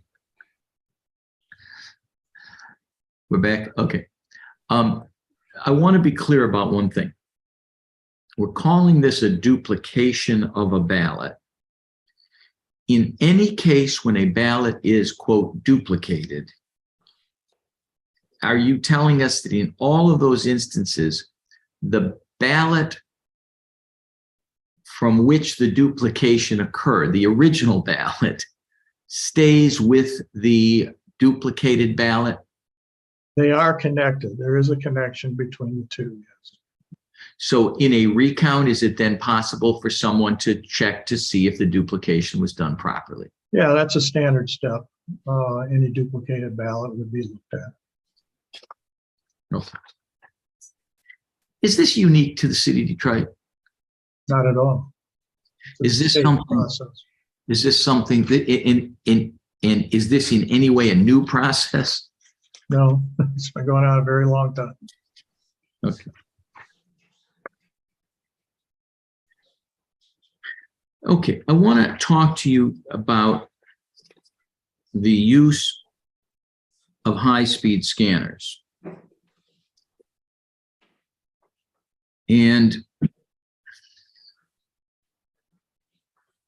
the authorization for that use. So first, do you know if the city of Detroit is using any kind of electronic equipment for vote tabulating that has not been approved at some point by the State Board of Canvassers? I believe all of their equipment has been approved by the Board of State Canvassers. I'm sorry, the Board of State Canvassers, excuse me. Okay. Earlier today, you were asked a question. I don't have the statute in front of me right now, but I don't really need it. You were asked, because I know you're going to know, you were asked a question about certification by a certain national entity. Can you tell us what that entity is or was, and why you were quick to tell us that that certification hasn't occurred? How about one question at a time there? Good I think, again, I'm sorry. Do you recall testimony regarding a certain national organization certification that no longer exists? I do. Tell us what that was. What organization was that? So it's the National Association of State Election Directors, which I had been a member when I was Director of Elections. It's a nonprofit organization made up of directors of elections of the 50 states. And in the late 1980s, Congress commissioned the Federal Election Commission to create some voting system standards, voluntary standards, which they did, and then kind of dropped them on the table and walked away. So the question for us at the state level is like, okay, great, we've got these standards. How are they going to be tested? How are machines and software going to be tested to these standards? Congress was not interested in giving any money for that. So as an association, we've got an independent test authority in Huntsville, Alabama, does rocket science and stuff, and set up a process for voting systems to be tested against these standards that the Federal Election Commission developed.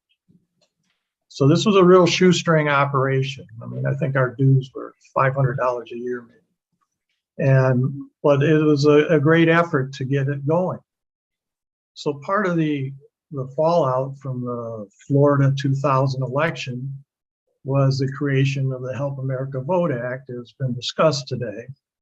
And within that, they took away our toy and made it a federal program. And we were very happy they did take it away because it now has resources that we never would have had to operate that operation. So now the U.S. Election Assistance Commission is in charge of developing voluntary voting system standards or guidelines, if you will. They have NIST, the National Institute of Standards and Technology, involved, and they're the ones that qualify the testing authority to actually perform the tests. So the Michigan election law has not been updated to include the testing authorities approved by NIST and the EAC or the certifications from the EAC. However, the standards that were developed for any voting system to be approved in Michigan. So the way that works, the Secretary of State basically qualifies the voting systems. The Board of State Canvassers approves them. And we did, at the state level, we did all the cost negotiations. And then each county can select which voting system they want to use. So part of that is, in order to even make your application bid, you had to be certified by the U.S. Election Assistance Commission, and that certification had to be approved by the Board of State Canvassers. And in all these voting systems in Michigan, that's been done. Unfortunately, nobody's gone to the legislature to say, hey, you know what? We need to change the law and add some different names. It is impossible to get an ITA certified by the National Association of State Election Directors. It doesn't exist. That exists, but their program does not exist. And frankly, the program's been tremendously enhanced from what we were doing back in the 1990s. So yes, I did tell Mr. Hartman that I thought Michigan complied with 795A. And I said that, I guess, in the spirit that we actually have a better certification than we had in 1990s when that was enacted into law. Right, hang on, Mr. Fink, I'll be right back. Thank you, Your Honor.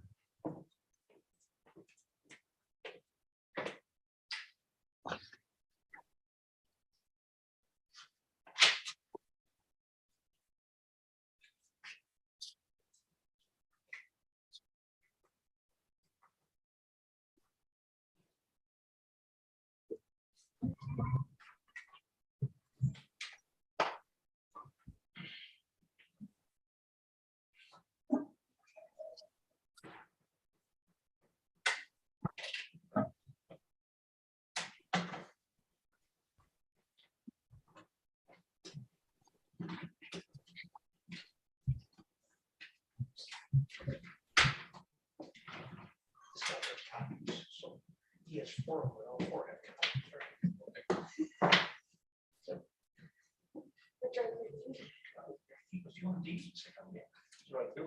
Yeah, so I got two one-way, two, so that should be a copy of that. Okay. Make it simple. Feel pretty good, thanks.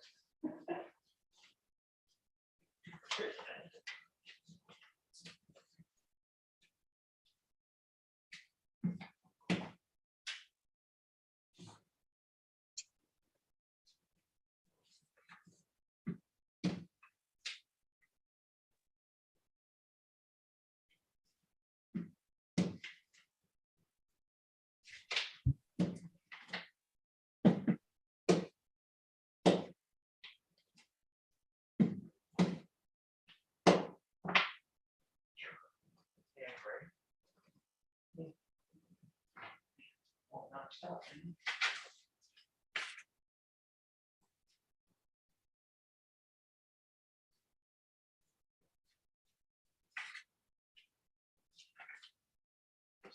He's kind of slow. I gotta tell him first. Fine.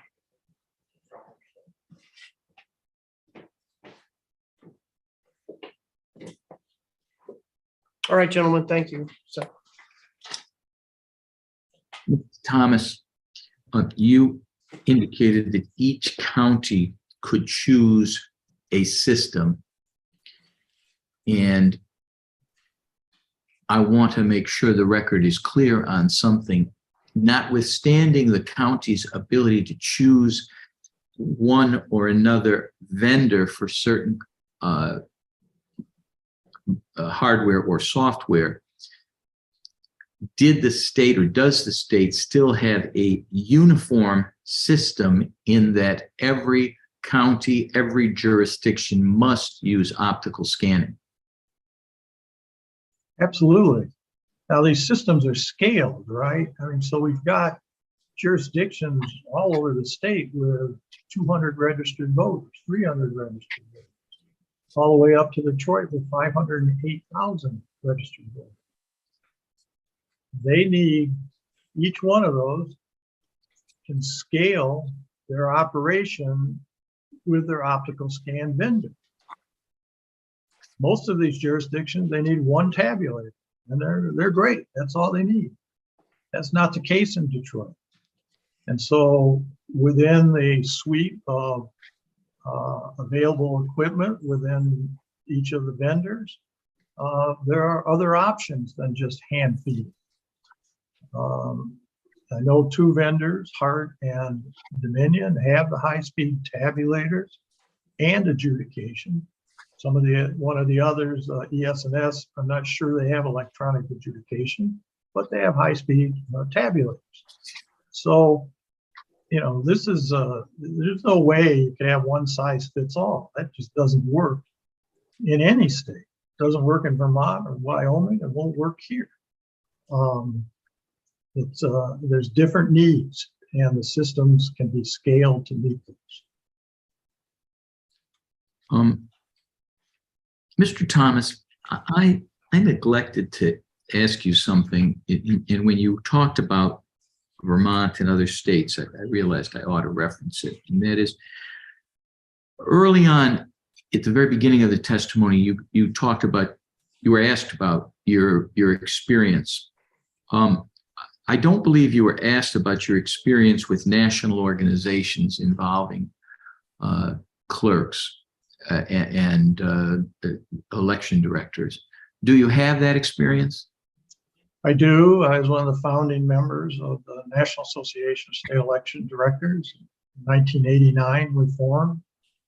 I served as president of that association on two different occasions, 1997 and 2013. I was also on the U.S. Election Assistance Board of Advisors. I was the chair of that for a couple of years. And our primary function was to review voting system guidelines that the EAC was developing along with NIST. So I've been involved in the guideline development process for quite some time. And I also am working with the Bipartisan Policy Center in Washington, D.C. currently. And I'm on the board of the U.S. Vote Foundation, which started out with promoting voting to overseas voters and military voters, and now works nationwide. And I'm also on the board of the MIT Science and Election Data Lab. So I've stayed pretty busy in retirement. I want to move on to category 9, which is an appropriate transition, as we were just talking about the machines and the adjudication process.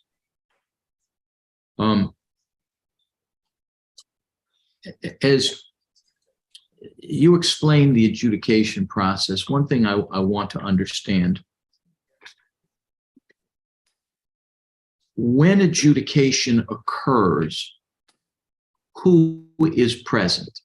Perhaps maybe I should state that a different way. Describe the adjudication process, and in doing that, tell us who's present.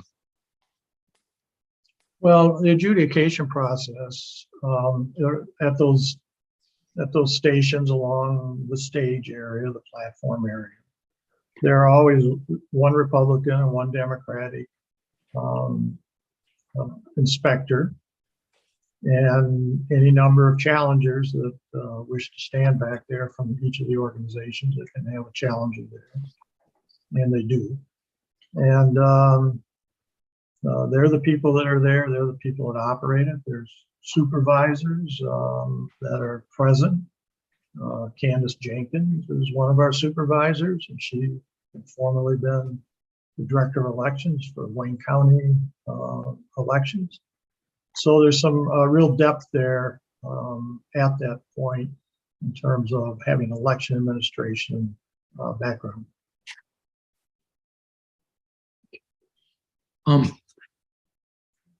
I should be more specific about something, and that is there are 2 separate categories in their complaint or in their preliminary injunction motion regarding adjudication. And I want to break it up. So the first category is they say that the scanners create a ballot image altered by the adjudication process, and then say the ballot images are then reportedly not saved after being converted. So is the image altered in adjudication? The ballot image? That's a little technical for me. It is manipulated enough for it to go through as a vote.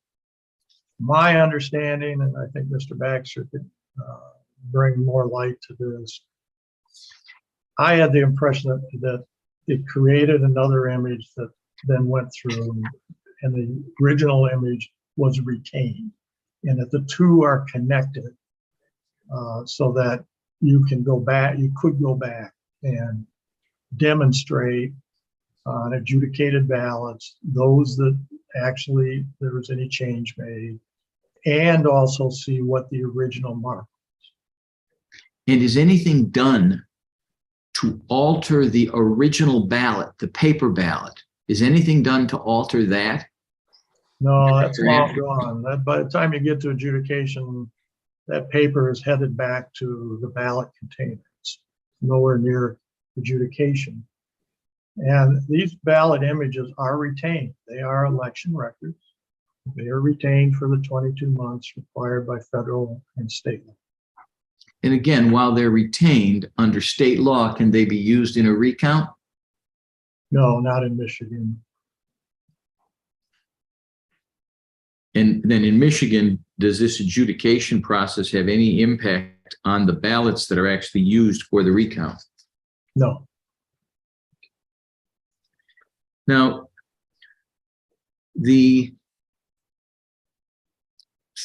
that was item 9 about the audit trail.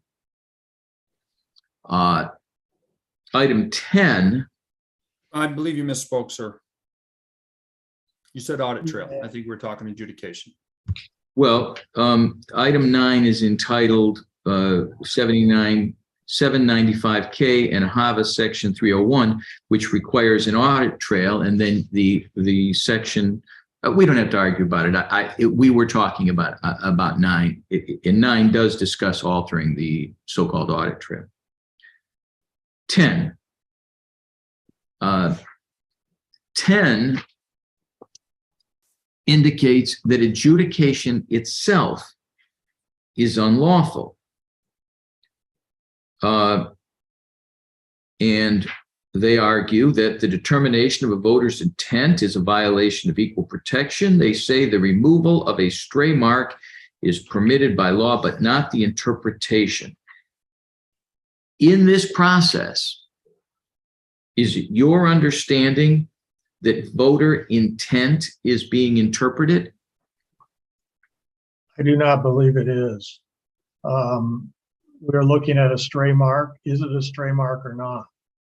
The whole idea of a stray mark is basically who would intend to put a stray mark on a ballot.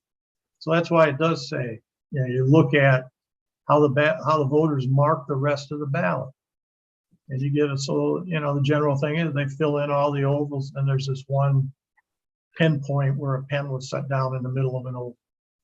Well, you can see from the way the ballot was marked, that's not the way that voter is marking ballots. And again, it fits the definition of the Secretary of State's illustration. Now, when a scanner, I'm going to use the word rejects. I don't know if that's the right word, but when a scanner highlights an image or calls out an image because it's an overvote, a blank ballot, or a write-in, if you did not have the adjudication process, what would happen to those votes? They would be processed as overvotes. The fact that they've come to adjudication means that the tabulator has read that mark, that stray mark, as a vote. And in most cases, they are votes. And they look at it, they're totally filled in ovals. Great, move on. It's already thrown out. But in the cases where it's a stray mark, then there's a decision to be made. Now, And, under 803 that we're talking about, where Michigan defines what a valid vote is, consistent with the Help America Vote Act.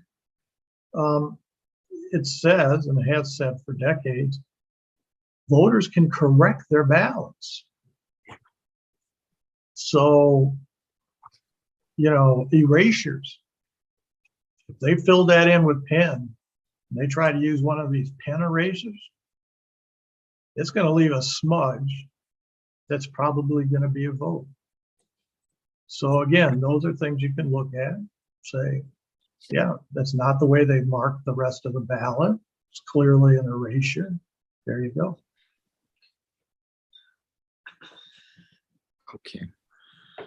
And in this adjudication process, where a Democratic worker and a Republican worker together look at the ballot or the image of the ballot while the challengers are observing, are most of those ballots contested between those individuals, or is it more common that it's apparent to everybody whether something's a stray mark or not? I'd like to say something about this, because earlier there was an indication that these inspectors, well, yes, they have to declare their party, are there as representatives of their parties. That is not the law. These people, yes, they've got a leaning, and they put down on an application they're Republican or Democrat. Sorry.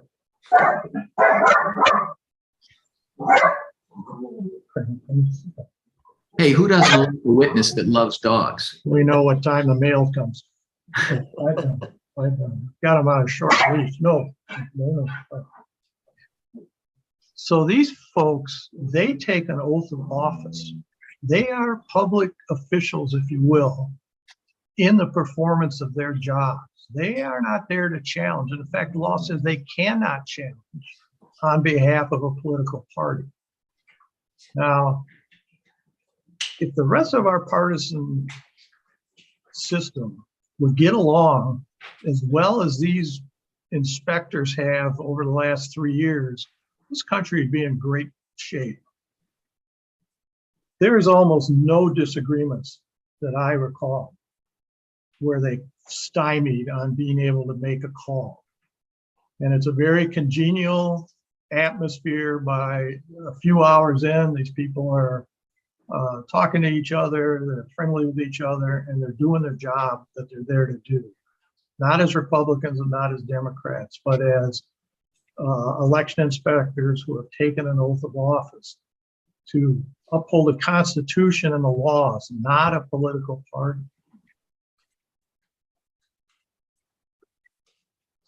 Well, let's move to category 11. And category 11 states that 795-2 requires rejection of a ballot when cast in violation of the instructions, not adjudication. It does not allow for the counting of some of the contests on the ballot. The voting system, they write, is supposed to be programmed to reject the ballot when the ballot is marked in violation of the law. Do you agree with that? No. This comes back to what I noted earlier. This is part of the system qualities that have to be, that a system has to be able to function. So the Help America Vote Act made it very clear that voters should be able to have second chance voting. Is that when they go in, because was the problem in Florida with punch cards. Voters didn't know which presidential candidate because of the butterfly ballot that they were voting for. And some overvote. So what this is that it says, look, you overvote, okay. And I'm going to talk first of all about a polling place, because this is what people focused on when they developed these laws. You're standing there, you have voted, you have overvoted, you put your ballot in the tabulator, it now comes back. And it says, you made a mistake here. Now you've got a choice, you get another ballot. You get another shot at correcting your error. That was a major thing. And that's all that this section of law is saying, is that, yeah, the system has to be able to reject an overvote so that that voter has a second chance. Okay, so now in the absent voter environment, there's no voter there to have a second chance. So obviously, election inspectors can't figure out what that voter would have done. So most of them, they go through adjudication. If it's a clean overvote, well, that voter's not going to get any votes cast. But if there are situations where it's not, then the voters' vote will be counted. That's all this is doing. I want to go to something you said there. You said if it's a clear vote, if it's a clear overvote, that voter's not going to get any votes cast. That's for the overvote itself, though. So, for example, Correct. If somebody picked both the Democratic and Republican candidate for governor, for whatever reason, either liked them both or hated them both, but voted for both of them, but then voted for one attorney general candidate, one secretary of state candidate, one candidate for Congress, would all of those other votes count, just not the governor's vote? That's correct. Okay. Now, the statute, I want to drill down on this because the word reject seems to be what's causing the concern on the part of the plaintiffs. The statute section cited 795-2 says electronic tabulating equipment, and as you pointed out, that's not always high speed, but it can be high speed. Electronic tabulating equipment that tabulates ballots including absentee ballots at a central location, must be programmed to reject a ballot if the choices recorded on an elector's ballot for an office or a question exceed the number that the elector is entitled to vote for on that office or question. So that's a rejection. Earlier, I think I used that term. That's the machine rejecting the ballot and saying, I, the machine, won't count that ballot. It's rejected and sent to adjudication. Is that how that works? Exactly how that works. Okay. So the term reject here doesn't mean the ballot must be destroyed. It means the ballot must be interpreted. Correct. Okay. And do you have any reason to believe Detroit is the only jurisdiction in the state that, or one of, not in the mainstream, I suppose I should say, in the state, in interpreting this to mean that when a ballot is rejected, whether at a precinct or at an absent voter counting board, when it's rejected by the machine, there's an opportunity to then interpret intent? Your Honor, I'm entering an objection for relevance. I agree. I'll, Okay. I'll sustain the objection. Okay. The next subject that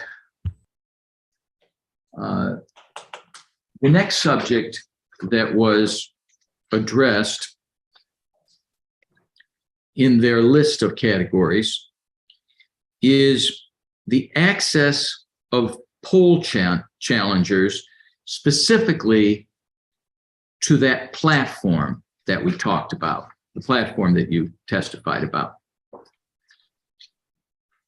And I want to make sure a couple of things are clear on the record. You used the term quarantine process when you were testifying. And I believe you were talking to the process that had been used in the past. What was the quarantine process? So if the two friendly bipartisan workers are unable to reach a decision on, say, a stray mark, it can be sent to a quarantine. And I have only heard of that being done once. And the system's set up so then the administrators can decide, okay, who's going to be the tiebreaker, who's going to look at it, how's this going to work? My recollection when it happened, first time I heard it happen was in the primary this year. And that's when it said, this needs to go back to the station and the decision needs to be made there. And it's my recollection that's how that works. And So that's why okay. we're not using it going forward. So if the decision was made at the station, would that have been in the presence of the challengers? Yes. Okay.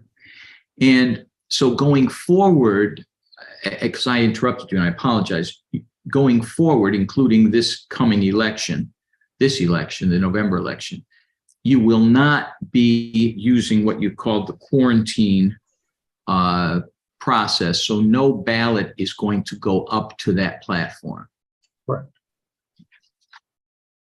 Now, another issue that was raised regarding the platform was the question of someone on the platform having the ability to erase a batch of ballots. I think the example was given, 50 ballots go through a scanner and there's some mistake or some concern. Can somebody on the platform deal with that? Should the court be concerned that challengers are not present on the platform to witness whatever occurs regarding those 50 ballots? No, I don't think so. One, I'm only aware of that happening one time. And it's because the operator at the tabulator moved on too quickly in the middle of an error correction effort. And as you saw on the chart earlier, there's this row of tabulators.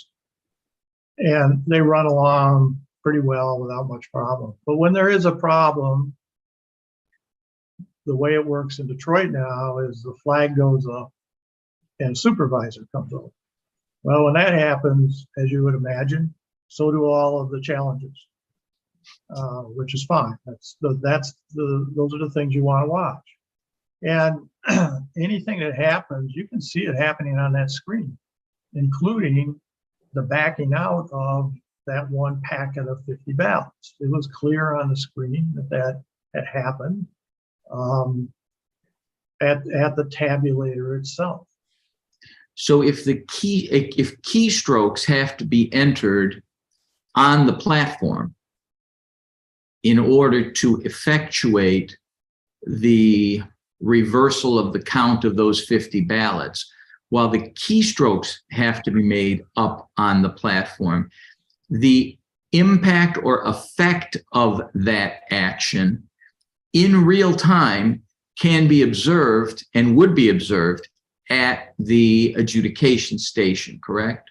Yes, and it was explained to everybody present. Okay. Well, Now, it was not at the, excuse me, it was not at the adjudication. It was at the actual tabulating. oh, at one of the high-speed scanners. Yes. Okay. Now,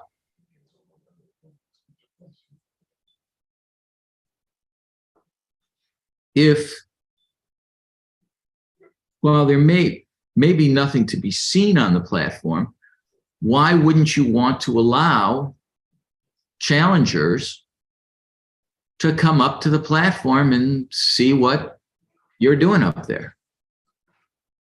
Well, first of all, there's no ballots being processed up there. There's no ballots. You can't see any ballots. You can't see any individual ballots. You can't see any batches of ballot. It's not a ballot processing procedure.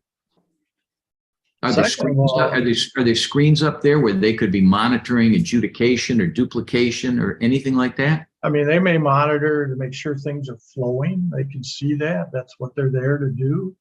But it's not a process. They're not processing it. And the other thing is, like a computer room, it's highly secure. You've got this major server sitting there. They're not going to let anybody near it. We're in an era right now where we had a gubernatorial candidate reportedly telling people who are going to be election Objection is workers. to relevance. Your Honor, he's interrupting the witness in the middle of his answer. Let me, I am, because I'm making a legal objection that his comments are not relevant. no, I disagree. I'll go ahead. He's trying to explain why there's a security concern that may limit who can get on the platform. So I will get the same latitude, Your Honor, to venture into other political issues. You can get into that if it has to do with something like, why is there a security interest at the platform? Yeah, or things like that. But we're not getting into political issues beyond this. Your Honor, I respect the court's decision. I will move on. Go Please ahead. continue with me. So there was publicly reported in the media that advice was given to unplug the machine if they think anything's going wrong.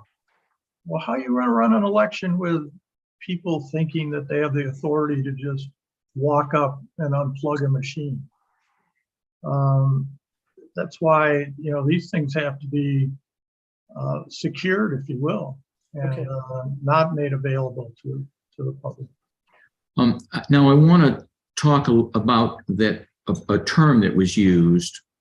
I think this was the term. I think they talked about accumulating votes. I think the question was about accumulating votes and if that's done on the platform. So I want to ask this.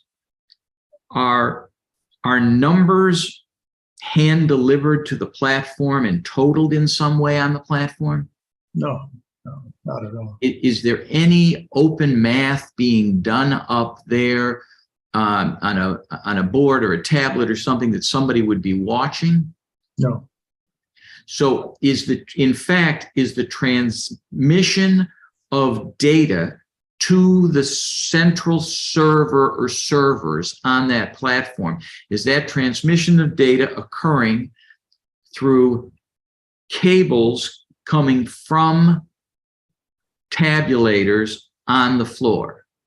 That's correct. And unless somebody were inside, obviously impossible, inside the computer, they wouldn't see anything. It's being done internally in the computers, correct? Correct.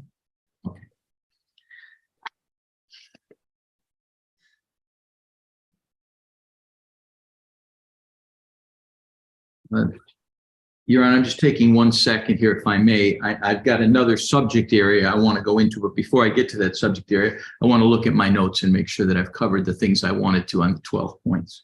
Yep.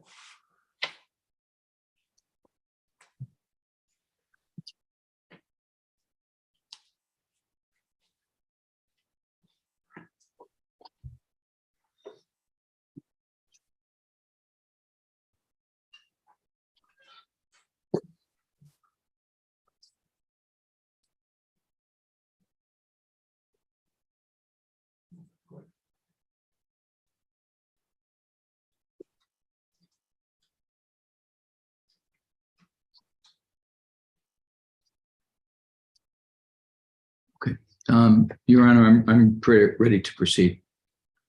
Go ahead. Mr. Thomas, the plaintiffs are asking the court to order Detroit to, 1, halt the use of absentee ballots that are obtained without identification. Your Honor, I object to the discussion of remedies. I've given some latitude for law that I was not granted.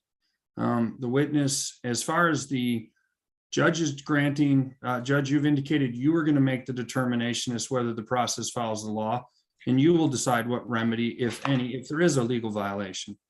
Right. The I purpose think of it's helpful for me to hear the whole question first, and then I'll rule on it. Okay, so Mr. Fink, let me hear the whole question, and then I'll let you know. Okay. Plaintiffs are requesting that the court order Detroit to, 1, halt the use of absentee ballots that are obtained without identification, and 2, halt the counting of ballots cast through drop boxes that are not effectively monitored. So first, have any absentee ballots in Detroit been obtained without identification?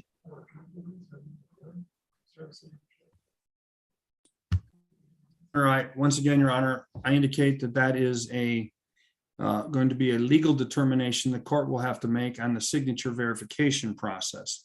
That is not a that's a summary statement of relief requested, which requires the court to apply the law to a process which we have agreed that we were not doing today. And so the witnesses speculation or opinion about what has happened in Detroit, he stated what he says the process that we're using currently and will continue to use. Your Honor is going to hear argument to apply the law to that and determine whether or not there's a remedy. So once again, I say this is not a relevant question for the witness. And this is the objection that Mr. Fink made during my presentation of proofs. Well, I think that this is really much more of a factual question in terms of whether or not any absentee ballots have been issued without a signature verification. Now, that takes nothing away, Mr. Hartman, from your ability to say that the process that's being used for signature verification is not in compliance with the law. But if Mr. Thomas can answer that, or maybe he'll say, I don't know, maybe he'll say 20,000 have been sent out without even looking to compare signatures. But whether the signature is in compliance with the law, whether that process complies with the law, we are in agreement. That's a legal question for me to answer, but certainly he can answer whether or not there they're checking it, whether the clerk's office is checking it adequately, whether they're checking it in conformity with the legal requirements, is a legal question. But he can answer that question. Go ahead, Mr. Thomas. You want to repeat the question, please, Mr. Fink?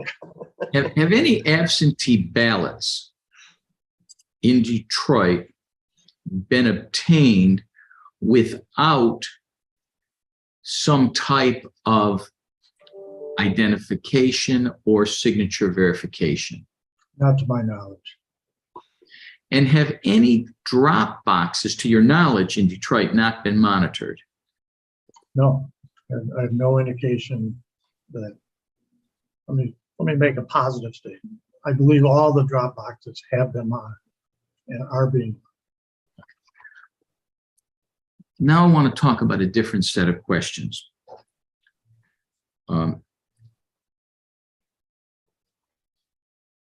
If the court were to order that all signature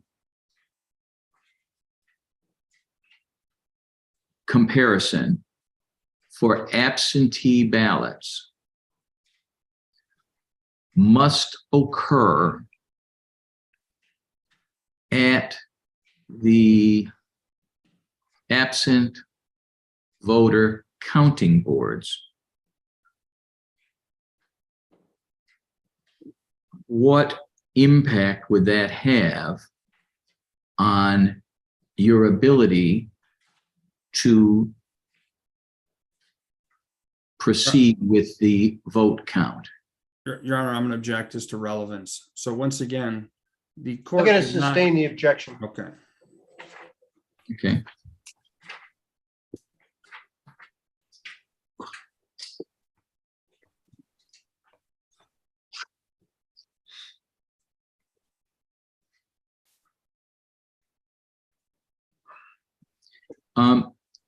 Have the employees who will be the election workers who will be working, the inspectors, I'm sorry, the election inspectors who will be working on Tuesday and beyond at Huntington Place at the absent voter counting boards, have they been trained in signature matching, signature verification?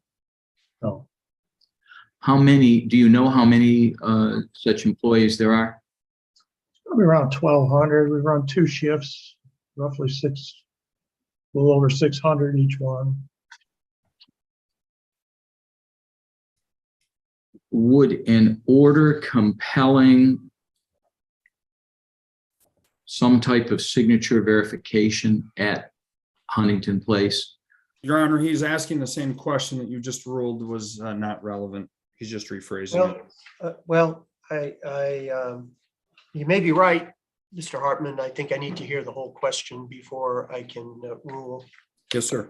Go ahead, Mr. Fink. Would an order compelling some type of signature verification at Huntington Place or at the absent voter counting boards impose a training burden beyond the scope of the capacity of the city clerk at this time? I think that's the same general type of question. I don't think it's relevant for purposes of ruling on the plaintiff's motion here, Mr. Fink. Okay.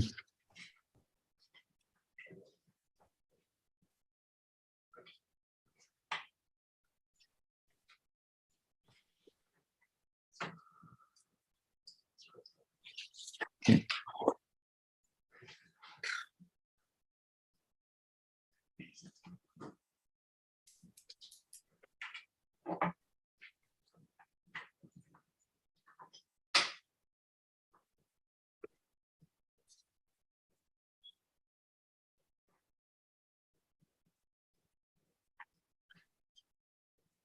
I have no further questions.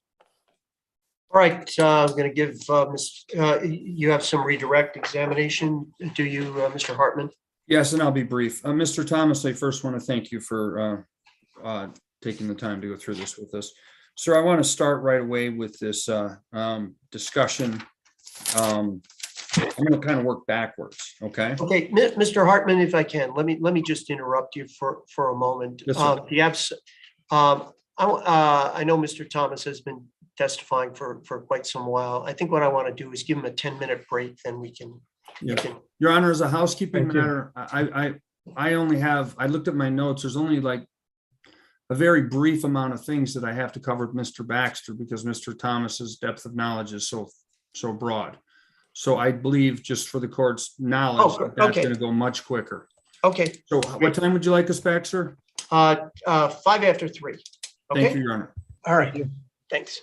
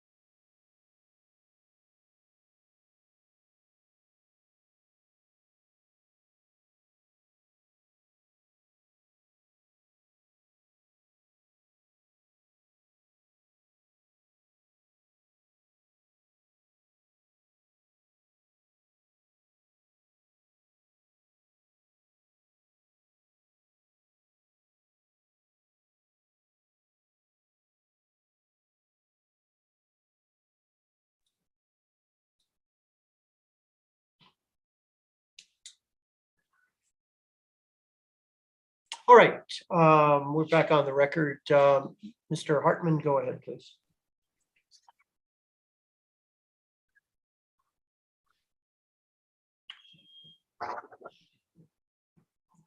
Sorry, Your Honor. I, All right, little technical difficulty there. okay, Yeah, I'd like to, I'm going to go through the same basic order from front to back that just so everybody can be on the same page length. I think it's easier for the notes. Mr. Thomas, I want to direct your attention to the fact that your diagram that you set forward, first of all, that was very helpful, but I want to focus in on the application process as to who gets a vote. And I want to focus in on security. So that preamble done, the security of who gets a ballot is based upon the application and a signature comparison, correct? Not only, so, one, the voter's records looked at, determine whether in fact a registered voter in the jurisdiction, make sure that, they haven't moved or on a move status. And then, yes, looking at the document, the application itself, it's got to be properly completed. And then, yes, the signature verification is the security. So I want to be clear here that I'm not suggesting misfeasance or malfeasance by the clerk in letting people have access to our voting rolls, but we've mentioned other political things going on. Do you recall the FBI director coming on in the past and saying foreign countries had accessed our voting rolls? Yeah, I've heard things like that, yes. And so if somebody has access to the voting rolls with bad intentions, foreign or domestic, one of the ways we make sure that the ballot that's got the application, we start with the signature. Would you agree that that's the main security as to who gets a ballot?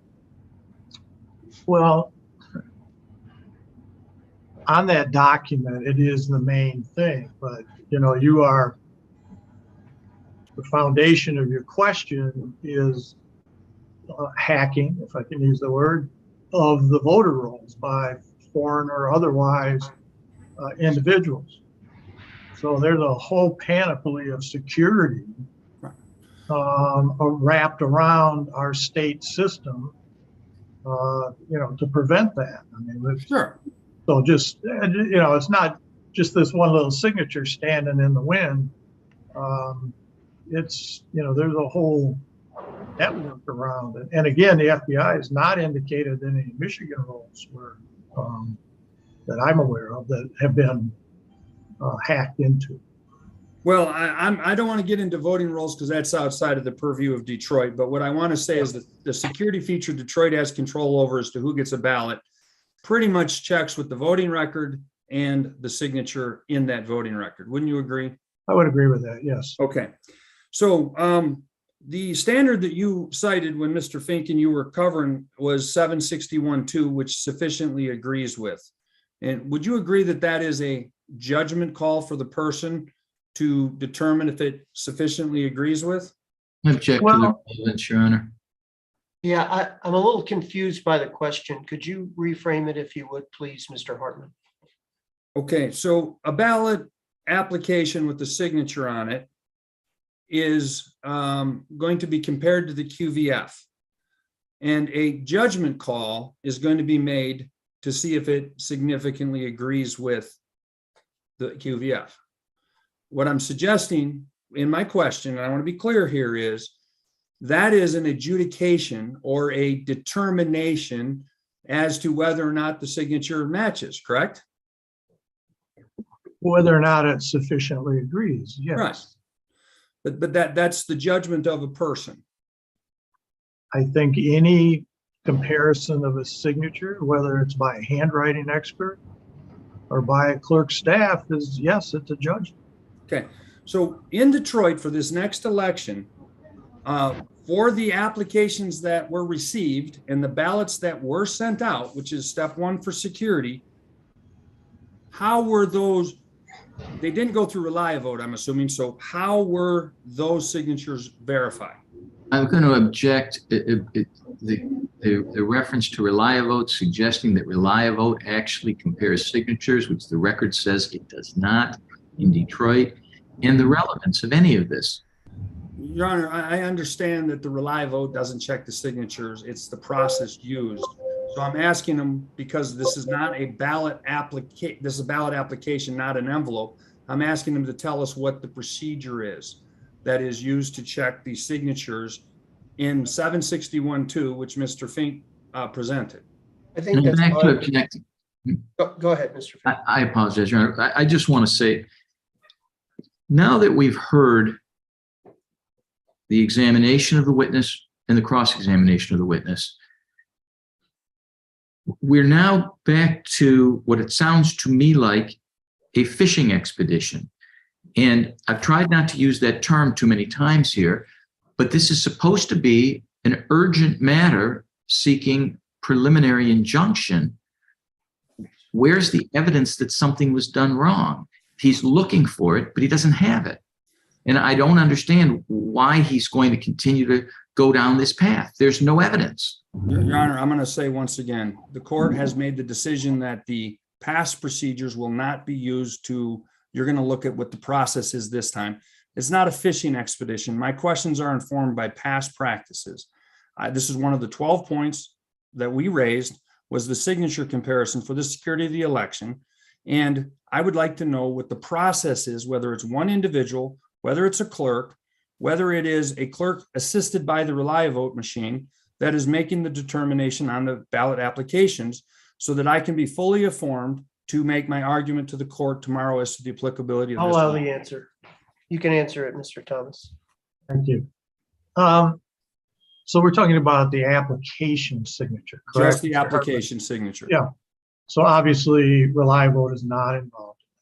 Okay, And so there's a staff under the supervision of Mr. Baxter, who's here, that reviews the application. And then there's a screen with a qualified voter file, pulls the signature up and makes a determination. Piece of paper and a computer screen. is there a record of applications that are not deemed to be sufficiently agreed with? I would defer to Mr. Baxter on that. Okay, I thank you with that. I want to move to the next issue, and that is related to your chart. You were demonstrating that along with the ballot that gets sent out in response to an application, there were instructions that are attached.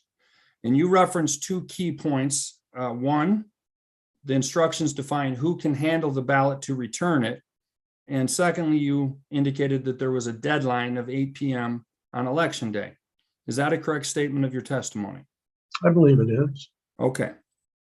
So one of the next questions that I want to make sure we are clear here is that you went into when the ballots arrive back from their trip to the voter and then return through the mail system or the drop box or dropped at the clerk. That's the point we're at.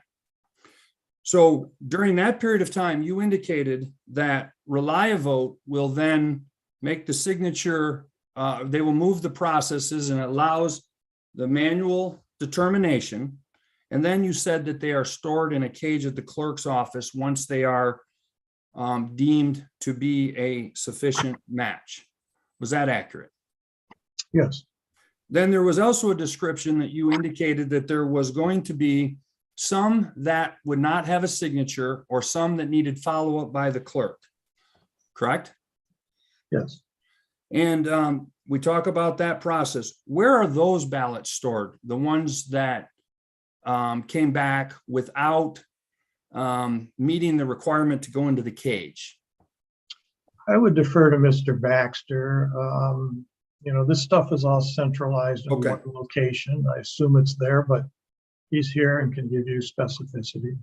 Okay. So, so I will review that issue with him. I want to review what you talked about with the balancing issue, and thank you for clarifying that balancing. And I want to make sure I understand this is balancing is one of the two prerequisites for a candidate to have a recount, or the voters to have the candidate have a recount, correct? Yes, sir. And balancing means that the poll list indicating the number of ballots that were returned and the number of ballots that you have actually counted match, correct? Or that there's a Well- good explanation. It's really the number of names in the poll book of voters. Right. The poll And book then- list, right? Yeah, the poll list. And then the number of ballots that were tabulated. And some of the explanations as to why you need to have an explanation, you said was an envelope returned with 0, and it could also be an envelope returned with 2 ballots, correct? Correct? What's the procedure if you get 2 ballots in an envelope? Well, they don't both count. Do either of them count? They may. Again, you look at the ballot stub number and the signature, the name of the person on the outside of the envelope. And so if those match, obviously that's a legitimate ballot. The other ballot, no, it's not gonna. Okay. So when Mr. Fink was asking questions, rightfully so, he was indicating that one of the ways that we know that the election is not corrupted by foreign or domestic interference or error, malfeasance, or fraud, or any of that stuff is the recount. And I think that I want to discuss, you had mentioned that the balance is a prerequisite for there to be a recount. So I'm asking, and not to go into past history, you said that you took it as a win when 10 of the 130 absentee counting boards, only 10 were out of balance. But I want to know, if those were out of balance, would they not be eligible for a recount? First of all, in the primary election, we really don't use ballot forms because of precinct delegates. It makes every precinct unique.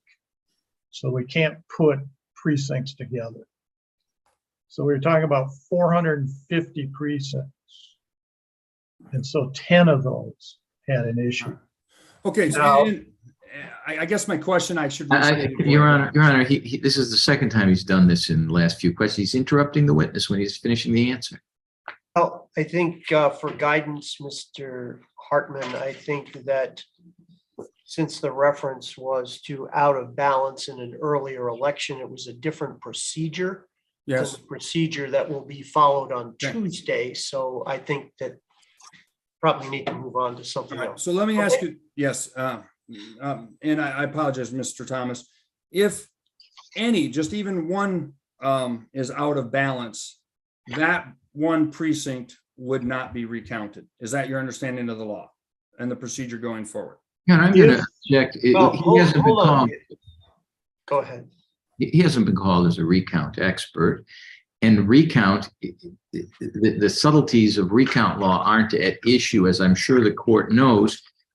The current statutory provision in Michigan does provide that by law that you cannot recount an unbalanced precinct. That said, there certainly have been challenges, judicial challenges on that subject.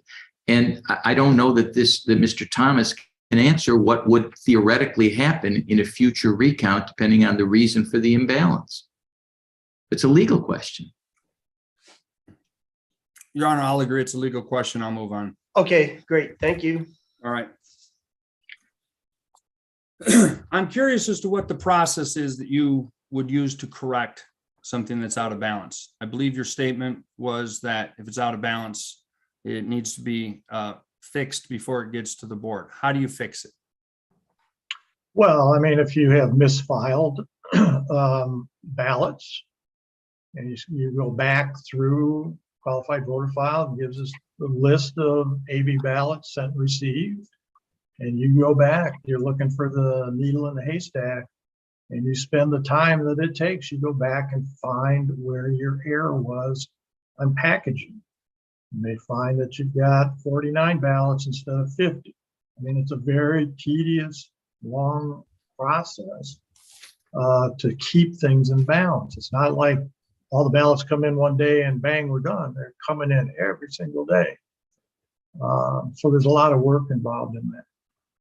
Okay, so we had a brief discussion. I'm going to jump to the high-speed tabulators. We had a brief discussion where you indicated other jurisdictions that use the high-speed tabulators and also the adjudication process. My question for you is, not every jurisdiction that has an absentee counting board uses the adjudication process, correct? That's probably correct. All right, and you had indicated that that there was some configuration of a voting system at a municipal level, either a township or a city, that was scalable. You could select and put pieces together from the 3 vendors to make a system that was configured for your needs that might be different than counting ballots in Cross Village, Michigan. Yeah. I'm going to object to the relevance. Is that What's the relevance? Your Honor? The relevance is the configuration. It is an optional configuration. David, Your Honor, there's been no evidence. We've seen nothing from anybody. There's no witnesses, no testimony to suggest, and I'm certain it's not going to come from Mr. Baxter, to suggest that the plaintiffs can establish that there's something wrong with this configuration and that this configuration is illegal. Your Honor, he's trying to anticipate where I'm going. It's a foundational question. Well, let's hear the full question Very well. first. All right. We're going to be talking about the configuration of the system in relationship to certification of your systems, okay? In a moment, sir. So that's where I'm going. So you had talked about how the statute, you feel 795A, has been become outdated with the creation of the U.S. Election Assistance Commission under HAVA, correct? Yes. So my understanding of the requirements of the U.S. Election Assistance Commission is that it established voluntary voting systems guidelines, which you've referenced. Would you agree with that? I would. And that a system that is used at a precinct has a configuration to create a combination of software and hardware that is then certified as a package as configured. Would you agree with that? Yes. And it has to meet the current standard. It's tested to the standard. Yes. Right. So would you agree that the voluntary voting system guidelines had a standard 1.0 in 2005 that was updated to 1.1 in 2009 and became a third standard in 2021 of VVSG 2.0? I agree. Your Honor, objection. But aside from the fact that I'm suffering from a serious acronym deficiency as I'm hearing all of this, I don't understand the relevance to a claim that Detroit voters are somehow not having their votes properly counted when there's no testimony, not very little. There's no evidence at all to suggest something wrong with the system. Mr. Thomas has already said that the Board of Canvassers, the Board of State Canvassers, has approved the system.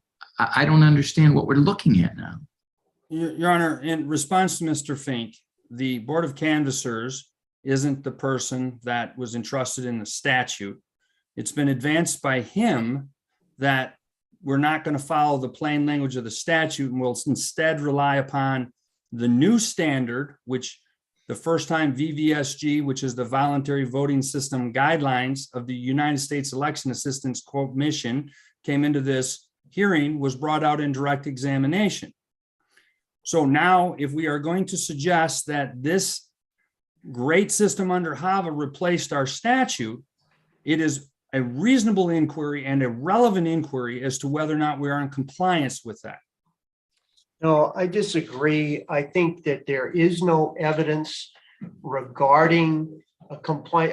There's nothing been brought before me in this hearing other than to indicate that the Board of State Canvassers has in fact approved all of the equipment to be used. Now, if you want to attack that, you're free to do that, but we're not, this is not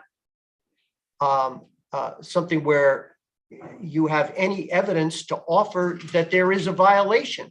If you want to argue that the statute hasn't been complied with by virtue of not having the right approval, that's fine.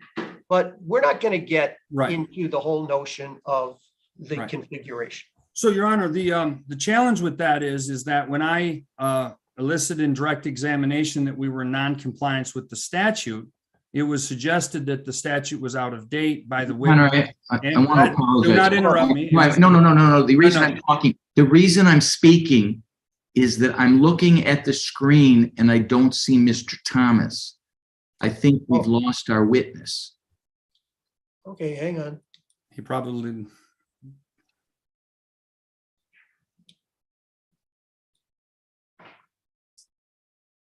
Yep, we have. All right, but go ahead, finish your argument there. We'll see about getting them in. So, Your Honor, I wasn't the one that suggested that there was an alternative means to comply with MCL 168.795A. And I wasn't the one who suggested that the mechanism of meeting that was with this better US system. So it would be disingenuous for me to leave this record with the court believing that we meet the US Election Assistance Commission standards, which requires that a voting system as configured meet the current voluntary voting systems guideline as tested by a accredited laboratory in a procedure that is described in the Voting System Test Laboratory 2.0 procedure manual, and that we have a certificate that would allow the Board of Canvassers to make a determination that the current system as configured, not the system that was bought in 2016, meets the standards of the U.S. Election Assistance Commission as to security, transparency, and accuracy. And Your Honor, Go ahead. so my point is that because we are in a state court proceeding, and I cited the statute that's on the books, and it was offered as a defense that the system meets a better federal standard, I would like to be able to inquire and establish the foundation that there is no evidence, because if you go to the U.S. Election Assistance Commission, you will find out the configuration of this system has not been tested against the standards. Well, I have no evidence of that, but more to the point, the evidence before me is to the effect that the Board of State Canvassers has approved all of the Detroit election equipment. That's the evidence before me. Okay, and I am we'll not argue the going laws to- whether- yeah. You can argue the law to me tomorrow, but I'm not going to allow you to get into this. Okay, so Your Honor, what I'm going to say is then I presume that you're going to also say that compliance with the U.S. Election Assistance Commission standard, if that is required, there's no record that we're in compliance. Your Honor, we don't have the burden of proof. Yeah. Well, then I would like to Yeah. cross-examine to establish the burden of proof, because Mr. No. Thomas would be able to provide through testimony the absence of the certification of the system as configured to the current standards by an accredited I know laboratory. you've made that argument and I've said no. So Okay, we're going to thank move you, Your on. Honor. Let's get Mr. Thomas. Your Honor, we got a text, I didn't want to interrupt, but we received a text message from Mr. Thomas saying he has no internet service. With the court's indulgence, let me phone him and find out if, what his situation is. May I do that, Your Honor? That's great. Mr. I noticed that Mr. Baxter dropped off also. I don't know if there's somehow Oh, on this. no. He's right here. He may have dropped off, but he just popped up in the waiting room again. Okay, good. So let me give you a minute to reach out to Mr. Thomas, and then if he's still having a problem, we'll go with Mr. Baxter. And then Okay. return once Mr. Thomas gets his connection. And if we have to have Mr. Thomas come in by Zoom, maybe, or by, if he can join through his phone, maybe we can do it that way.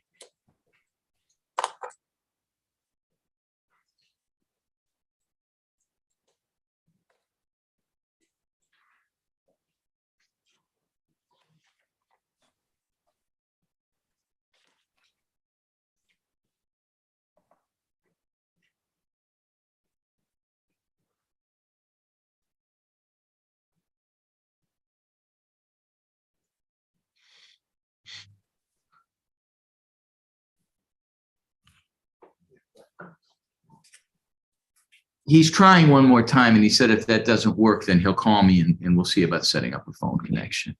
Okay. Or maybe I'll have him call the court, I guess.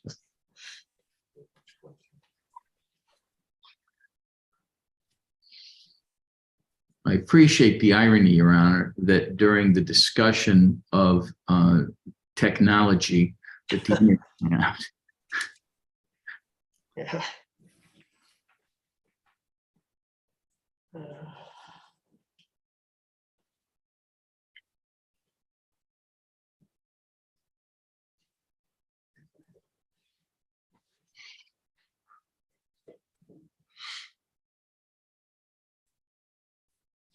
Give me just a minute.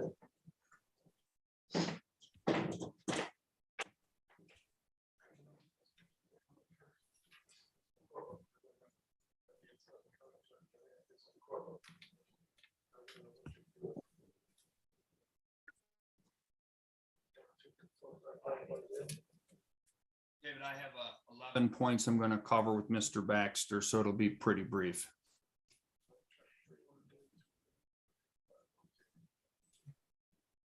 One page, not all the stacks that Mr. Thomas got. You heard what the judge said about the Gettysburg Address. Yeah, I'm going to try that and see if that works any better.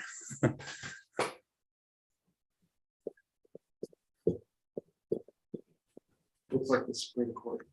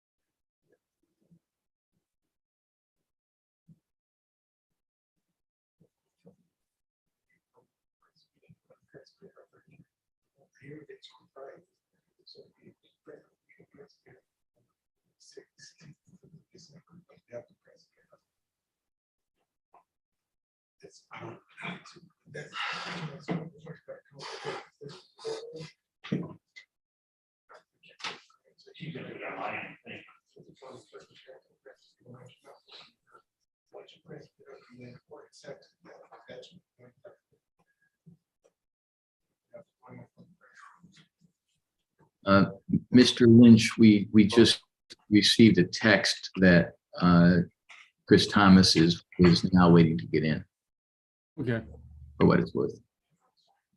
I'll make sure. Thanks.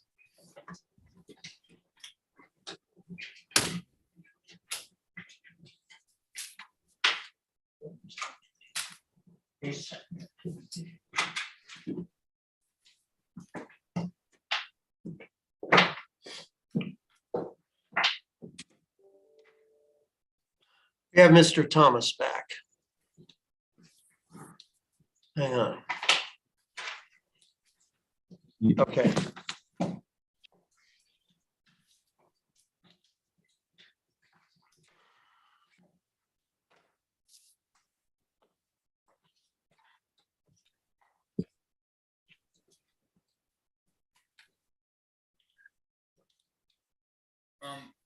Sorry about that.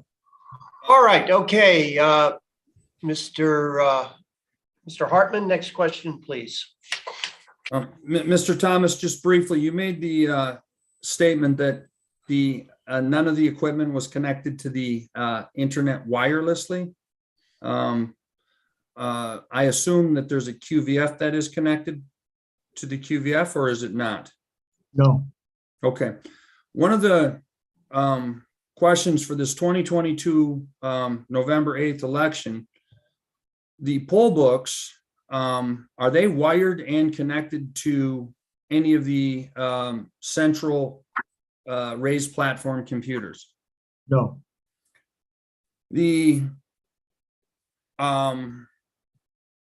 question that I would ask is, if a poll book is flashing that it needs a system update, and then that message goes away after a symbol appears on the phone indicating wire connectivity, is there any way that that could happen moving into the 2022 election? Your Honor, we are beyond anything I brought up in cross-examination. I didn't go into poll books. How is this part of redirect examination, Mr. Hartman? Your Honor, the statement was made that none of the equipment was connected to the internet. I am probing the veracity of that statement. Well, And the let's poll ask that question. Why don't you ask That- specifically? I've asked that, and now I am probing into the Excuse me. response. Excuse me. The statement that is being referred to was made during direct exam, not during cross-exam. Oh, that's right. That's an incorrect statement. However, I'll I'm- withdraw the objection. I don't want to have everybody have to go back through their notes. I thought so, but I don't want to hold up the court. I want to get to the discussion that you and Mr. Fink had now related to issue number 1 with the signature comparison. He used the term an audit trail to signature in carrying forward my argument. I want to focus on that point. Is there any record of the signature comparison that is created to your knowledge? I don't know how I don't understand what you mean. So a voter who votes, say in the primary and the general, they will have had their signature checked 4 times. What I'm wondering is this technology, ReliVote, is relatively new. You've indicated that both signatures come up for comparison.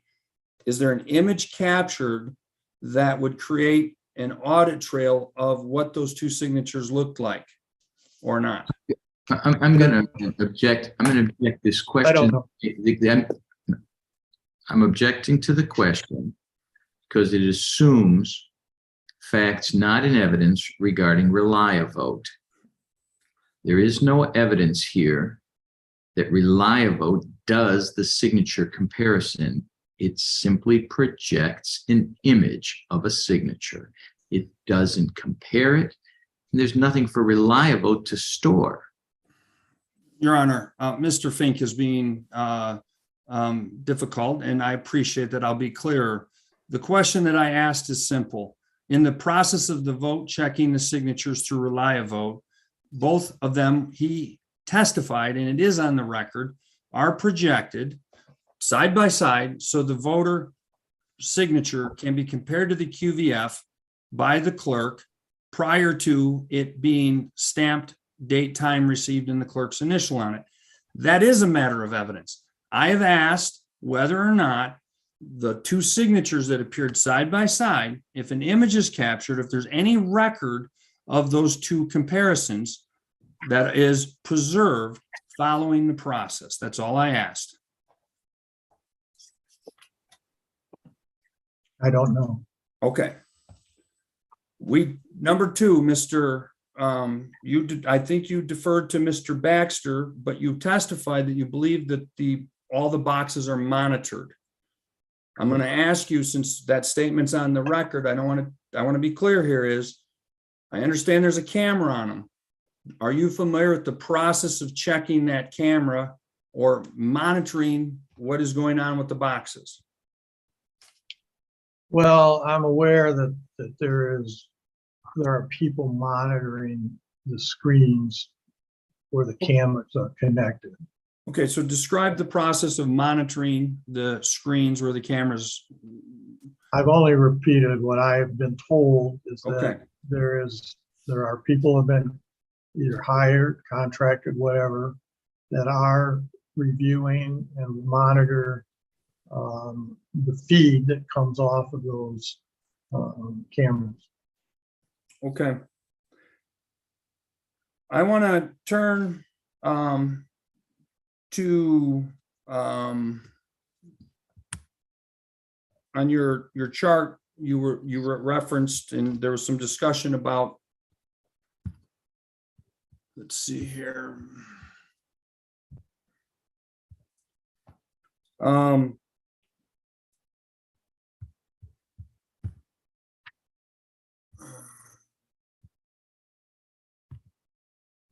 So do you want to share the screen with the chart? Make it Yeah. easier. Court? Well, I'm not going to pull the chart. I'm going to pull the statute reference there. Let me see here. Many issues, this one here. Sir, under MCL 168.767A, Which one, excuse me? there is What's the citation again? I'm sorry. 168.797A, parent 2. Okay, you said you were referring to the chart. I don't see it on the chart. Yeah, I apologize. It's not on the chart. It's in my notes, and it is in reference to a question Mr. Baxter added under item 4. Mr. Baxter asked a question. Sorry, Mr. Fink asked a question.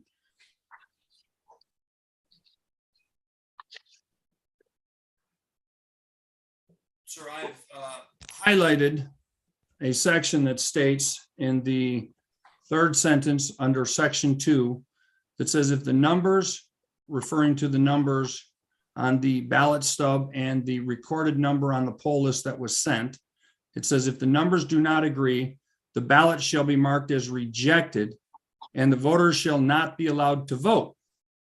Okay, let me understand. I apologize. I have to object, Your Honor. I think he said 767. No, I may have said 767.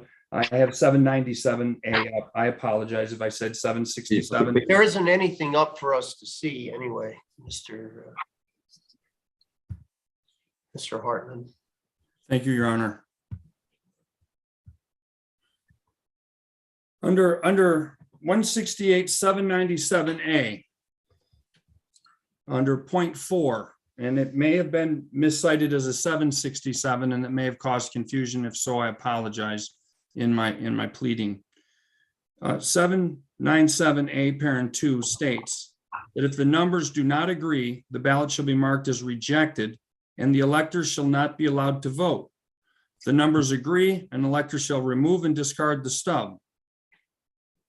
Your Honor, I want to object now, and I just have to, I need to point out that counsel's claim as presented to us, which we have not understood, and we've asked a few times about it, says to reject ballots that are illegally, it doesn't say legally what, pursuant to MCL 168.767. That's what we've been defending against. And that's what we talked about, because that provision does allow the computer to reject the ballot. That's what we've been talking about. Nobody at any point referenced 797A. Now, if the court, I understand if the court is interested, the witness can answer the question, but it's very frustrating. We don't have the burden. They have the burden. They haven't even told us what their claim is, and now it's changing after the cross-examination of our witness. No, Your Honor, I appreciate Mr. All right, what's your response, please? My response is that I've been maintaining through this entire case in argument, and if the presentation of where I quickly attempted to accommodate the tight schedule to restate the questions, I made a miscitation of from 767 to 797. I own that. Your Honor, I've always argued, and it has been part of our case, that when the numbers on the ballot do not agree with the poll records indicating the number on the ballot that was sent, it is supposed to be marked as rejected. And the requirement is in 797A, and it is this section. And I want to ask him in redirect if he feels that the system of putting tape over and changing the number is compliant, and if that system is going to be used in the 2022 election in November. Your Honor, if I He's may. already answered that. That's the procedure that they follow. Okay, So move on. You can argue, you can argue to me that you don't think that's enough. That the procedure that Mr. Thomas has outlined is not compliant. That's fine, but he's told us what the protocol is going to be. So let's move on. okay. So during the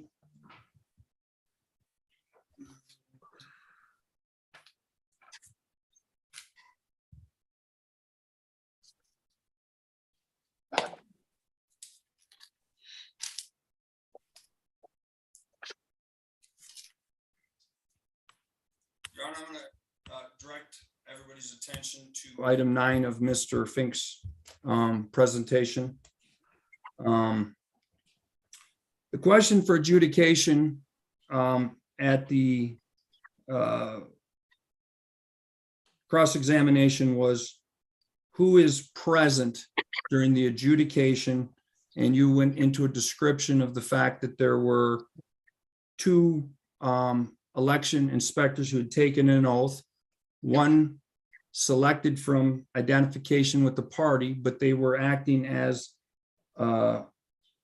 members under oath. Do you recall that description, sir? Yes, sir. All right.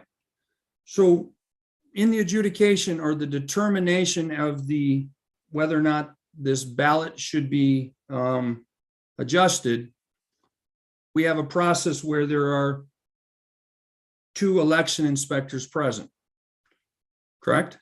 Yes. And I have argued that when we adjudicate a signature, that it would equally be important to have a process where it's not one person, but 2 people from a party under oath with poll challengers present. And you've indicated that it is your firm belief that that's not required by law. Objection, Your Honor. The term adjudication with respect to signatures has never been used by any witness or any party in this case until this very moment. And there's been no suggestion that the term adjudication relates to matching of signatures. Adjudication is a common term in English that references making a determination.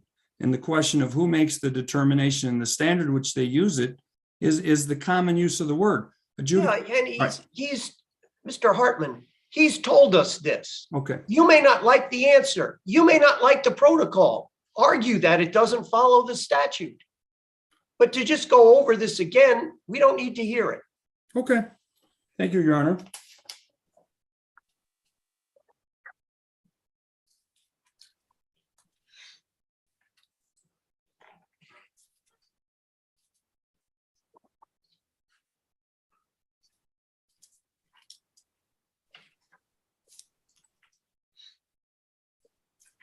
So under item number 11, when Mr. Fink and you were discussing this under MCL 1687952, and you referenced second chance voting. Do you remember that discussion? I do. Okay. And with MCL 168-795, it has a provision that at the polling place, the voter gets a second chance to correct their ballot, correct? Yes. And that since the voter is not present, the statute does not provide for adjudication or a second chance in an absentee board under Section 2, does it? I don't know. I really have to scour this section to make a statement on it. All right. So with the compliance with HAVA, which you had referenced as to the second chance voting was the law change, and you were, when that came out, you said you were the director of the election, Bureau of Elections for the state. Didn't HAVA provide that instructions, clear instructions, could substitute instead of giving a second chance? Oh, yeah, well, that's the punch card. That's the slippery slope, Mr. Hartman. Okay, That was, punch card was hanging on by a thread. okay, And so there was some language about instructions for the punch card people okay, on how you could tell whether you overvoted or not. But all right, that is our systems. You know, look, we've only used high-speed readers since 2020, beginning of 2020. So we've been using tabulators for absentee ballot tabulation for a very, very long time. And we have always used the second chance voting software in that tabulator, in those tabulators. can you show me anywhere in the statute, any Your Honor, statute? he just interrupted the witness. Yeah, I agree. Answer the question. Go ahead, Mr. Thomas, finish your answer. And so we have used that all along. Now, I have not ever heard a claim that second chance voting, that ballots couldn't be inspected in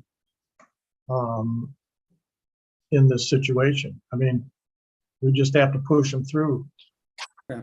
Let them, what happens, even if it's a stray mark. How would we comply with the stray mark requirement? How would we take care of voters who are allowed to correct their errors?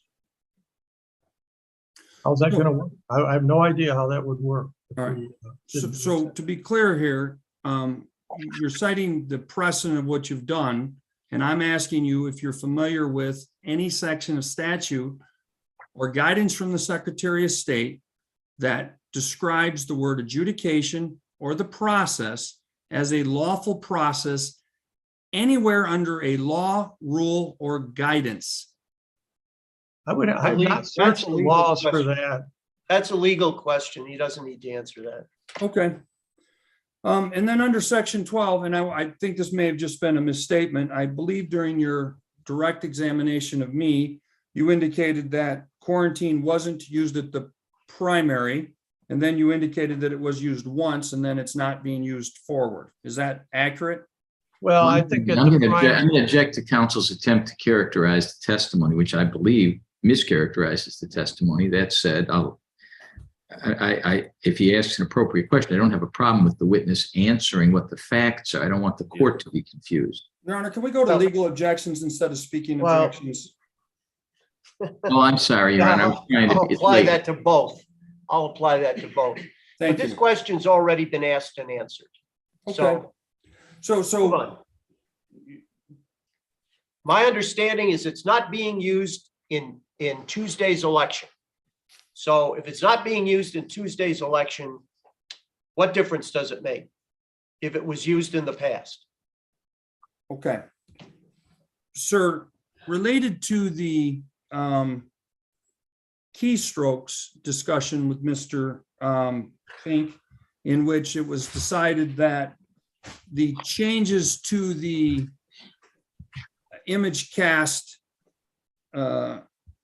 system, the high-speed tabulator, would be visible on that screen, and therefore it was not necessary to have a poll challenger on the platform. Do you recall that discussion? I do. All right. Sir, is there also a display module that would reflect the keystrokes of the people administering the election system that is only visible from the platform? I don't know. Well, you've been on the platform, you've seen the computers, right? I've never really looked at the computers. That's not what I'm there to do, is to look at computers. Very well.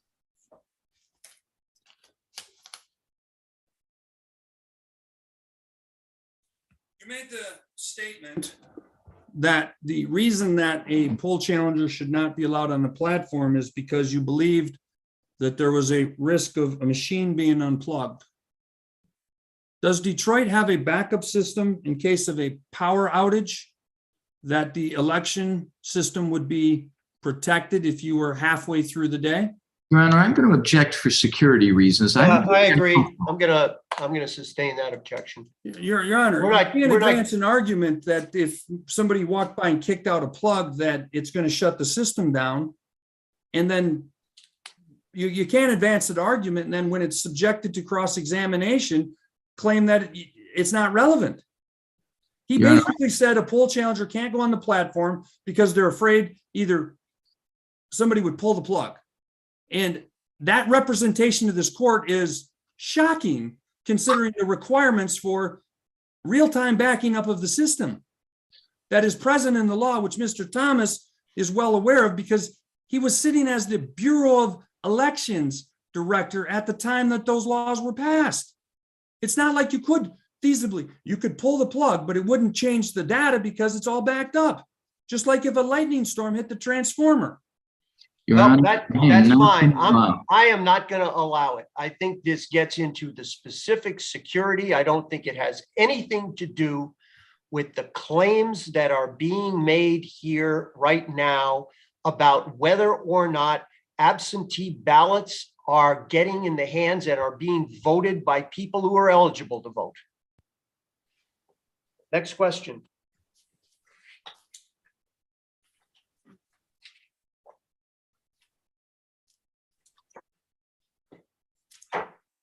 So referencing the statement that their signature verification standards, that the election inspectors haven't been trained in Detroit, I would ask, my final question is, are the election inspectors at the precincts trained to do signature comparisons? I doubt it. I have no further questions. Anything, Mr. Fink? No. All right. Thank you, Mr. Thomas. Thank you for Thank you, being Your here. Honor. All right, let's 5 minutes and then we'll start with Mr. Baxter. Okay, we would ask Mr. Thomas to go back and take care of the election for us now. I'll call Mr. Baxter.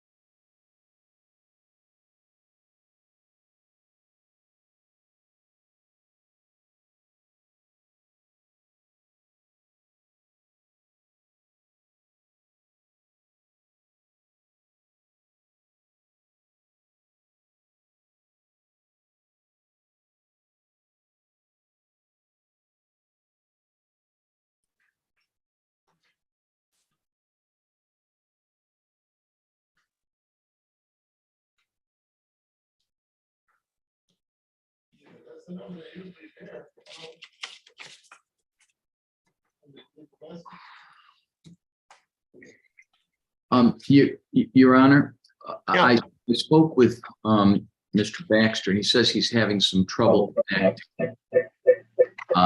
And so what? I feel like your sound is on. Disregard previous message. I see him now. Yeah, I was just able to get him in.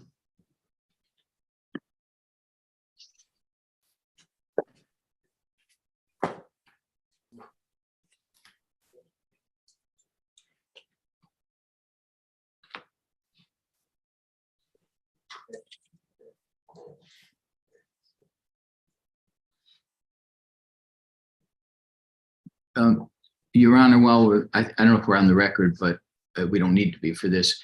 I just was going to ask if it's possible when Mr. Hartman concludes his direct examination, I'd like maybe just 2 minutes to my papers are kind of scrambled in front of me from the last witness, and I would just switch it, but I don't need more than 2 minutes. I just have to find the right papers.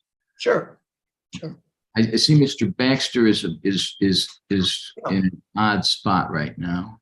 Oh, I see. He's setting up. Okay, all right. Okay, let's see, where's Mr. Baxter? Okay, here we go. All right, we're back on the record here. Mr. Baxter, would you raise your right hand for me if you would, sir? Do you solemnly swear testimony you're about to give will be the truth, the whole truth, and nothing but the truth, so help you God? I do. Thank you. All right, thank you. All right, Mr. Hartman, go ahead whenever you're ready, please. Sir, state your full name and spell your last name for the record. Daniel Alfonso Baxter, Baxter. Good afternoon, sir. Good afternoon. Would you give me a little bit of your background in history and tell me a little bit about your training and experiences? Yep. So I started working at the Detroit Department of Elections in 1985. Moved up through the ranks. By 2005, I was appointed deputy city clerk by then City Clerk Janice Winfrey. Then City Clerk Jackie Curry.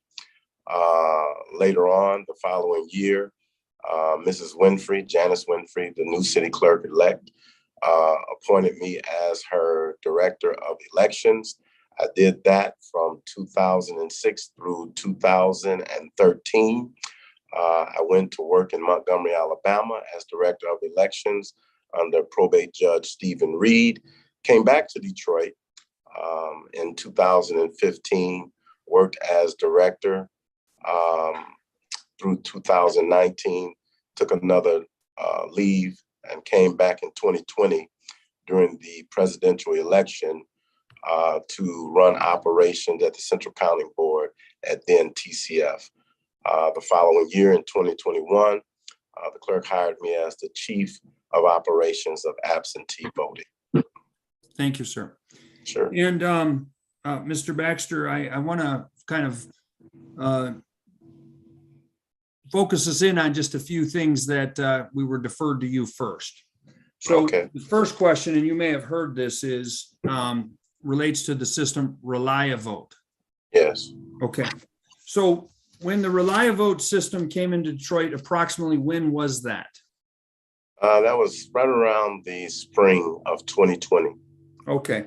So it is a relatively new system, correct? Yes, it is. Yes, it is. All right. And was that approved by the state Board of Canvassers or any other process at the state level? No, it was not. Okay. And the ReliaVote system that one of the questions that I had asked, and I think it was kicked over to you, was when the ballots are deemed to match the clerk that is puts the timestamp and the signature on, those ballots are directed to the cage.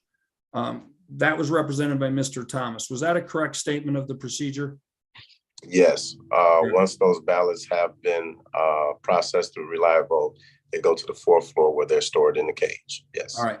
And they're stored by precinct?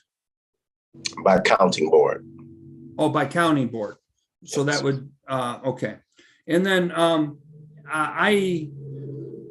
wondering if the process has changed. At the counting board, it appears that the ballots arrive individually separated by precinct. So if a county board has 4 precincts, there will be a bundle of votes for each precinct. Is that not the That was- process? That was just the primary. That was in the primary election. As Mr. Thomas alluded, precinct delegates make primaries a little bit more challenging, which means that we can't bundle a political composition into a counting board. And as such, because of precinct delegate, every precinct is unique. So you have 1 through 450, and one table in the primary may have had 5 precincts, but for the general election, it'll be just 1 ballot style per table. Thank you for that clarification, because that is a slightly different process. Thank you. So what my question is the ballots that don't get approved, that the clerk is going to continue their statutory duty to reach out to the voter to Yes. say you've missed your signature, et cetera.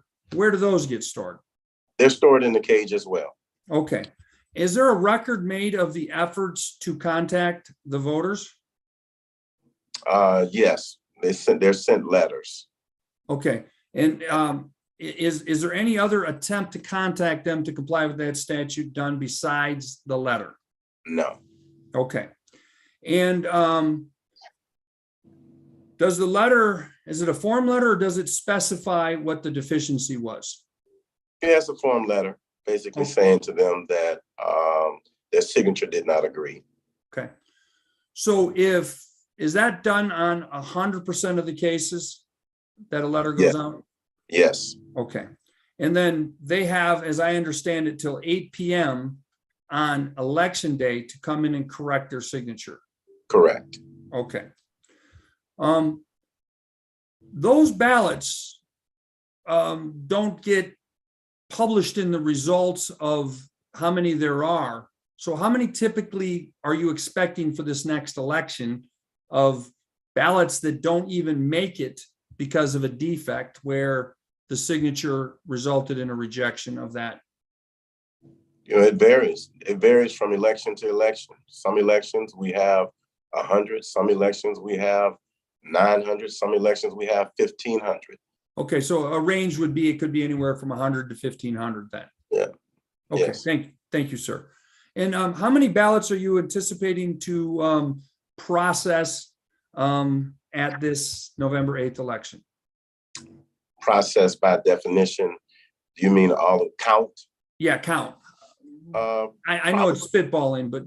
Probably somewhere in the vicinity of 75,000 to 80,000. Okay. Okay, thank you, sir. And then I want to go to the security questions that you were on. I saw you on the camera and I had, did we lose him? Oops. Yeah, we sure did. He had had an internet problem, and that's why he used his phone. They were having an internet problem wherever it is he is today. I think he's at Phone Huntington. battery, we got him. There we go.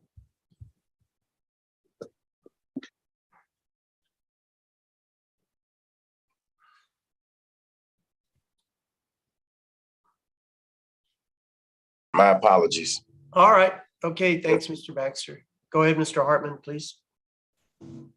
Explain the process that will be used and has been in use for absentee applications to compare the signatures to the QVF? Yeah, so the law provides that 75 days prior to the election, we can begin accepting absentee voter applications.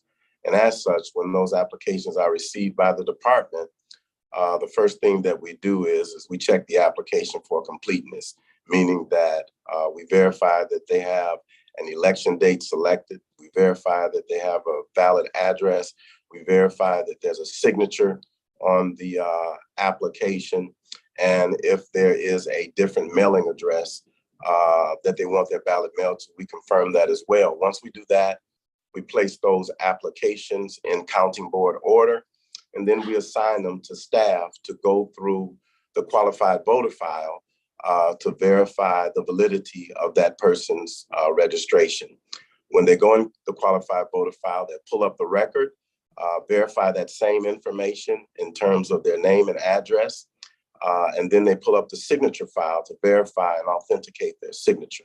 Upon making that determination, they then accept that application on that particular date, and they acknowledge the date that the ballot will be mailed, with providing that date as well as the ballot stub number assigned to that particular voter.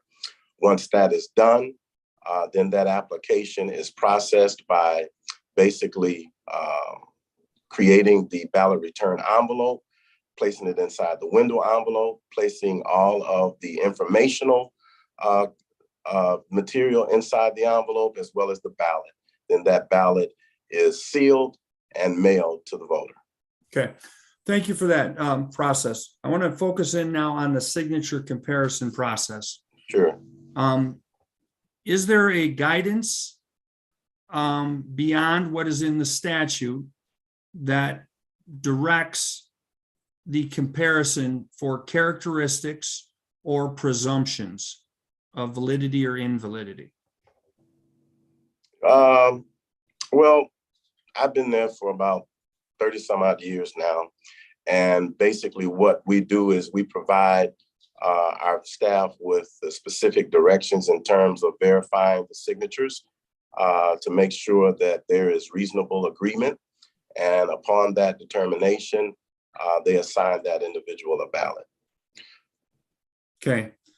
Is there any guidance from the Secretary of State in the form of? Yeah. Your Honor, I'm going to object at this point because I believe that issue has become irrelevant. The court may have been advised. I have not read this yet, but according to media reports that flashed across my phone during this hearing, the Supreme Court has reversed or stayed the Court of Claims ruling regarding the Secretary of State's previous rules.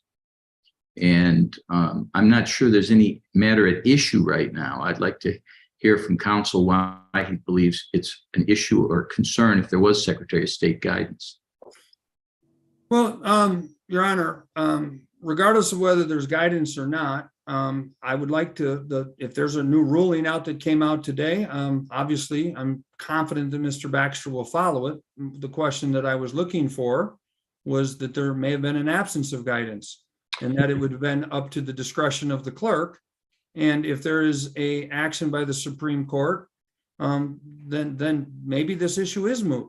But I haven't been monitoring social media. I've been engaged in these proceedings. Right. I haven't seen it either. And so let me say this. I think your question with regards to are there anything outside the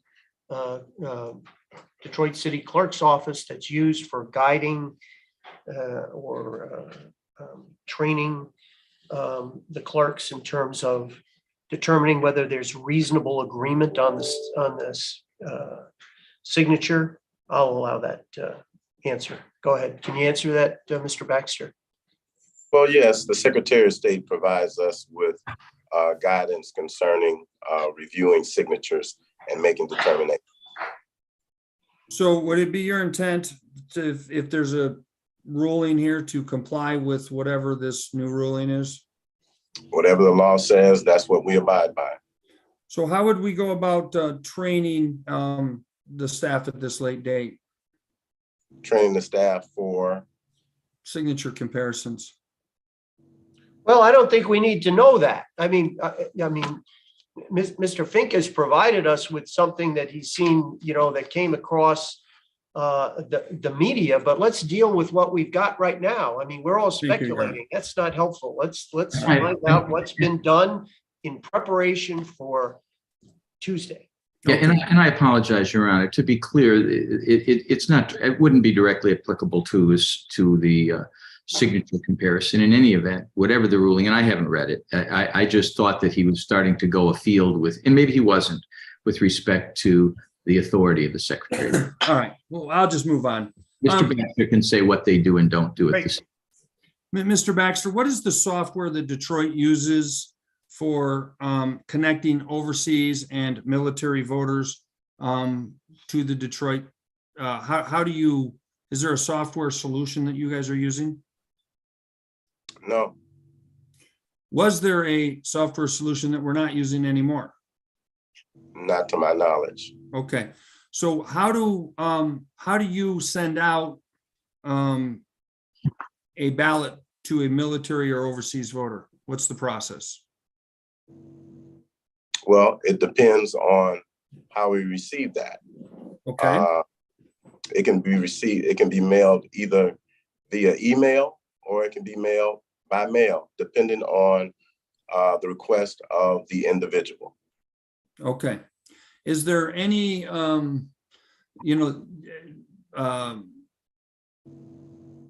encryption or blockchain or anything that is used to preserve the ballot back and forth in transit? Not to my knowledge. Okay. And then related to the a question I had asked about the adjudication software in the ImageCast Central. Mhm. Would you agree that the ImageCast Central is manufactured by Dominion Voting Systems?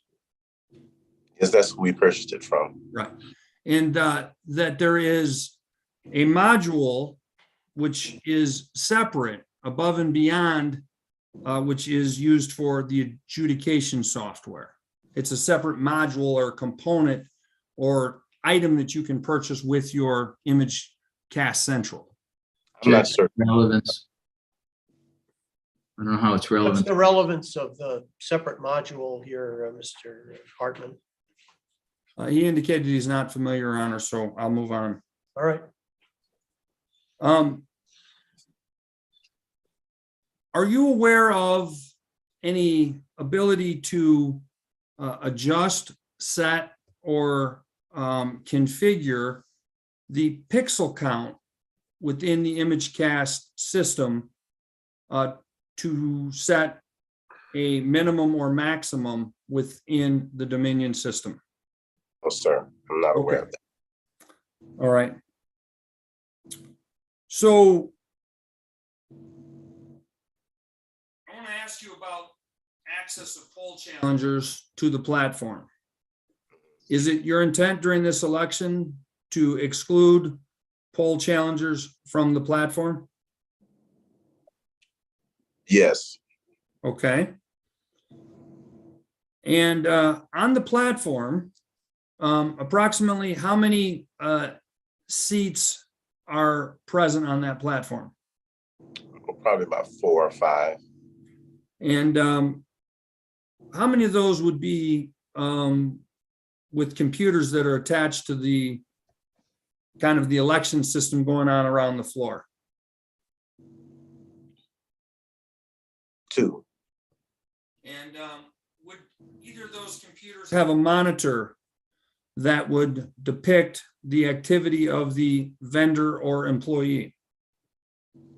That would depict the activity of the vendor or the employee. Yeah, what they're doing on their computer. Oh, yeah. Would there be a monitor? Objection There's a relevance. Objection relevance. He hasn't established that anything that's occurring there is something that a challenger should have a right to observe, regardless of whether it can or can't be seen there. Mr. Hartman? Your Honor, that'd be a legal argument. The statute says all procedures shall be observed, public observation. I can bring you up the statute if you want to argue the No, law. I don't need that, but I think I need you to ask the question a little more precisely. If you want to ask what's going on, what Sure. kind of work is being done up there, I think that would be helpful. Go All ahead. right, well, why don't we talk about, you've indicated there's typically 2 computers up there. Do you know what, who is using this computers first? Would it be Yeah, vendors both. or staff? Staff. All right. And what would the purpose of those computers be? What procedures would they be using them for? Well, as the results are collected, they are responsible for receiving that information, downloading the data on a memory stick, and then having it delivered to the Department of Elections for result reporting. Mr. Baxter, during the 2022 election, is it likely that the computers would show, like they did in the the August primary, a screen with data scrolling on it with different color codings based on lines of, like, I believe there was green and red and white. Is that likely to be the process again? Probably, yes. What does the different colors of the data that is scrolling up there, what does that data represent? I'm not certain. The operator is familiar with that. I just ask for specific information periodically, and they provide me with that information. Okay. To your knowledge, is any of the election equipment inside the Huntington Place connected to the internet? No, Okay. Is there any, the poll books that are at each of the 130 roughly absentee counting boards? Are you familiar with those computers? yes, Would you agree that typically, I'm assuming it would be the same for this next election, Station 1 has a computer with a scanner that will read the barcode, and then it'll display on the computer for the election worker and a monitor for the poll challenger. correct, Are you going to follow that same process? yes, Okay, so on the screen of the poll challenger, there is an icon which will indicate whether it's connected to the internet or not. Are you Mhm. aware of any reports that sometimes goes on? I've heard that it has occurred in the past. Okay. And have you checked the audits or security logs? Is that a risk for this next election? No, it is not. Okay. And the other thing that is sometimes flashes on the poll challenger screen is that it requires a system update. And then after a while, the update will occur and that message will disappear. Was that reported to you? Yes.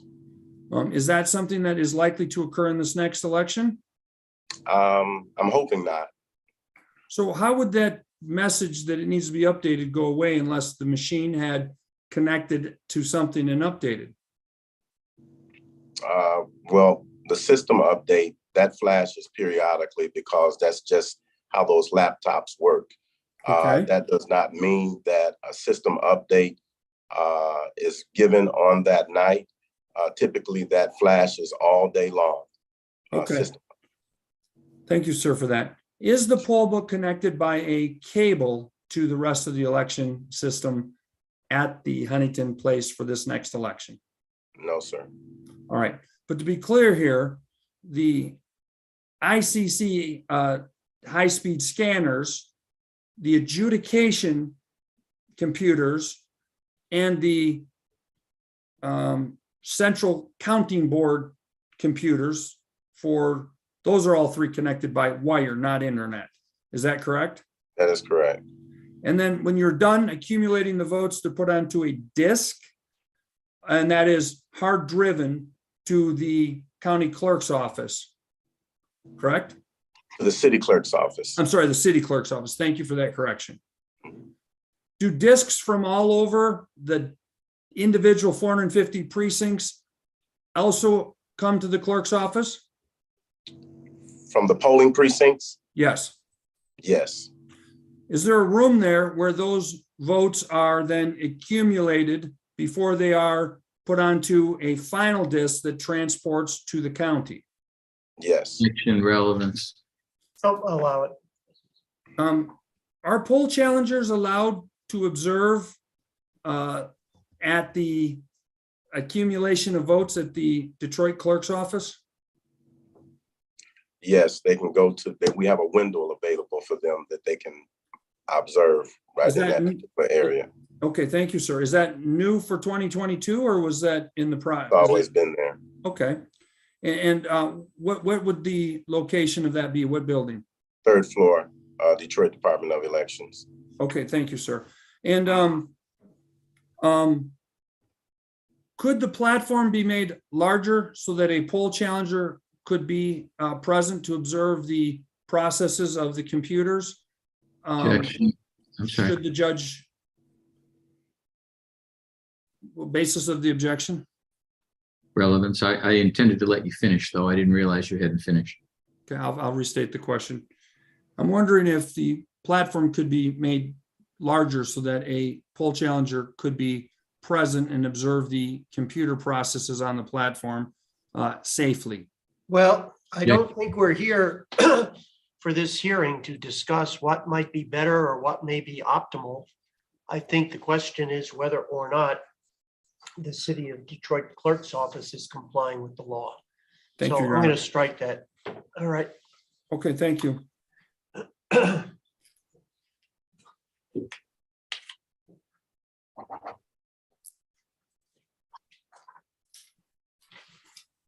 Mr. Baxter, I want to just end my time with you. I want to just go through the vendors that are involved in the absentee voter counting board in Detroit. Okay? Okay, Dominion has a representative there to assist. Is that correct? that is correct. And normally that you anticipate that to happen this time as well. Yes, Who is the agency that wears the ICU? Who are they employed by? they're poll workers. They're poll workers. Yes, And do they function as security? yes. They just monitor to make sure that everything goes well. They partner with our supervisory staff. Okay, so they're poll workers. So they would be a Detroit employee, They're volunteers. volunteers. And my understanding is that at the base of the platform, it would be your intent to have one of them. The platform has a stair on each end. Is it your intent to have a person with the ICU markings on that platform to prevent access to the platform? Objection to any question about security at this facility. There's no question. I agree. It's being monitored by people all over the country looking for ways to get in the way of this election and to overturn a fair and free election. And these questions are very troubling. I'm sorry I spoke over the court. I agree. We're not getting into security questions, specifically who's going to be where and When the who's going to security, do Your what. Honor, is employed to prevent poll challengers and exercise of their duties. You can it would argue be- that, you can argue that, but I've indicated I'm not going to let you get into the very specifics of who is going to be where in terms of security. Okay. So we'll All right, go well- from there. Well, thank you, Your Honor. I would just like to make a record that there is armed guards and a process you go through to get into the room. You have to have credentials, and it is not something that people from the street can walk into the absentee voter counting board. Even a poll watcher has to submit their credentials, be approved by. I an understand that. I organization. thought I ruled, so you can move on and you can ask your next question. Thank you. Sir, Detroit recently terminated a contractual relationship with the vendor Connect. Were you aware of that? Yes, What services, if any, did Connect provide that would impact the November 8th, 2022 election? Objection, relevance. They've indicated that that Connect has been terminated, so it has no relevance here. This is again part of a right-wing fever dream about concerns about someone who just happens to be a man born in China who has lived in the United States and has been a citizen for many, many years, and they can't help themselves. When it's completely irrelevant, they still have to find a way to disparage him. Well, first of The all, I'm an fact is, independent. I'm it's not a irrelevant. right-wing conservative. The second thing I do. I is wasn't again- talking about you. I was talking about the people who inspire you. the people who inspire me, you don't even know what inspires me. I'm inspired by the Bible, sir. So right, leave your Mr. personal attacks aside. Mi- Judge, the problem is that there is Detroit made the decision, not Dan Hartman, not my clients, to terminate this relationship. I'm assuming that this breaking of the contract was for cause. I'm not trying to get into that. Why I are you limited my assuming that? question, sir. Where is the evidence of that, though? You're just saying, okay, that they've terminated a contract. All right, All so right, thank based you, Your on Honor. what? All right, great. I will answer the court's question here. Thank you, Your Honor. We will address that. I'm going to share my screen here, sir. No, I want you to ask the witness. I will. All right. I will unshare my screen then, Your Honor, and I will ask the witness from my screen.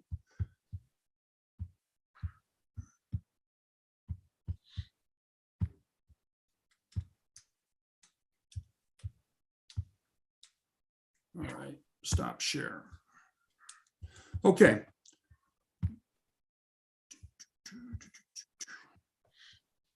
Sir, are you familiar with a representative of Detroit by the name of Timothy Gaffney? Objection, relevance. Oh, come on.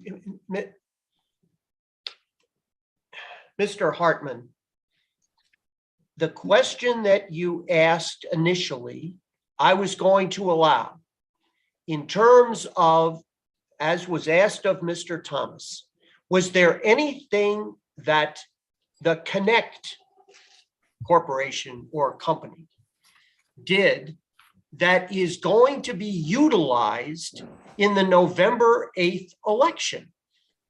Your Honor, then the And court should have we ruled had that an it was going to answer be for allowed. that from Mr. Thomas. You can ask them, but other than that, we're not, that's what we need to zero in on. So let's get to that. All right, let's do that, Your Honor. But I want to point out that Mr. Fink likes to go on to his tirades about right-wing stuff and bring completely unprofessional things into this discussion. And if the court was going to rule that my question was permissible after he repeatedly jumps in with speaking objections instead of making a legal objection to relevance and stating his basis, he goes on a bully posture because he wants to grandstand for the media.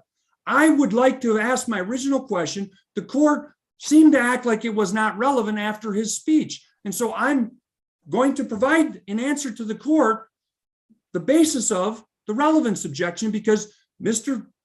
Fink has asked for evidence and the court has instructed me that you want the evidence to support my question. I'll So tell you ask a what, very simple question. I indicated what the question was going to be, the same one that was asked of Mr. Thomas. And that's what I'm going to allow. And Okay. then depending on the answer, we can go from there. So, Mr. You- Baxter, let me ask you. Mr. Baxter is lost. I think his internet connection must have dropped off again. All right.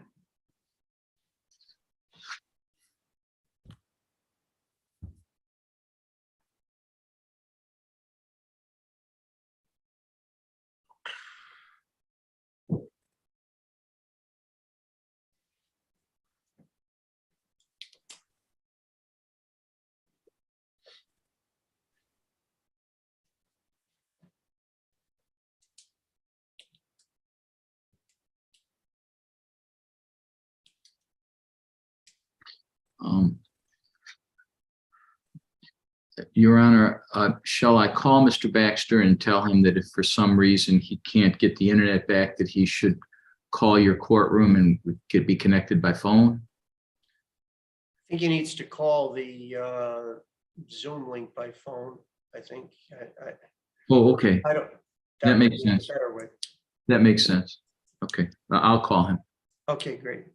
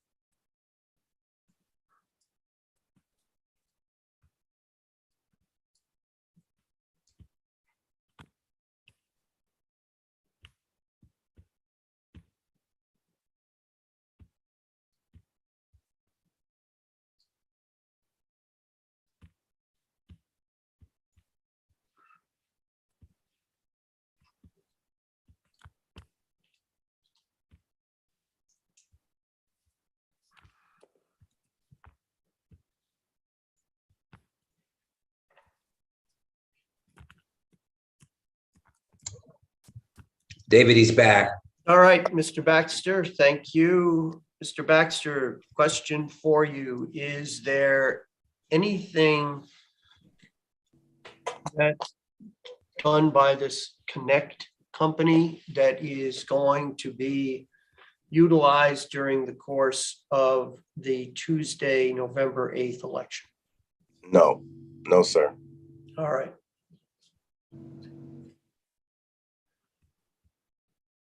All right, Mr. Hartman, we'll move on.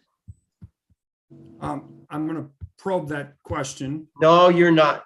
You're going to move on. Your You Honor, I'd had like to two make an answers. offer You of don't proof. have any other evidence. We're not going into some company that got fired and or let go, or their contract was terminated, and they have nothing to do with Tuesday's election.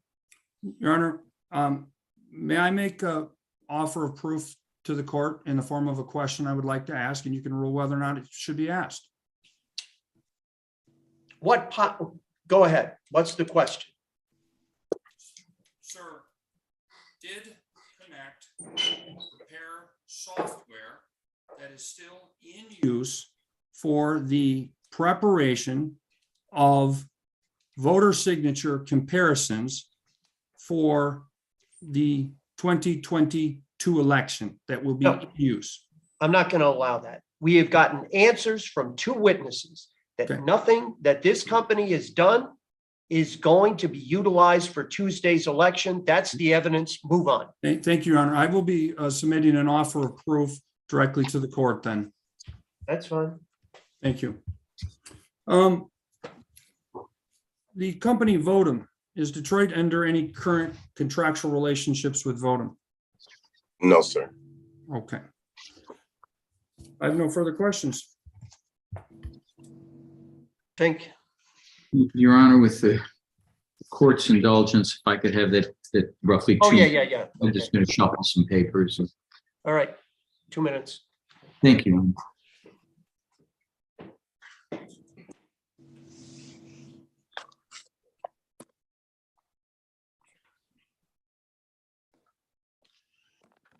Vacuum this.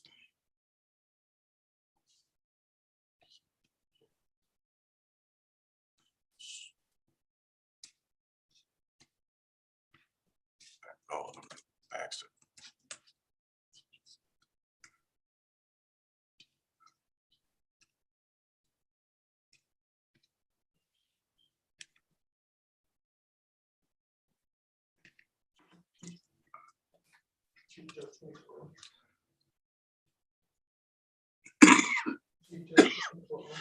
Mr. Baxter, you're not muted at this point.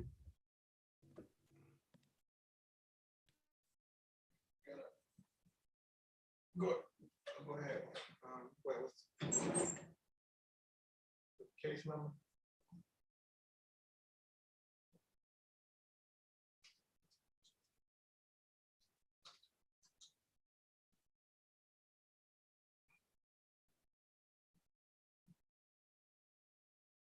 The city of Detroit, let's see,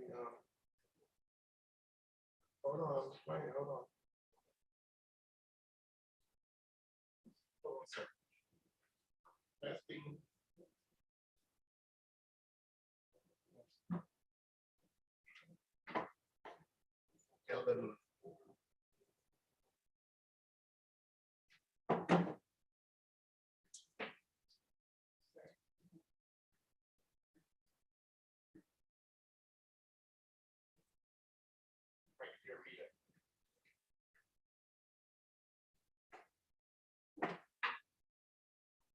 Okay, we're talking.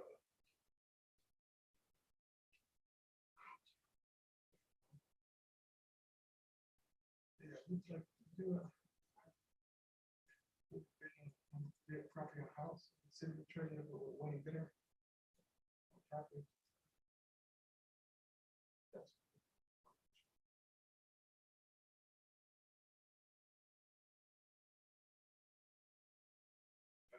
I'll backtrack.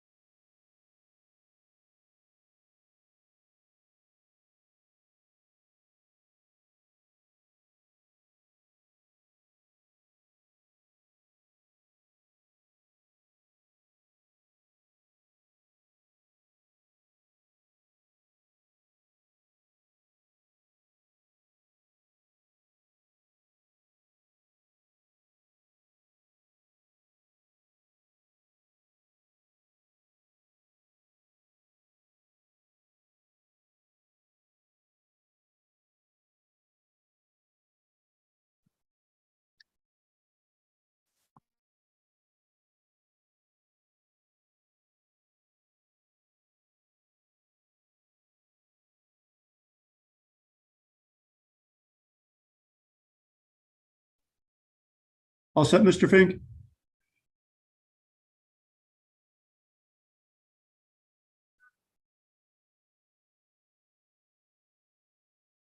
Yes. All right. Go ahead. Mr. Fink, go ahead, please. Okay. Oh, wait a minute, Mr. Baxter's needs to unmute himself. Mr. Baxter, we see your picture, but we don't see your face.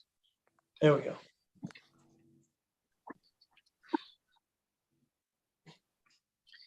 Mr. Baxter, I just have a few questions for you, Yes, sir. mostly to fill in a couple of blanks that we had. When Mr. Thomas was asked about drop boxes, he said he thought there were about 19. How many drop boxes are there? There are 20. Does every Dropbox have video monitoring set up for that Dropbox? Yes, it does. A question was asked, a specific detail that I just want to clear up about the ReliaVote system. Mr. Thomas was asked if ReliaVote system was used for sending ballots out, and he didn't know for certain. Can you tell us, is the ReliaVote system used to send ballots out? No, it is not.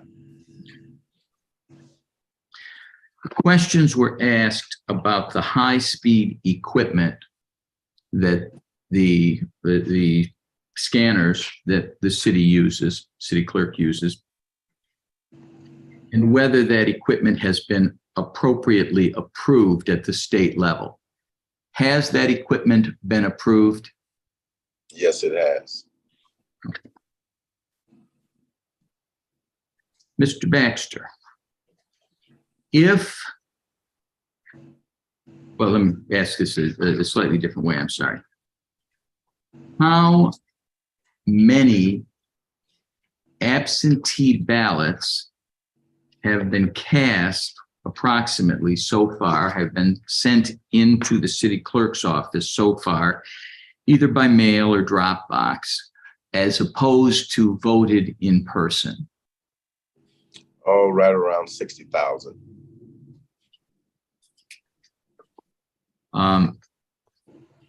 Mr. Baxter,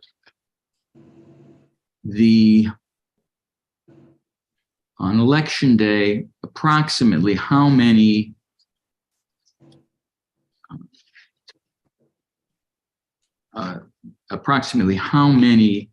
workers will you have in the Huntington place? Approximately 1,200. Is this relevant? Of the 12, Sorry. Hmm? I'm sorry. Did somebody say something? I didn't hear. Rejected on relevance. well, he answered, but Your Honor, the issue, I don't mind discussing Okay. it. The issue is just how many employees there were. Okay. I'll sustain the objection. Okay. Go ahead. In order to train employees to work at Huntington Place, how many training sessions did you have to? Objection is to relevance. Your Honor, the reason I'm raising this relates to latches. If a change is made in the procedure, I want to make it clear what the burden would be and what the impracticality would be of retraining all of these election day workers. Your Honor, that's an improper argument. The court's required to follow the law, and the consequences which keep being thrown out for the potential remedies is something that the court can weigh and figure out. However, if there is a requirement by law, the court's going to enforce the law.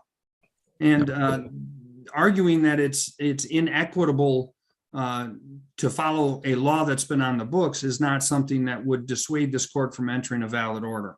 Your Honor, the law is there's a rebuttable presumption of latches, and that the court, as counsel just said, the court would have to weigh the factors. Court can't weigh the factors if the factors aren't presented to the court. That's all. There is a rebuttable presumption of latches as a matter of statutory law. I think it's 168.1301. But in terms of the case law in Michigan, it's not merely a question of has there been a delay? There has to be a showing to the court that the defendant has in fact been prejudiced. That's one of the prongs. That has there been a prejudice that will in fact work a hardship on the defendant? So I think that it is relevant to take this answer as it applies only to one of the prongs for determining latches. So go ahead. I'll overrule the objection. Mr. Fink, you can elicit the answer. Mr. Baxter, tell us, if you will, the process undertaken for the training of the workers at Huntington Place, process that's already been undertaken. Well, we started probably around 5 or 6 weeks ago, 2 classes per day, training roughly 50 individuals per class. Sometimes it's less than that. So we've been training, let's see, that's about 12 classes per week for the past 4 weeks, 4 or 5 weeks. If you were required to retrain all of the workers at Huntington Place, do you have adequate staff and time to undertake that effort on a realistic basis? No, sir. If you had to contact, let me strike that. If the absentee ballots that have been reviewed and prepared for delivery to the Huntington Place had to again be signature checked, would you have the ability to do that at Huntington Place? It'd be almost impossible. Do you have in place any kind of mechanism that would allow you to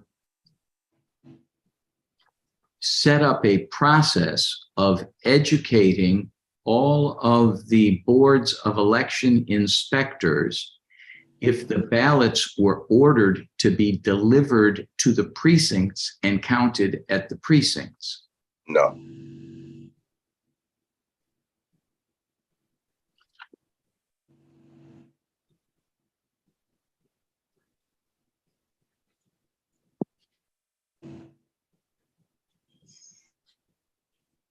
I have nothing further.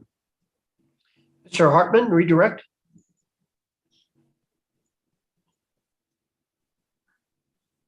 Mr. Baxter, I want to just focus in on the latches argument for a moment.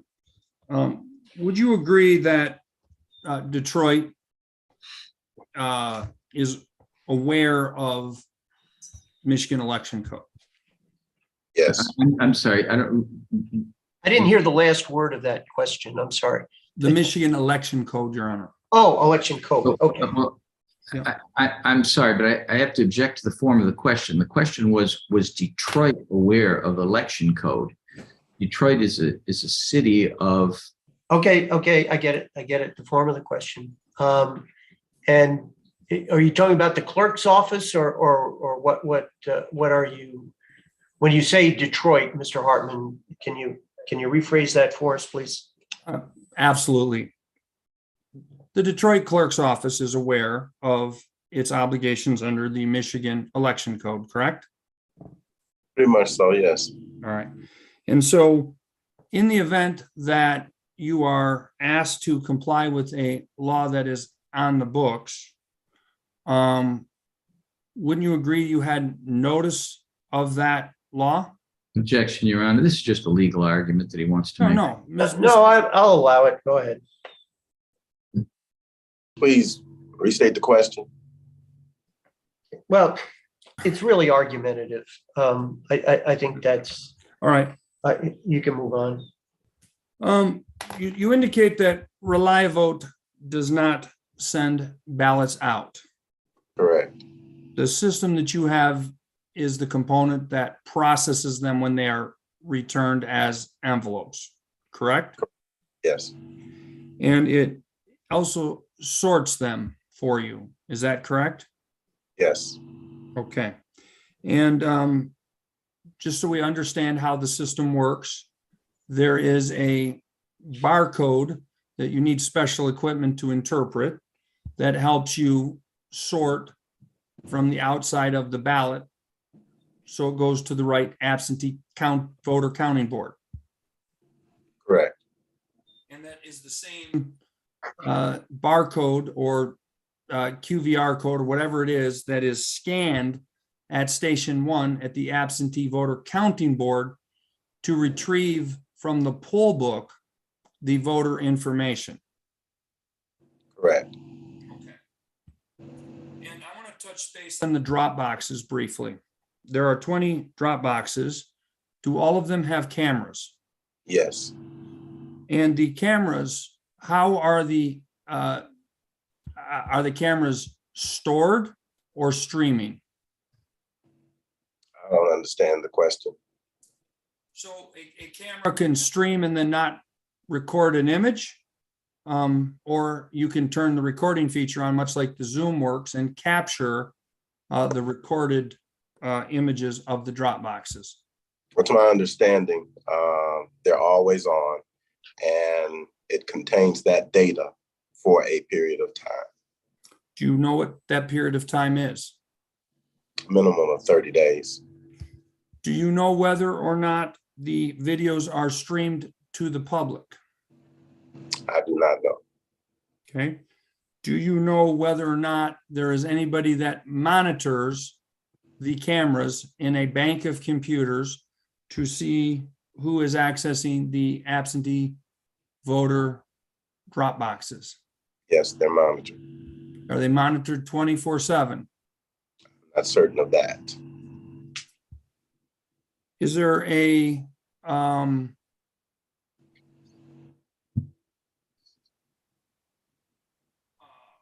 person that is responsible or would be knowledgeable about the Dropbox monitoring?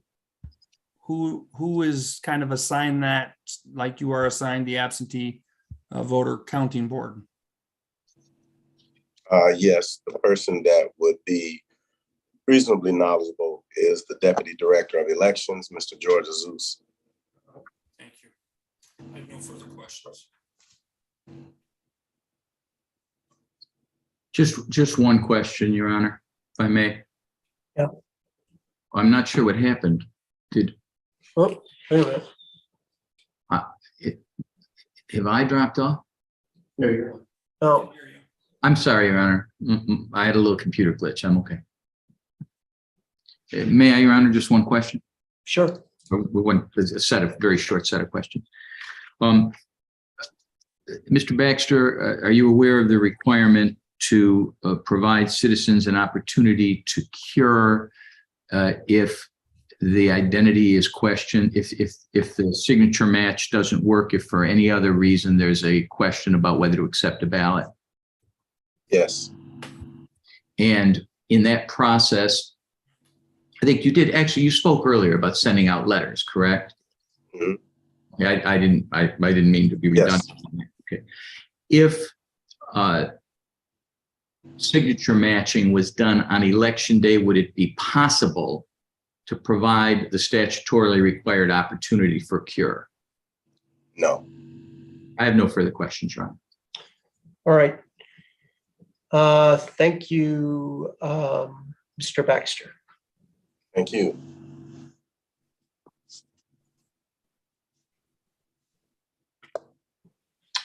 All right, gentlemen, where are we? Your Honor, it appears as though Mr. Azul is, I'm sorry how you say his name, the Deputy Director is necessary to make the record as far as the effective monitoring, because it is outside the purview of the scope of duties of the other two witnesses. Your Honor, the statute provides it in at MCL 168 761D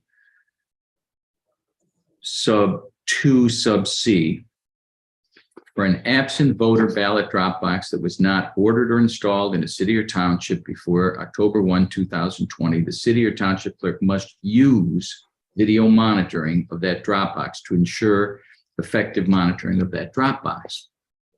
We have evidence now, unequivocal evidence from two witnesses, but certainly from Mr. Baxter, was very clear that every one of the 20 boxes is monitored with video. There's nothing in the statute that says somebody has to sit there and watch it 24/7. It simply says they must use video monitoring. And to be clear, this goes back a ways. This was from, although it's been amended, there's been some adjustments to it in recently. The concept of video monitoring these drop boxes is to watch for vandalism and other things that happen at these boxes. There hasn't been any evidence of any of that. And how it's pertinent today for the type of injunction, the scope of an injunction that they're looking for. Let's be clear, at the time we started these proceedings, we didn't know what evidence the plaintiffs were going to have or what evidence they were going to present. But now we have seen it. We have been through 12 theoretical claims, and there may be a shred of a something. I don't understand what that is under this. Why would it make sense to go to continue this fishing expedition to try to find something that would be so minor? There's no way that the court could possibly hear that evidence and then determine that we should change the way the election is proceeding on Tuesday. Your Honor, so you would think that the city would welcome the opportunity to establish the effective monitoring, considering the fact that this is the first time a court is reviewing this brand new law, which has never been revealed or discussed or anything. And Your Honor, we are not in a political vacuum, as Mr. Thomas talked about with the Gretchen Whitmer and the plot and all that and security issues. Obviously, there's a video out there called 2000 Mules. There's a lot of videos about Which has been completely debunked. I'm sorry. It hasn't been completely debunked. Excuse me for interrupting, Your Honor. I shouldn't have interrupted. I apologize. So the reality is that video, which is out there, the citizens, including my clients, have seen that, and they would like to hear from their professionals, which I understand, and I've treated with great respect, Mr. Thomas and Mr. Baxter. Okay, I have not been disrespectful. I would think that we would want to make a record as to whether the monitoring is effective or not, because of the questions that have been raised by many people and are of a grave concern to the election security. And so putting the processes and procedures that are in place for this election it's not a fishing expedition, but we didn't go into the factual basis of the previous issues and concerns. And I would hope there being, as a citizen of Detroit, my clients would hope that they're being effectively monitored and would like to hear the procedures. It would take us 10 minutes. And if we don't want to put the ballot But to that's rest, not what the point of this proceeding is. okay. There has been a claim that there is a need for immediate intervention, Correct. for a preliminary injunction Right. to have some Yes. substantial and radical alteration of what is being done on the eve of the general election. And the evidence that has been presented has been that from the two people who are actively involved in terms of working on this particular election, that there are 20 drop boxes, that they're all monitored. There's video for all of them. And now all of a sudden I'm hearing that, well, your client has seen this movie, 2000 Mules. I have not seen the movie. I have a general idea about it. Has something to do with challenges to voter or ballot security. But this isn't a hearing to just satisfy that your client wants to be assured. You've made an allegation that the city clerk in Detroit is violating the law. based now upon all what of a happened in sudden- 2020 and 2022, Your Honor. But the we court has have limited me from, we have segued into the notion now that, well, my clients want to know about this. Well, we're not no, doing Your it. Honor, that's an unfair characterization. In chambers, I offered the proof of what happened in 2020. I offered the evidence of 2020. The court indicated you wanted to focus prospectively, and I agreed. However, you can't act like we're in a vacuum where the problems that we had with the monitoring of the drop boxes, which are brand new as of 2020, it's a new process that the statute forced upon Detroit that they had to come into compliance with. There should be a judicial oversight as to whether or not that is effective. And it is based upon not some sky in the fancy, it's based upon legitimate concerns, which were excluded from this hearing in the interest of time, not because they didn't exist. No, Those it wasn't concerns are done just real. in the interest of time. And I want the record to be very clear about that.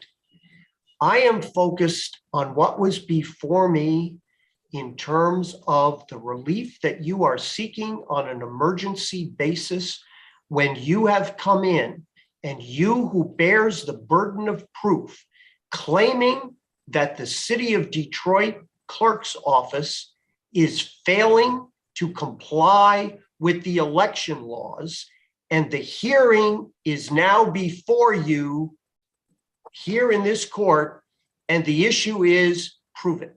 You Yes, have Your the Honor. burden of proof. I agree. And now you don't know the answer.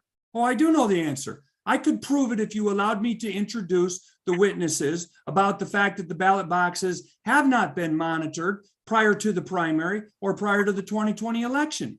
Well, So but the we're not problem talking is that about the conduct, primary election. We are talking about what is being done with regards to the procedure, with regards to the drop boxes in the days right. that the absentee ballots are being dropped off for the general election on November 8th. Your Honor, the Claims problem as is, to what happened back in 2020, what happened in the primary is not before me at this time. I agree, You it's not, told Your Honor. me 13 days before the election, hey, in this general election, the law is being violated. And now I'm hearing, well, yeah, we can show you what happened in 20. We can show you what happened in 21. We're concerned, since you filed this at the 11th hour, what's happening with regards to this general election? and Your We're not Honor, having it.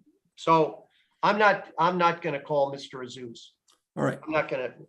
all right. I would don't like to think- finish my record and then I will be done.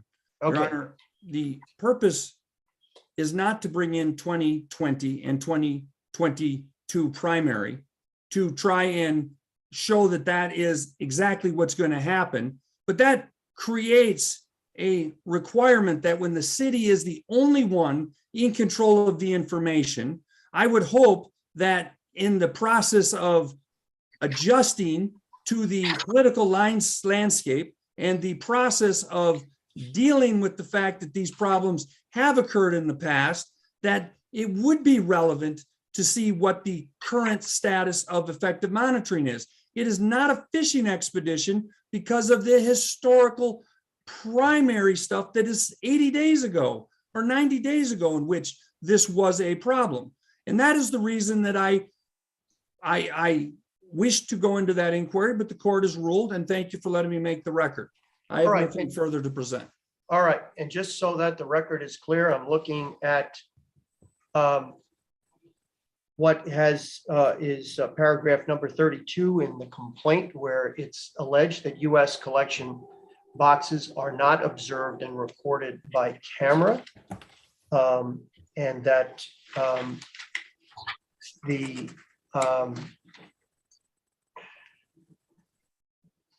oh, strike that. That's right.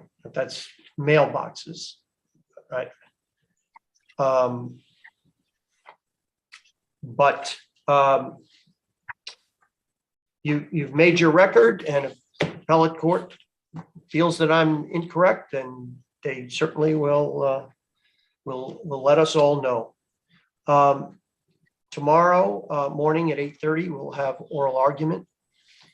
And as I indicated, 3:30 is the deadline for getting the any briefs, anything you want me to consider in writing. And we will go from there. Your Honor, may I ask the court, again, if it causes inconvenience to anyone, I don't want to impose this. As I recall, plaintiff's counsel had some concern about his availability. I'm not certain about that. My question is simply whether it would be possible to move the start to 9 a.m. And I understand we get a half an hour at most each. Well, I think I indicated that to try to accommodate Mr. Hartman, who said he had another court conflict that was going to be in the morning, that perhaps if we started at 8:30, that might help a little bit. And if that would accommodate him, I want to extend him that courtesy. So, Mr. Hartman, does that work for you, or does it not work for you, or what's up? Your Honor, I spoke to the district judge. We are conducting a preliminary exam in an armed robbery in Baldwin in Lake County. It starts at 9. The court has indicated they will wait until I'm done. Ms. Taylor is going to be presenting the closing arguments, and we'll be working on the brief together. But I would prefer to watch the response and the 30-minute allocation the court has. And I believe that we will be done by 9:30, so I can go into that other proceedings, which is now what I'm going to prepare for. Okay, that sounds great. Okay. All right, we'll do it at 8:30. Thank you, Your Honor. See everybody then.